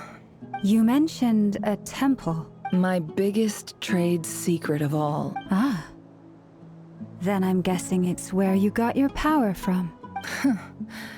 I didn't know you were clued up on any other religions. I'm no expert in the history of Sumeru, but since you come from the desert, I would imagine it has something to do with King Deshret. Sounds impressive. Ah, I know who you mean. General Mahamatra Sino. The spirit of Hermanubis dwells within him. That's boss enough for ya. Sino's hardly a figure of obscurity, but I know about Sethos too. What about him? Well, he's not a small deal. Please, this is the bare bone basics. Save the flattery. Thanks for your patience, everyone. I'm sure it's been a lot to take in.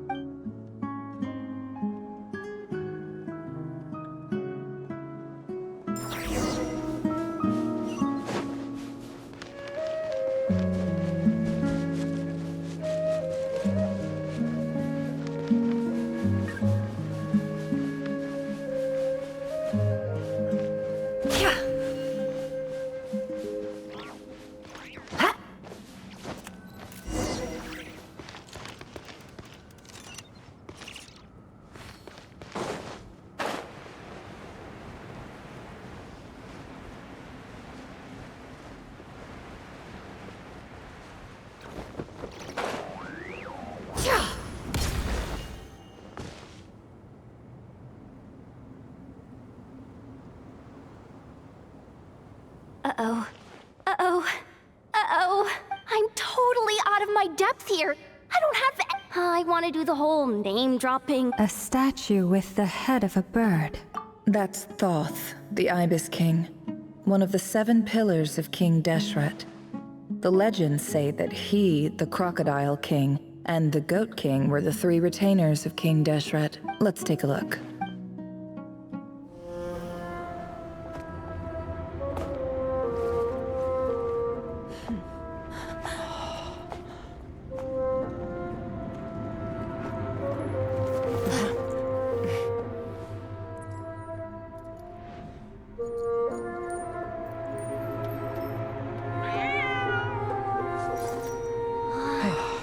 It's just Ashru. So, all is well?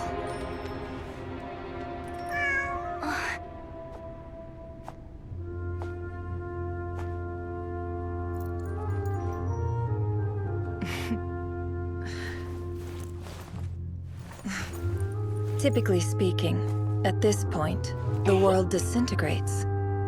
Then we find ourselves back in the outside world. Besides, these are my memories. There's nothing to fear. You're sure? Of course. It's almost over.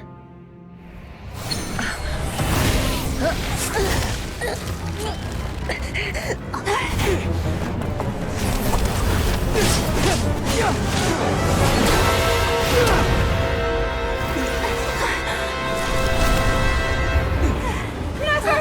Hold on!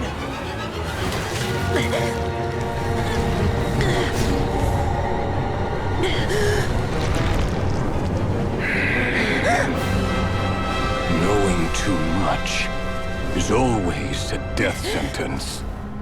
Speak for yourself.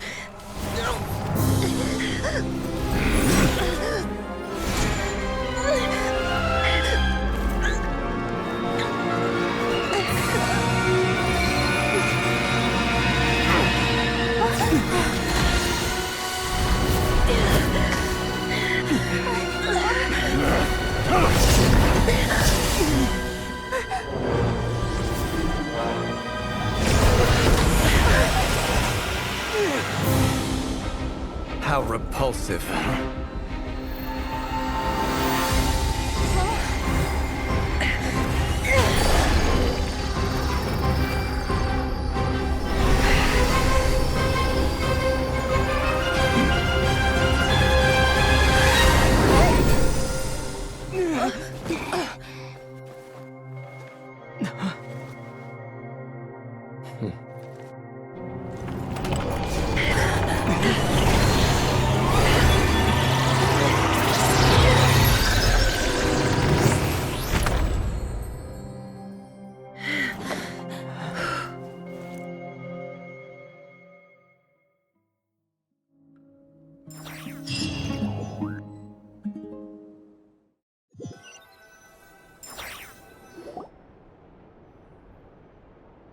Timed that pretty well, didn't I?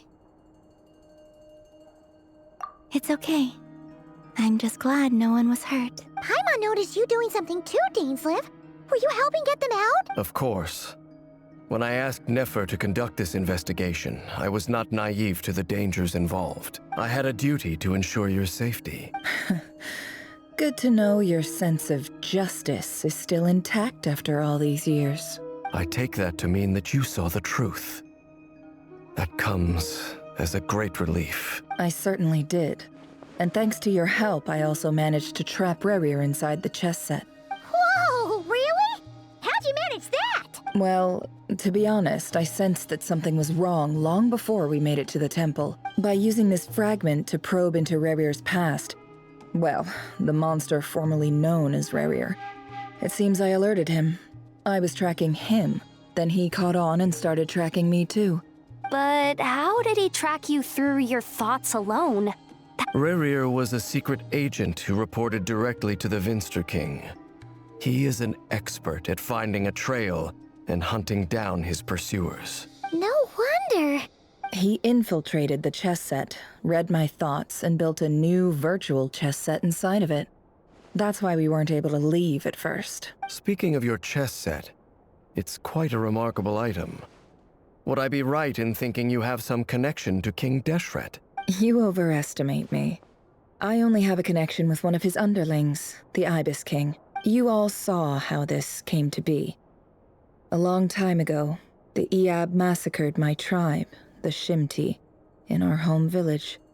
A few years later, I enrolled in the academia, where some new information came to light. The Unut and the Iab fought a bitter battle over the rights to a well, all for the sake of a non-existent 50. The final blow to the Iab came at the victory feast, when an Unut assassin beheaded their chief right before my eyes. Having gotten my revenge, I returned to my hometown, where to my surprise, the nearby temple was still standing. As I stood there gazing at the temple, I noticed a cat just outside. This cat, as it turned out, was home to the spirit of the Ibis King. He led me to a gate deep inside the temple, and there he made a deal with me. This chess set is my gift from the Ibis King. The chessboard within is made to the same specifications as the one in the mausoleum of King Deshret, and represents his power of piercing analysis. With this chessboard in its container, I gained a certain ability to perceive hidden secrets. Now, you could conclude that the Ibis King simply wanted to give the people of this world the power to seek the truth, but I don't believe that's the full story. Every god plays favorites.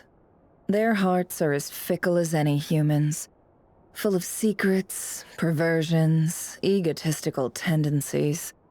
But precious few gods are willing to admit this. It is the same with all powerful forces, including fate itself. Their gaze falls preferentially upon a select few. As you rightly point out, this is an act of favoritism. If you're alluding to the Abyss, then yes, I agree. Gather the others. It's time to share everything I've learned.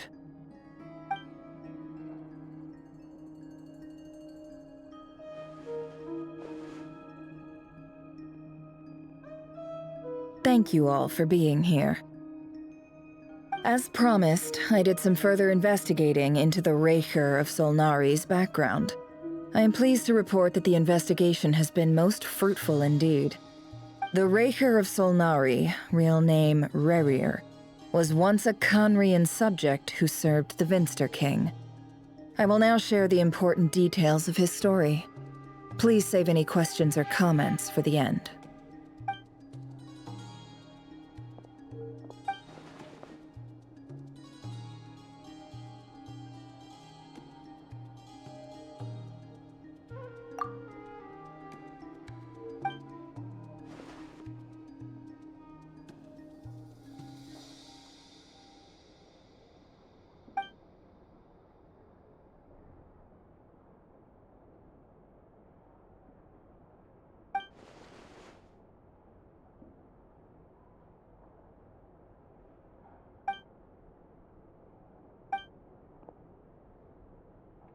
So that's why he's so obsessed with the moon. A tragic tale, to be sure. But it does not excuse his many transgressions. No matter how much Rerir suffered in the past, the fact remains that he is what we know today as the Wild Hunt, wreaking havoc upon innocent lives in Notcry. He becomes more dangerous with each passing day. If left unchecked, it is simply a matter of time before all of Tevat suffers the consequences. This is a threat that the Knights of Favonius cannot ignore. A question for Miss Columbina. Forgive me if this is presumptuous, but have you ever seen the spatial gateway that appeared in Rerir's memory? Never. But I have heard stories of something called the Moon Gate, and this seems to fit the description. Miss Lauma, any thoughts on this? In the lore of the Frost Moon Scions, the moon is believed to hold many secrets. Some sources speak of ancient knowledge, others of a gateway to the unknown. The term Moon Gate is one I have heard before. But as is the case with all of our legends, there are no records of any first-hand witnesses. We cannot know whether it truly exists. Then back to Miss Columbina. As a moon goddess yourself, do you have some idea of where the Moon Gate leads to? Not at this stage, sorry. I do hold the power of the Frost Moon, and my strength is recovering well. I can sense that the gate would open at my command, but... But there's more to the power of the Frost Moon than that? Yes. A moon goddess has the right to open the Moon Gate, since it is a path to the moon. But as Nefer mentioned, holding open a spatial gateway takes a huge amount of power. And right now, I need to conserve my energy to fight the Raher of Solnari. I'm afraid this is one mystery we may have to leave unsolved for now. I agree. Better to save your strength. But if you'll humor me for a moment, I have a bold conjecture of my own regarding the world beyond the gateway. I highly suspect that neither Tholindis nor Rerir made it through unscathed. The evidence pointing to this is the fact that the Raher of Solnari exists in the form of countless fragments. With the abyssal power he wields, no ordinary foe can touch him, let alone tear him to shreds. And yet, the Wild Hunt proliferates wherever his scattered fragments lie, drawing hordes of monsters to many different locations across the land. So your theory is that Rerir was physically torn to shreds by some powerful force? Hence, why the Wild Hunt is a distributed phenomenon, rather than a unified one? Makes sense to me. Explains why the Wild Hunt is so pervasive, and why he's been trying to piece himself back together. He was whole to begin with, and he wants to be whole again. Without the power of the Abyss on his side, he almost certainly would have perished the moment he was torn apart. But the Abyss, much like a curse, has kept him alive. I could not agree more. The power of the Abyss is most surely a curse. It is a compelling explanation, and one that accords with my present understanding of Abyss creatures. Whether the life form in question is primitive or advanced, if a curse has extended its lifespan unnaturally, it will continue to survive in spite of everything. This raises some interesting questions. I will run some experiments and see if there is any validity to my suspicions. That being said, regardless of whether my research bears fruit, I would like to thank Miss Nefer for conducting such a thorough investigation. Already, it has greatly enriched my understanding of the entity we face. My pleasure, Mr. Albedo. I too hope that the information I have shared today proves useful as we look to formulate the next stage of our plan. Hey! What is it, Dainsleif? You look really upset! It's just... when I think of the man I once knew as Rerir, I struggle to understand why things had to turn out like this. The two of you used to be friends, didn't you? I don't know if these words will bring any comfort, but my heart goes out to you. Mine too. We can never know all the hows and whys of the way things are. The moon and stars are full of untold secrets and lies, and the skies are host to many more mysteries than these alone. Yet, none of that can begin to compare with the complexity of human life. Those are the first comforting words I've heard in a long time. Thank you, both. Well, I think this is a good place to end today's meeting. I'm sure Nefer needs some time to recover. She's been through an awful lot today. That's very thoughtful of you, Lama. Of course. Sounds good to me. Take some time to rest and digest before we reconvene to nail down a plan.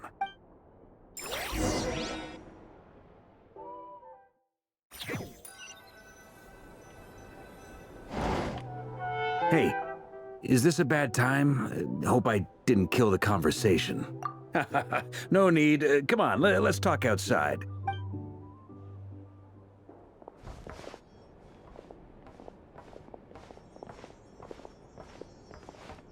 Anyway, Nefer went back to the curatorium to get some rest. But before she left, she shared some things with me that I thought you should be aware of. Firstly, although she managed to trap the Raker of Solnari inside her chess set, there's no guarantee that the power of the Ibis King is any match for one of the 5 sinners. Their powers are beyond our comprehension. It's only a matter of time before he finds a way to break out. We have to come up with a plan and take care of him before that happens. Honestly, my mom figured that might be the case. So, how long have we got? Well, I asked her that same question.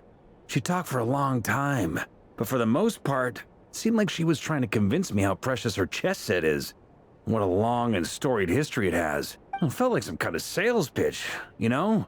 The kind where you end up handing over Mora against your will. 2 days? Holy moly! Can we even recruit enough help in that time? That remains to be seen. Which brings me to the second issue.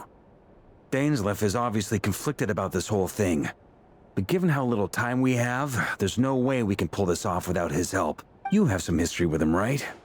Do you think maybe you could talk to him for us? Great. I appreciate it. All right, on to item 3. So, Albedo, Durin, and I put our heads together and came up with a plan. Can't promise it's gonna work yet, but at least it's a start. We figured we'd bounce the idea off you first. We'll explore it further once everyone's recovered. Oh, Paimon's done. All right, so...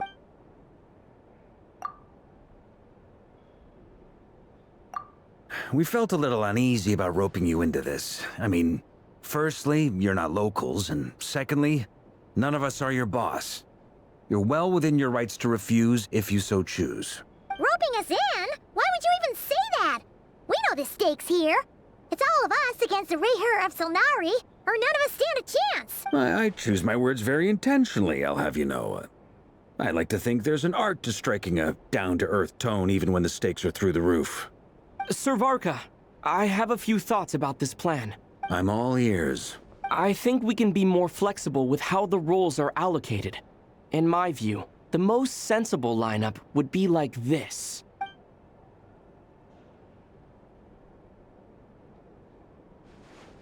I see your point, yeah. But if that's how we're going to approach this, you'd better make sure you're ready. To be clear, I don't doubt your abilities. Far from it. I just want to make sure. Are you really willing to take all this on? I want to do everything within my power. The Reher of Solnari is a truly fearsome opponent, and if I do my part, it'll greatly reduce the risk for everyone else involved. Well, that tracks with what I've heard. Jean's mentioned in her letters that you're so diligent it's almost abnormal. As in, Most people weigh up the risks and rewards in situations like this. But you seem to just march towards danger without a moment's hesitation. Of course, everyone appreciates a fearless pioneer. But all that aside, I'm the Grand Master of the Knights of Favonius, and you're our honorary knight. I want to make sure your courage doesn't come at the expense of your safety.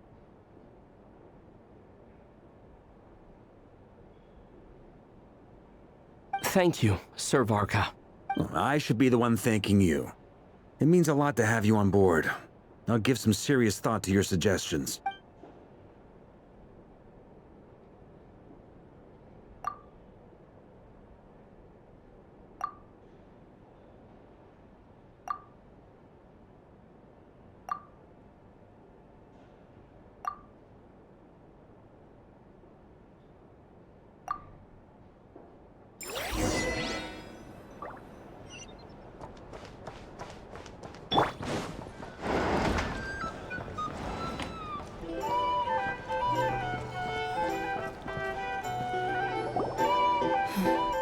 This is a thorough plan, but I do have one last question before we take action. How can we be sure that our enemy won't leave the designated area? Great question. Albedo's been hard at work analyzing Rerir and the Wild Hunt's behavioral patterns. His conclusions are as follows. Firstly, from the earliest known confrontation until now, Rerir has never displayed any ability to manipulate the dimension of space. Secondly, he seems to have a particularly strong vendetta against our group. Thirdly, finally, and most importantly, he is consumed by hatred, both for the moon and for his enemies. Turns out, we tick both of those boxes. We have a reincarnated moon in our ranks, and a spy who accessed his private memories without permission. He'll be baying for blood, not looking to escape. As someone who's had their fair share of interactions with the Wild Hunt, Understood. Then I will defer to the verdict of the group. Well, everyone, that's the plan in full detail. Albedo and Durin are carrying out their part as we speak. Plan approved. Scheduling. Okay, any firepower you need, I got you covered. Let's light this baby up. The Frost Moon Scions are behind you as well. And the rest of you? No objections? All right, then it's settled. This is the plan we're going with. Next up, an old tradition of mine. Anyone who wants to back out, now's your chance. Wait, we can still back out of this? Everyone says things they regret, right? I don't want anyone feeling trapped because their mouth said yes before their brain had time to think things through. A very people-first approach. I hear that's common practice in the Knights of Favonius. Heh. Who'd you hear it from? D-Luke? Shh. We don't use people's real names at work. This contact will be known only as Owl, please and thank you. This plan can only work if everyone does their part. Flint's and I will absolutely support it. we shall indeed. You'll be glad you accepted our help. Also, you are the last person I expected to see here, Miss Dory. It's not often I get called Dory in a work context. My peers usually call me Lord Sangamabe. So, the longer your name, the higher your net worth. Is that the idea here? In that case, Mr. Flint's here must be worth a fortune. That's right, I know your full name. It's... The walls are thin here. I'd appreciate you keeping that a secret. Okay, fine. I'm actually only here as a favor for someone else. Do you have any... Oh! Does this mean someone out there actually has the power to boss Dory around? It most certainly does not. We have a lump said Mom supplied me with a great little trinket, but now that lady's ruined everything. If I don't start building a little goodwill now, Okay. So what exactly is so special about this pendant? It's a lucky charm that a great mage made for me. We have a business relationship, and she was worried. I finally got it all fully charged up with Kovaki, and... You're right. It was all my fault. I didn't mean to drain all the Kuvaki in the pendant, but I'll make it up to you. You will? I knew you'd say that. Well, it's yours if you want it. In fact, take it now, and I'll even throw in a free Raker of Solnari. Deal? You're putting me in a It's a very useful thing to have around, but I have a funny feeling it won't be around much longer. Looks like... Hey, don't be so pessimistic. See this through and you never know. You might find a new business opportunity on the other side.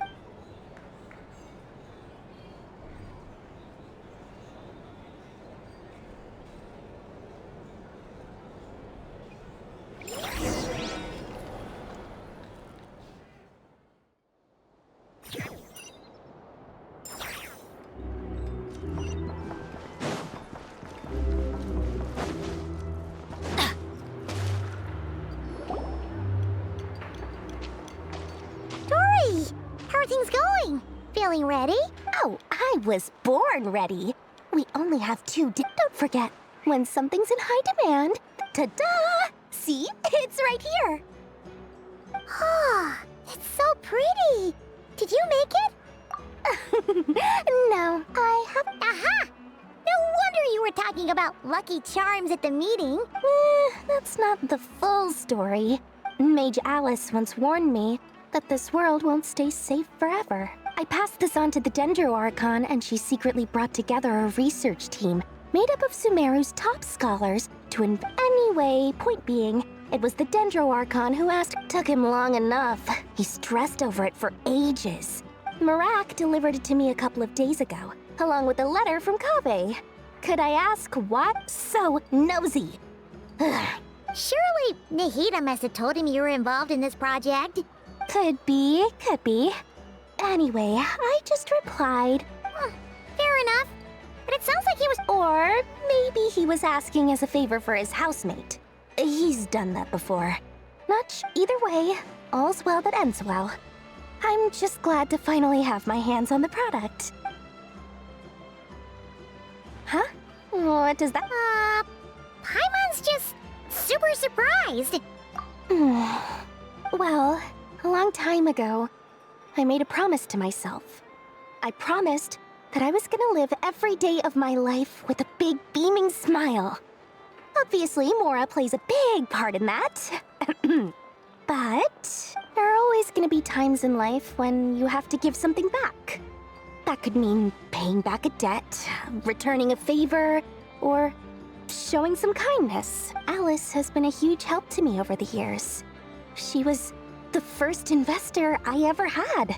And I want my investors to know that Lord Sangamabe is the best in the business. And more than that, no one knows what the future will bring. Whatever happens, I want to make sure the Dendro Archon and all of Sumeru is prepared to face whatever comes. Oh, that? I was just making sure Nefer and I are square. Don't be thinking it was some sort of benevolent act. I'm no saint, so my priority is doing the business that I want to do. So, all right. I do say so, and that's the whole point. I'm a businesswoman. Don't go trying to figure out... Oh, and could you two help me get this stuff?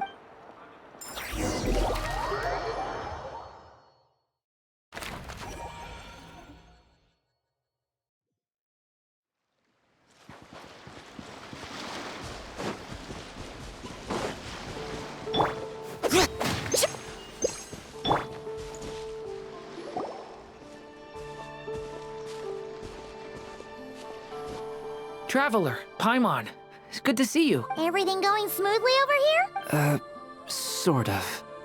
As you're probably aware, Varka, Diren, and I captured some abyssal creatures from the Wild Hunt. Per the plan, we dissected and analyzed some samples of these creatures. The process went very smoothly. What? You can act... That depends on your definition of harmless... The Wild Hunt is an interesting phenomenon. In and of itself, it Master griped a lot about the wise Horoptetyr, and seemed somewhat fascinated with the foul Certology. But she barely mentioned Rerir at all. I don't think that was because of his lower social standing, though. Anyway, it's a pity. It's a strange mix. The furious energy of an abyssal being channeled through a fractured physical existence. Perhaps the only explanation for his survival in this state is that he sacrificed a degree of individuality in exchange for a continued existence. Oh, sorry. Once I get talking about interesting research, back to our research findings. Essentially, they confirm my hypothesis. Rerir's corpse is completely contaminated by the Abyss. You could think of this as Rerir in mutated form. But in my view, even that would be Unfortunately, at present, we have no means of completely eradicating abyssal power. Hence, we cannot fundamentally destroy the Reihir of Solnari either. Oh, that's terrible news! Miss Columbina's situation is a difficult one. She can never achieve wholeness when the world does not accept her presence. It's as if her creator banished her to a place she can never be accepted. It means she spends most of her energy just on her own survival. Given the circumstances, it's only natural to despair. But we must see this plan through to the end. Time to kick off the backup plan. Oh, Paimon almost forgot! This is for you. Dory asked us to bring it. Ah, how wonderful. Well, thank you for making the trip. I'm sorry I won't be there to protect you in person this time. Please be careful. All right then. Stay safe.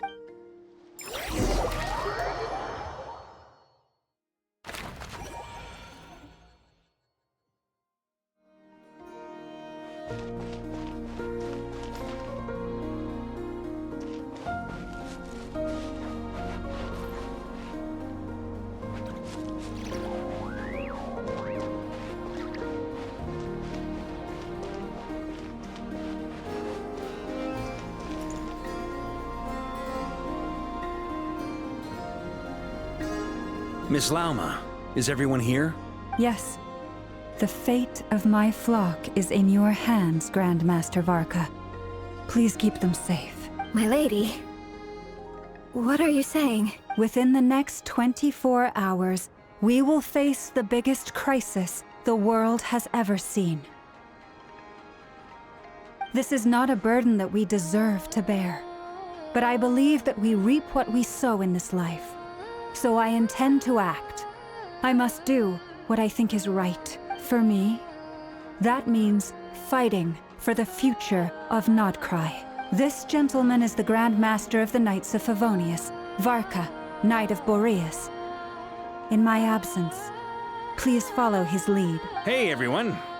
Guess I should introduce myself. Well, to start with, I know my way around a battlefield. Biggest strengths are honesty and hard-workingness. Anyway, point is, I don't intend to let Lauma down. I'm gonna do everything in my power to keep every last one of you safe and sound.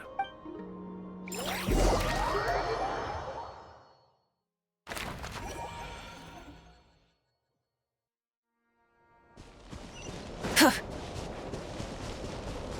throttle!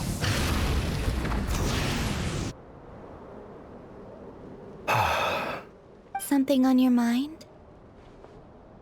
Miss Columbina, was it? I believe that's how the others addressed you. That's right. Names are funny things. Have you always been called Dainslev? Yes. I take it your own name has a more complicated history. I have a different relationship with names than other people. To be honest, I'm not even sure that Columbina is my name. At least, not in the same way that Dainslev is yours. But it's what everyone calls me, and I go along with it. A lot of my life has been that way. I get so used to things that I forget to question why they are so. I never used to think much about where names come from, or what they mean to people. Maybe something's wrong with me. You're different from other people. I sensed it the first time we met.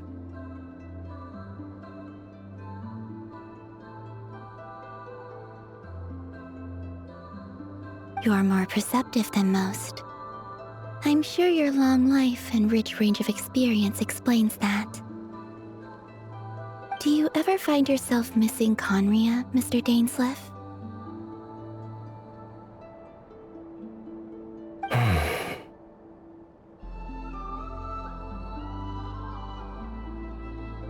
Difficult to answer.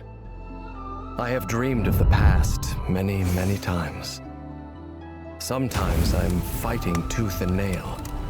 Other times I'm lying on the ground, defeated. I don't recall any happy moments from that time. It has been too long. Is that because hatred survives longer than love and affection? That would not be for me to say. I make no excuses for the grudges I bear. But whatever the reason, I remember little that was beautiful or sentimental.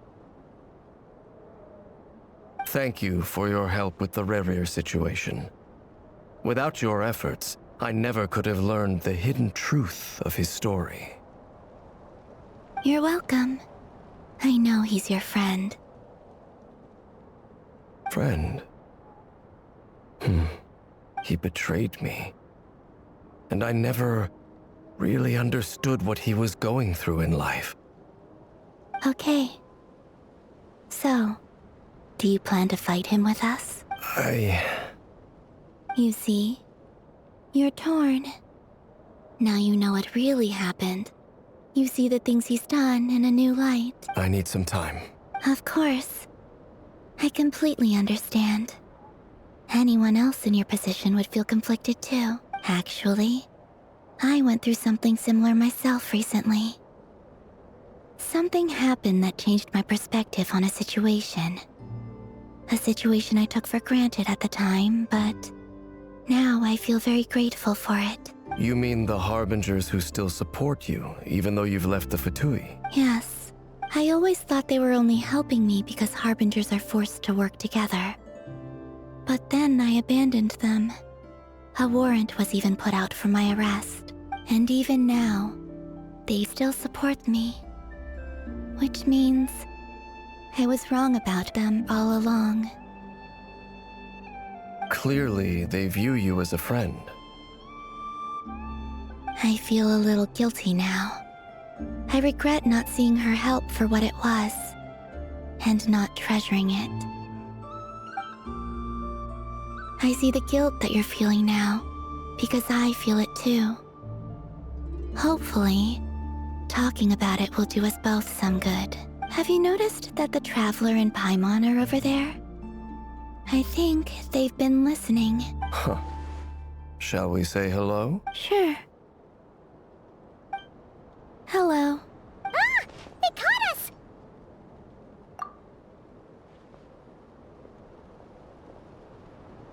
I apologize for making you worry. No doubt you wish to know where I stand on the plan to take down the Reihir of Solnari. I'm afraid I need a little time, but I will seriously consider joining you. You will? Oh, thank you so much! Everyone will be so grateful to hear that! They needn't be. This was something that I was going to have to face up to eventually. That doesn't matter to them. They're grateful to you regardless. You can't control their gratitude, so just accept it. And then, have a think about whether you're willing to join us.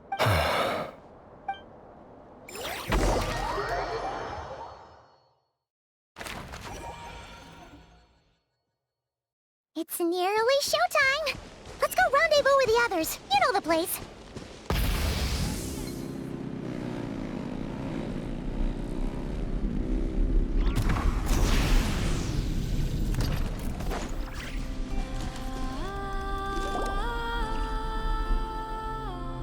Ah, you're earlier than I expected. Hey, Flint's! Been waiting here long? Not too long. I came a little early so I'd have some time to think. Are you nervous about the battle? Quite the opposite. I'm reminiscing on my past battles. When I was awakened by the Radniki, I had not touched a weapon in many years. I felt like the battlefield was not where I belonged. But after waging war against the Wild Hunt for so long, I came to realize something. A life of absolute peace is simply not a possibility for me. My restless flame indicates that somewhere inside of me, there is a deep yearning to root out the evil in this world. Oh, that doesn't sound like such a bad thing. Well, in the past, when I was a Fae whose primary concern was hibernation, it was hardly ideal. But it certainly serves me well here in the present. and I am delighted to be able to join forces with you in this endeavor. Looks like I'm not the first to arrive. Ah, Miss Lauma. Did you sleep okay last night? I struggled to settle down at first, because of the nerves. But don't worry. I got enough sleep in the end. I'll be just fine. Please, I'm just doing my part. Never! Over here! Aino asked me to relay a message. She said Anetha will be on high alert and keep a close watch over all secondary districts where defense is required, providing support as necessary. Meanwhile, Aino herself will provide range support to us directly, using her latest invention. Excellent. My thanks to all involved. The chess set's looking a little unstable. It won't hold him much longer. We should be prepared to engage at a moment's notice. No sense sitting around waiting. Let's make the first move while we still have the option. I agree. Paimon, find a safe hiding place. Got it! Be careful, Traveler! I will.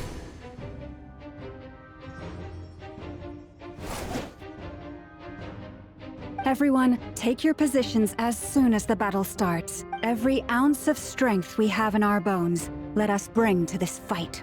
Ready? Let's go. I've seen all your futile ploys before. You have become the authors of your own demise. I wouldn't be so sure about that. You are merely a moment of sport before I tear down the moon.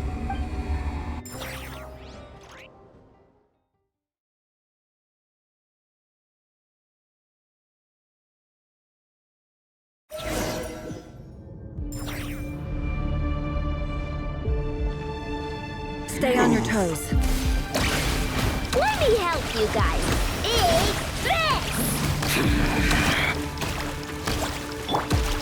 Moonlight betrays you. Close your eyes. Are you quite finished? Keep your distance. Hunt them down! Move!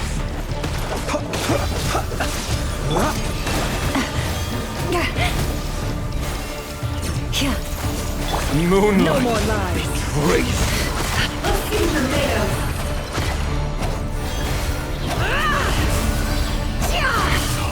futile! You poor lost lamb. Hunt With them one down! heart. Be silent. Observe to dust. The deception ends here. Hunt them down! It all adds up. Futile! The moonlight betrays you. Be silent. Fear the dark. Hunt them down! Steady now. Observe. Move the moonlight. Hunt them down!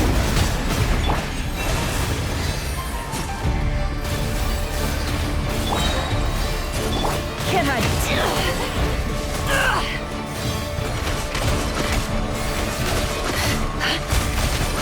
It all adds up. The mystery unravels. By the frost on the gold. It began with the moon, and so shall it end. The moon will protect you.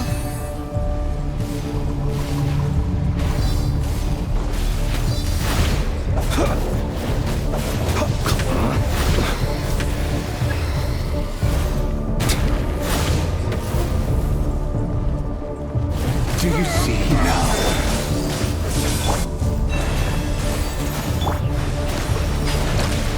Fairfonir, when will it be as you foretold?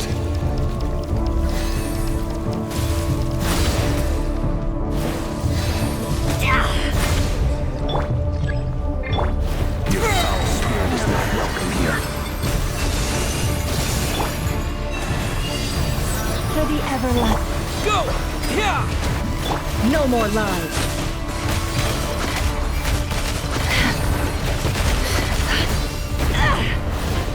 The deception ends here.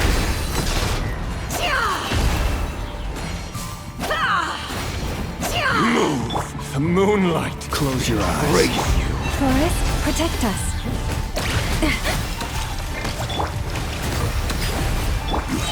With one heart, we pray. Can't hide the truth. No more lies. It all adds up. Futile! Observe.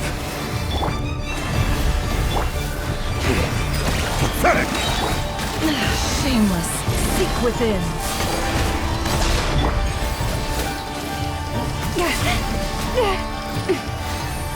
Leave this Moonlight! Betrayed! for the everlasting forest. Water jet! Bombs away! I'm rather out.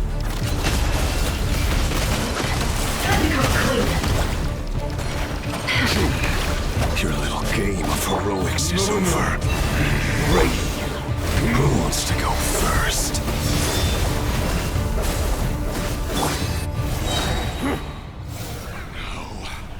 Get out of my sight! No! We've been separated! My grasp! You okay? Never! Where are the others? Stuck outside the barrier. I guess he really doesn't like us. I told you before. Knowing too much is always a death sentence. Be careful what you wish for. How much power will it take? Lama! Can you hear me? Silence. The voices are gone. But at least I know they're still there. I need to focus. Stick to the plan. Remember my most important task. Just keep stalling him. If I can stall him for long enough, the moment will come. Within. Ugh, can't hide the truth. Time to go clean. Your death is within my grasp!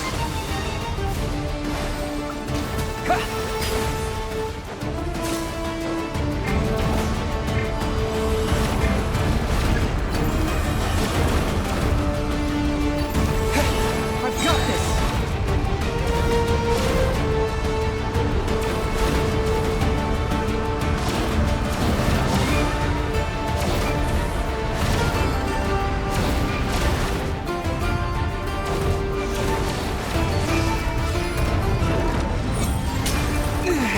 How much power will it take? I can't keep this up! Don't push your luck.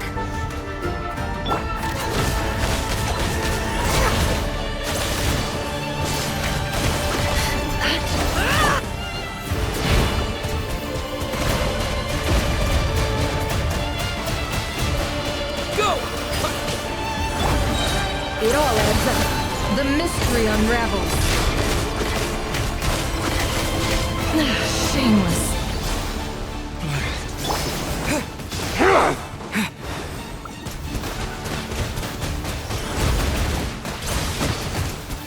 Water jet! Your death is within my grasp! Bombs away! Time to go clean.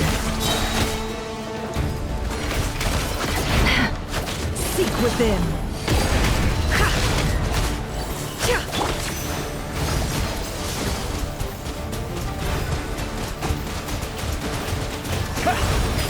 Can't hide the truth. Let's see what you're made of. The mystery unravels. It all adds up.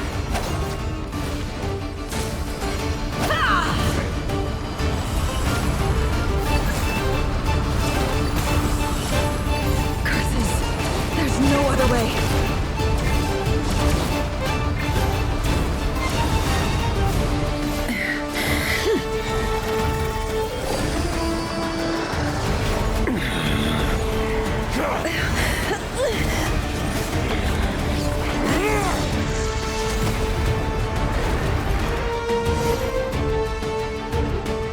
way to defeat Rarer is to borrow his own power.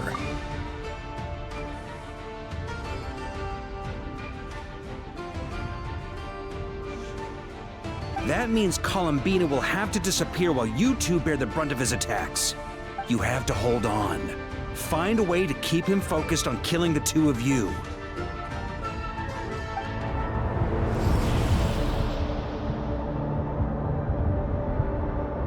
Nefer, your eyes are bleeding. Soon you will be powerless to resist. And then, I will reduce you to dust. But that dust will plague your memories. Come on, keep holding on. Any other tricks up your sleeve? Let's see them, as entertaining as they are. You've backed yourself into a corner. You don't fool me. I see your fear clear as day. I have to stoke his rage. Make him unleash everything. You fear what you could never defeat. You fear the thought of never being able to save your beloved. You cannot win the fight against fate, Rarir.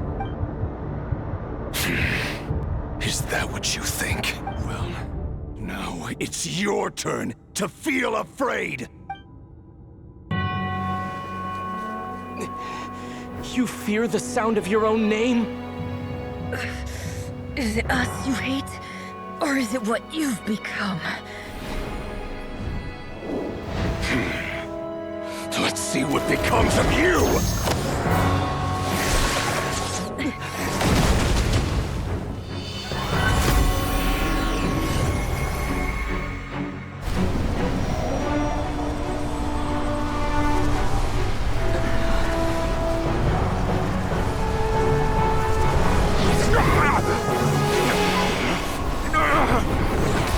What's happening?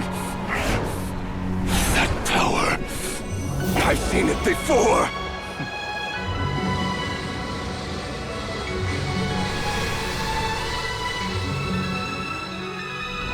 His power is on another level.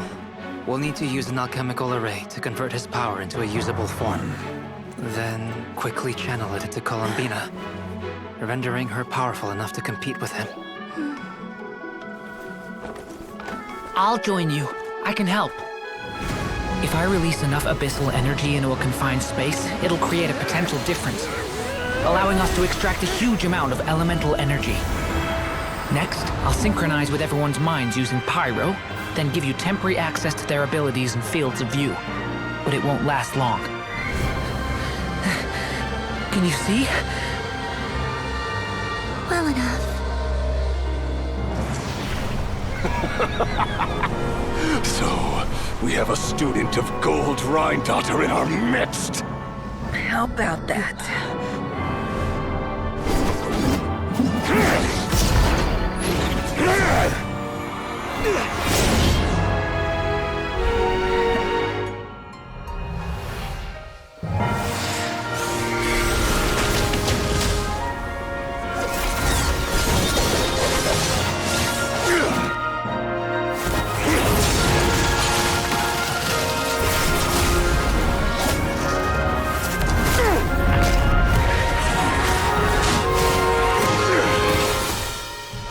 You use my own power against me?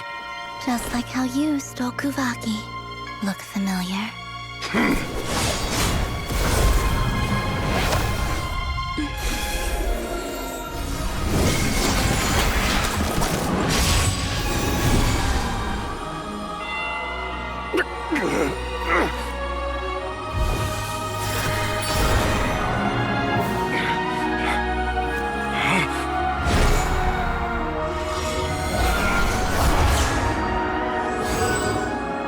Don't you realize? You don't have the power to hold that gate open! I don't, but someone else does.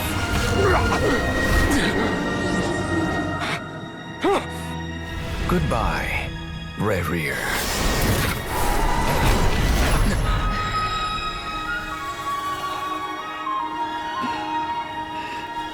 We won.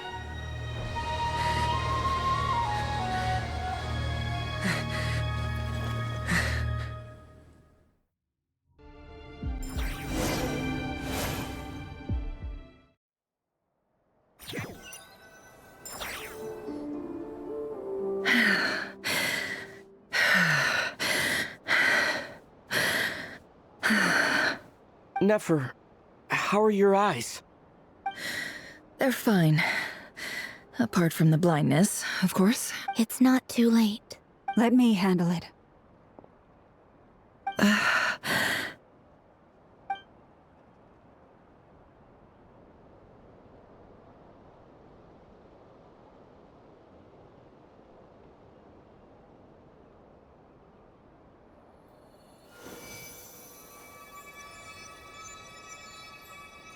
Miss Nefer, it's not like you to lose your composure. That was the most reckless thing I've ever seen you do. Reckless how? The situation was critical. Our lives were at stake. We had to do something. Even so. Okay. I guess you're right. Under the circumstances, it was a wise decision. You traded your eyes for an incredible victory. In business terms, I suppose that's a huge return on investment. I'd be hard-pressed to argue otherwise. Still, I don't like this outcome, and I don't want you to lose your sight for good. People suffer when they make sacrifices they shouldn't have to make. Whether that means faith, strength, or in this case, your ability to even see. I had hoped you could win without sacrificing so much as a single hair on your head. Thank you. Really. All done. Don't try and open your eyes just yet. We'll see how you're doing in a couple of days. Until then, please follow your recovery plan to the letter. I'll send full details through Yehoda. For now, just get yourself home, relax, and rest. My dear friends, we have fought bravely and achieved a spectacular victory. A dark cloud has been lifted from the skies of Nodcry. All in this land will be grateful for what you have done. The moon will remember this day. Thank you both.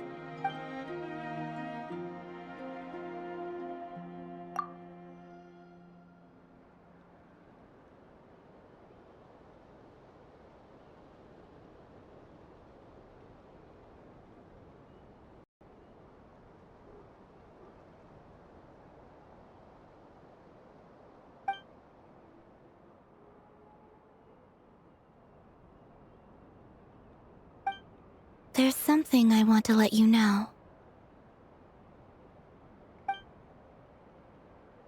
What is it?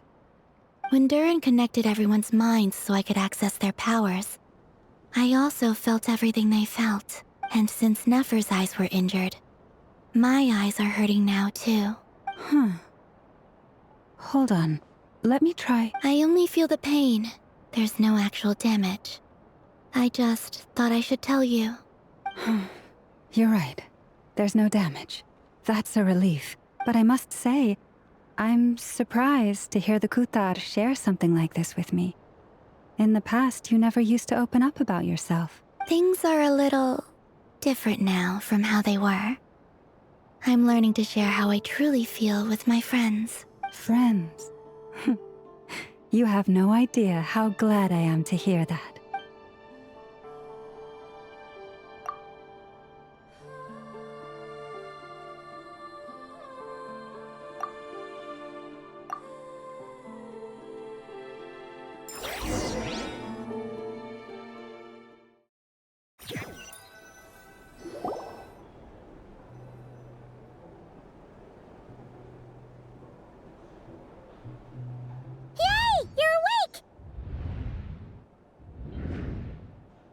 How are you feeling?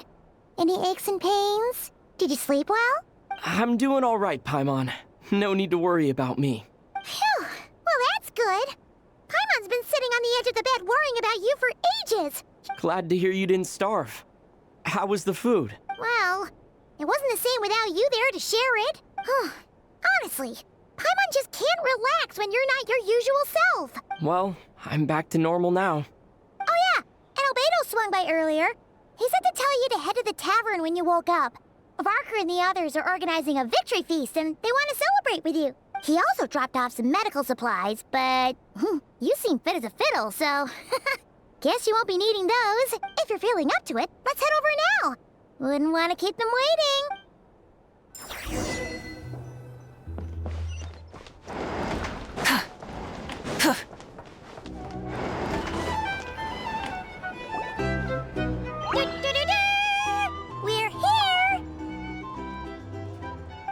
Traveler and Paimon!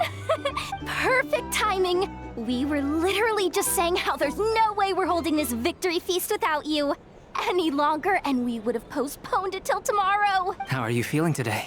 Much better. Thanks. Don't worry about me. Relieved to hear it. If that changes, just let me know. Happy to check you over at any time. Yep, we're here for you. Anything you need, just let us know. Oh wait, where's Nefer? How are her eyes doing? Nefer's right over there. I'm sure she'd love to catch up with you.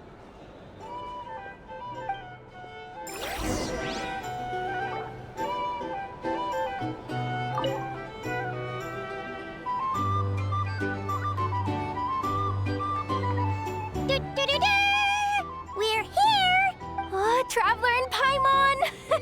Perfect time. How are you feeling today? Much better. Relieved to hear. Yep. Oh wait, where's Nefer? How are her eyes? Nefer's right over. I'm sure she'd love to catch.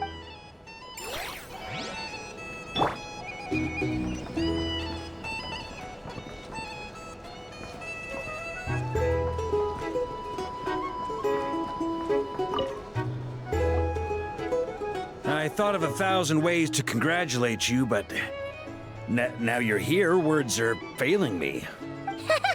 The honorary knight stuns them speechless once again. Well said. The honorary knight showed us all how it's done. The other knights tell me that Mondstadt was the first stop on your journey. All of us are truly delighted to count you as our friend. I'd like to thank you for supporting the Knights of Favonius, and also for helping us save Nodcry. Nonsense! Of course I'm gonna mention it. This is more than just business. It's a relationship. And there can be no relationship without showing gratitude where it's due. Hey there. Looking for a drink or two? Or perhaps a run for the night?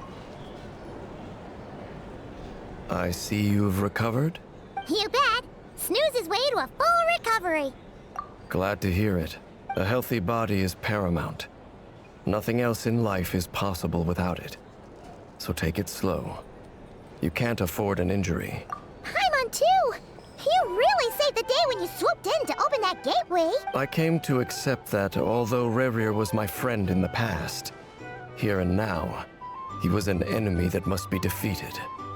Though I will never fully understand what happened between us, I could not let this crisis deepen any further. We fought a very necessary battle, and you played your part admirably. Yeah! And if you ever need to talk, just remember, we're always here. I'll do that.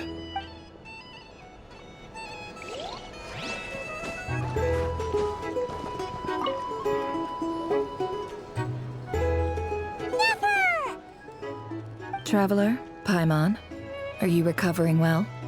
Turns out that moon chanter has some real talent after all.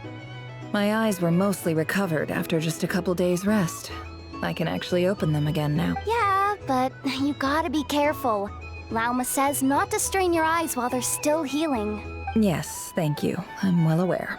Yehoda, could I borrow you for a moment? I could do with an extra pair of hands. Oh, sure. Coming. Did you hear that? I gotta go help Lauma for a second. You guys chat among yourselves. I'll grab us some drinks on the way back. Paimon, you still like them sweet? You bet. Make it extra sweet, because Paimon's earned it. Sure thing.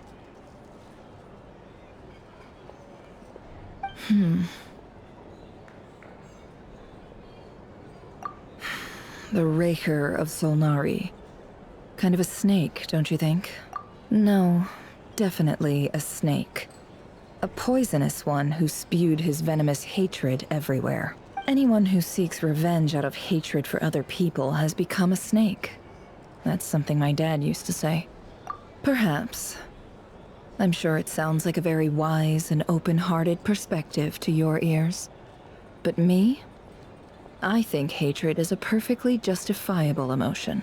What else is left when everything you depended on in life gets stripped away? Something's gotta fuel that drive to keep on living. If you're worried about me, you can nip that in the bud. I'm not someone who gets stuck in the past. It's just...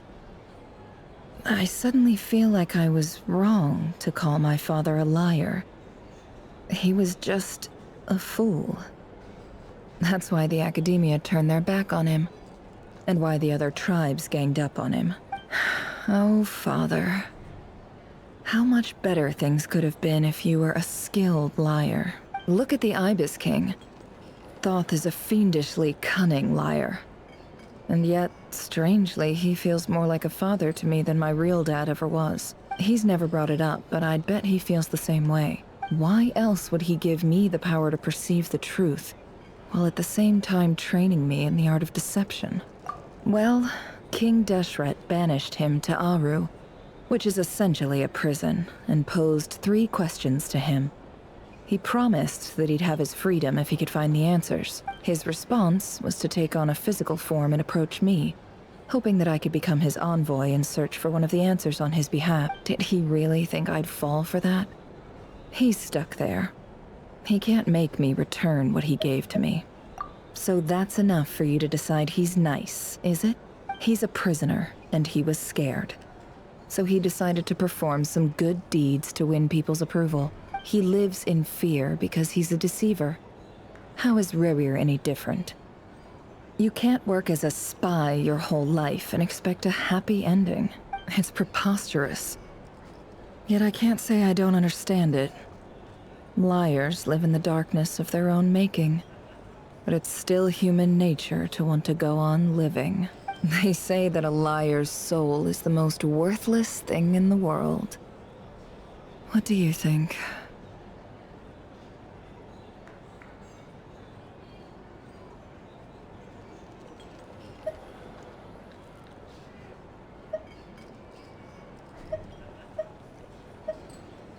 Oh, really? Well, it takes a very kind person to find compassion even for liars. If you ask me, the soul of a liar really is worth nothing. Because all they care about is themselves. For example, when something good falls into my lap, I don't go sharing the news around. Stops other people trying to steal it from me. So be it. They have sharp ears. I can't keep anything from them. Oh, is that what it looks like? Well, you all know my past now. And I can't simply eliminate everyone who knows too much. So I guess I just have to put up with you. For the foreseeable future, at least. When you find yourself in a situation you can't control, the safest play is to keep calm and start monitoring everyone involved like a hawk.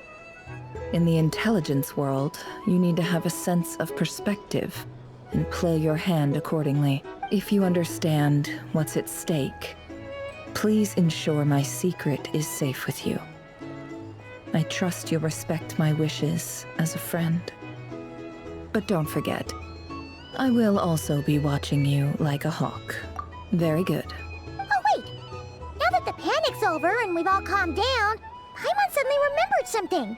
After all that build-up, our mystery ally never showed up even once!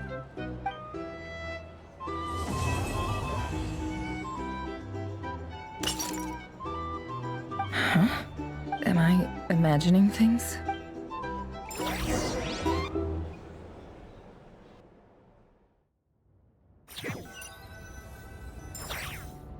So, that close colleague who stayed behind with you? What's he been up to recently? Don't know, don't care. I get more normal human interaction from hanging out with Bosco 2 than him. Although, now you mention it, he hasn't bothered me in a while. I wonder if... If he's disappeared without a trace, it's the biggest gift he ever gave to the world. But I somehow doubt that's what's going on. He won't lie low forever. So we'd better stay on guard.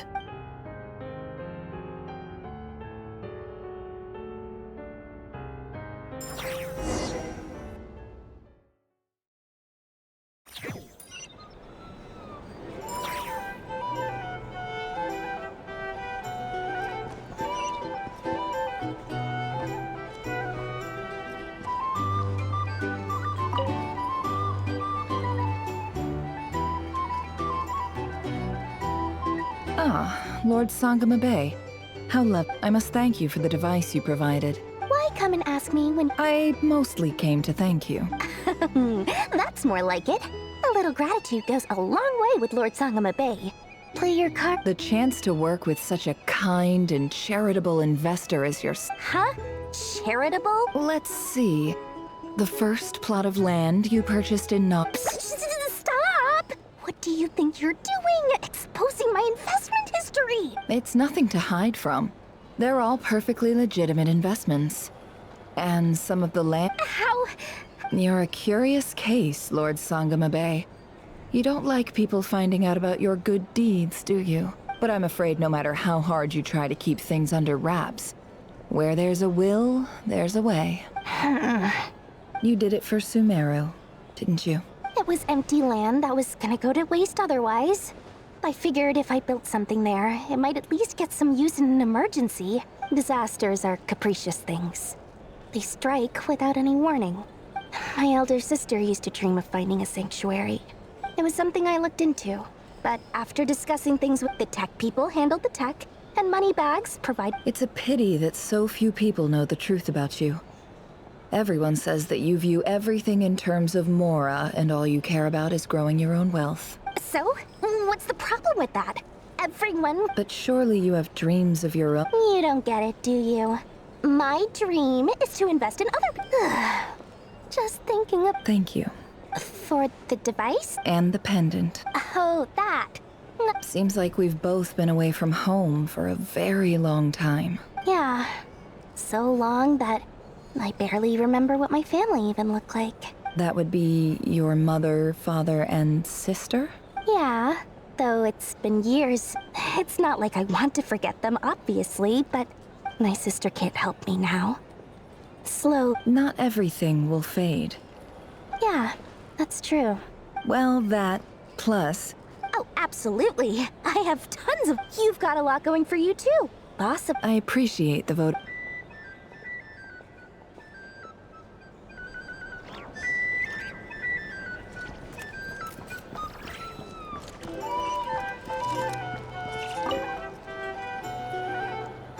How have you been holding up? Any adverse reactions? If you start to take a turn for the worse, make sure you tell me right away. You don't need to worry about me, Grandmaster. I'm fine. I mean, I barely did anything, so... What? You're too humble, young man. You played an indispensable role in the battle for Notcry. We can't thank you enough for your support. Sometimes, when people praise you, it's because you deserve it. The best thing is to accept it calmly and with grace. It's important to learn how to respond to words of admiration. Let's do a quick demonstration. Albedo, that was an incredible feat of alchemy. The pressure was on, but you worked flawlessly at lightning speed to get the job done. Thank you. I can't take all the credit, though. Durin played a big part in forming the alchemical array. See? Did you catch that? A masterclass in how to take a compliment. Okay, yeah. I did work pretty hard to help prepare for the battle. No point denying that. Hey, you guys! Hey, look who's bounced back. Looking good, Traveler. Seems like you've recovered. You won't need to take any more medication. Can I get you a drink? Huh? You know how to order at a bar now? You've sure learned a lot recently. Handling a drinks order is ridiculously simple compared to alchemy. Don't worry, I'll blend into society yet. Paimon believes it. You're clearly a fast learner, just like your brother. To be totally honest, though, Paimon didn't quite follow all the details when you first explained the plan to us. Don't worry, that's completely understandable. Unless you're a student of alchemy, it's hard to grasp the principle and how the process works. To put it in the simplest terms, we saw how our enemy stole the power of Kuvaki. And that gave us the idea of stealing his power to turn it against him. When facing an enemy you have no hope of defeating, it's best not to engage them in battle. So, instead of looking for a way to overpower him, we decided to help Columbina get strong enough to at least stand up to him in a fight. For this to work, we had to analyze his modes of attack, confirm who his main target was, and make sure that he wouldn't go beyond the range of the alchemical array. For added security, we prepared a total of 4 arrays. But to mitigate the impact of the battle, we identified one location in particular as the alchemical array absorbed his abyssal power. Then Durin processed it to render it usable by Columbina. That power enabled her to do what would otherwise have been nigh on impossible. What surprised me was that Dainsleif actually agreed to join us. Given his history with Rerir, he had every right to sit this one out. But we're extremely grateful for the decision he made. It must have been a painful choice to make. But I'm sure that making a decision was far better for him than staying in limbo. Absolutely. He was torn between 2 paths, but in the end, he made his choice and stuck to it resolutely. He doesn't strike me as the sort of person who'd stay trapped in limbo for long. Anyway, however you cut it, everyone gave a stellar performance. And now, it's time to kick back and celebrate.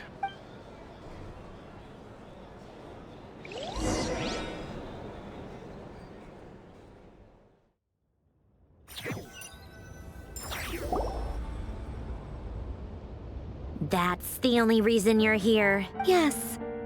I've thought a lot about it. And I've realized that you, me, and Arlecchino should be friends. I think this is very important. So I felt I had to come and tell you. Well, this is a new one. I'm so moved. I can't even hold my teacup. If that's all, you can leave now. Do you not want to be friends with me? Or is it that you prefer being co-workers? What is this, Columbina? Are you deliberately testing my patience threshold?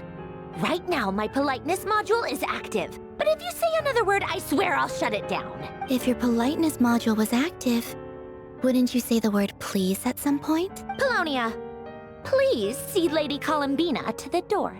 Will you still invite me to your next tea party? What? Yes, I think you will. Bye-bye, dear Sandrone.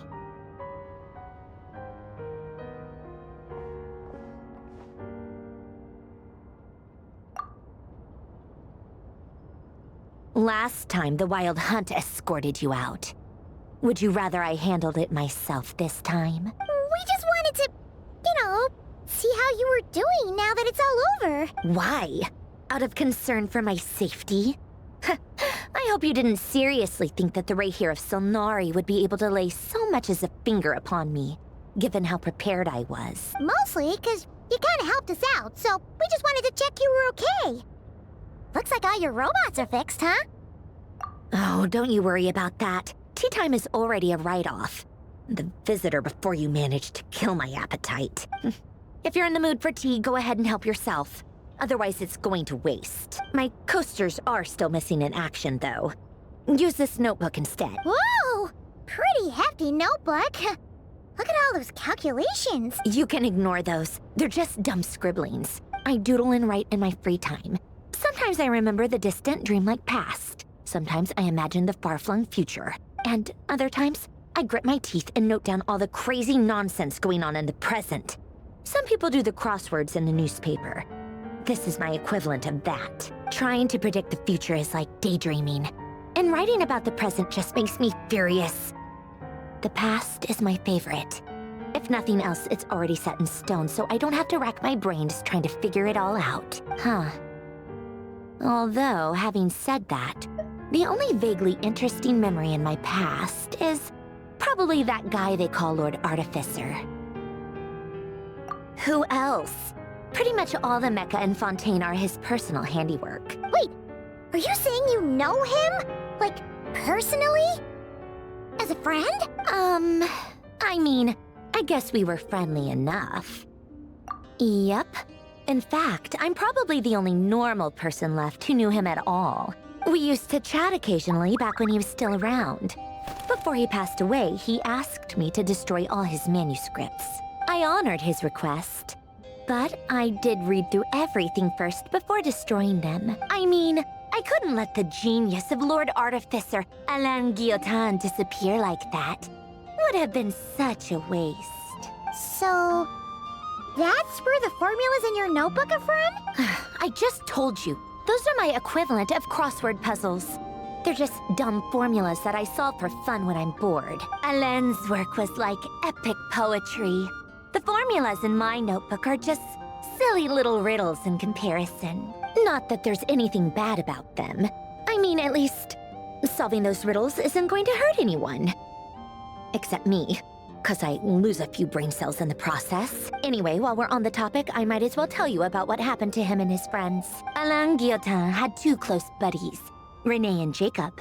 They spent their childhood years together in the Narzissenkreuz Institute. They were all quite competitive, so there was some rivalry between them. But it was a friendly rivalry.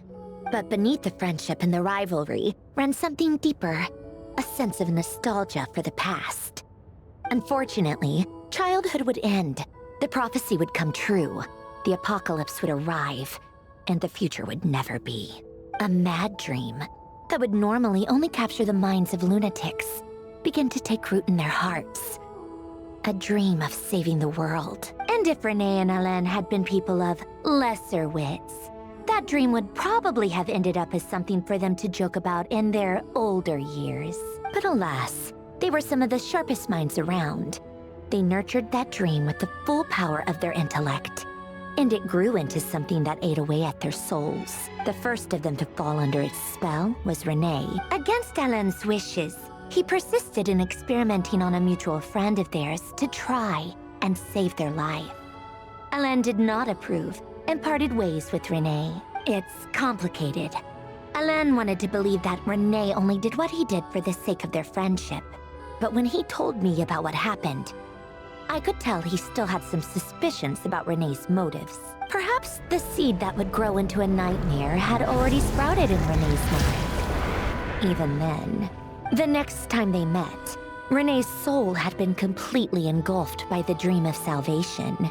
His futile attempt to change the tide of fate only resulted in a wave that swallowed up the world, even before the apocalypse came. And although that wave died down eventually, I hear that it just recently came back with a vengeance. As I understand, Renee wanted to live out his dream of salvation once more. But I'm told that the attempted resurgence finally died out for good.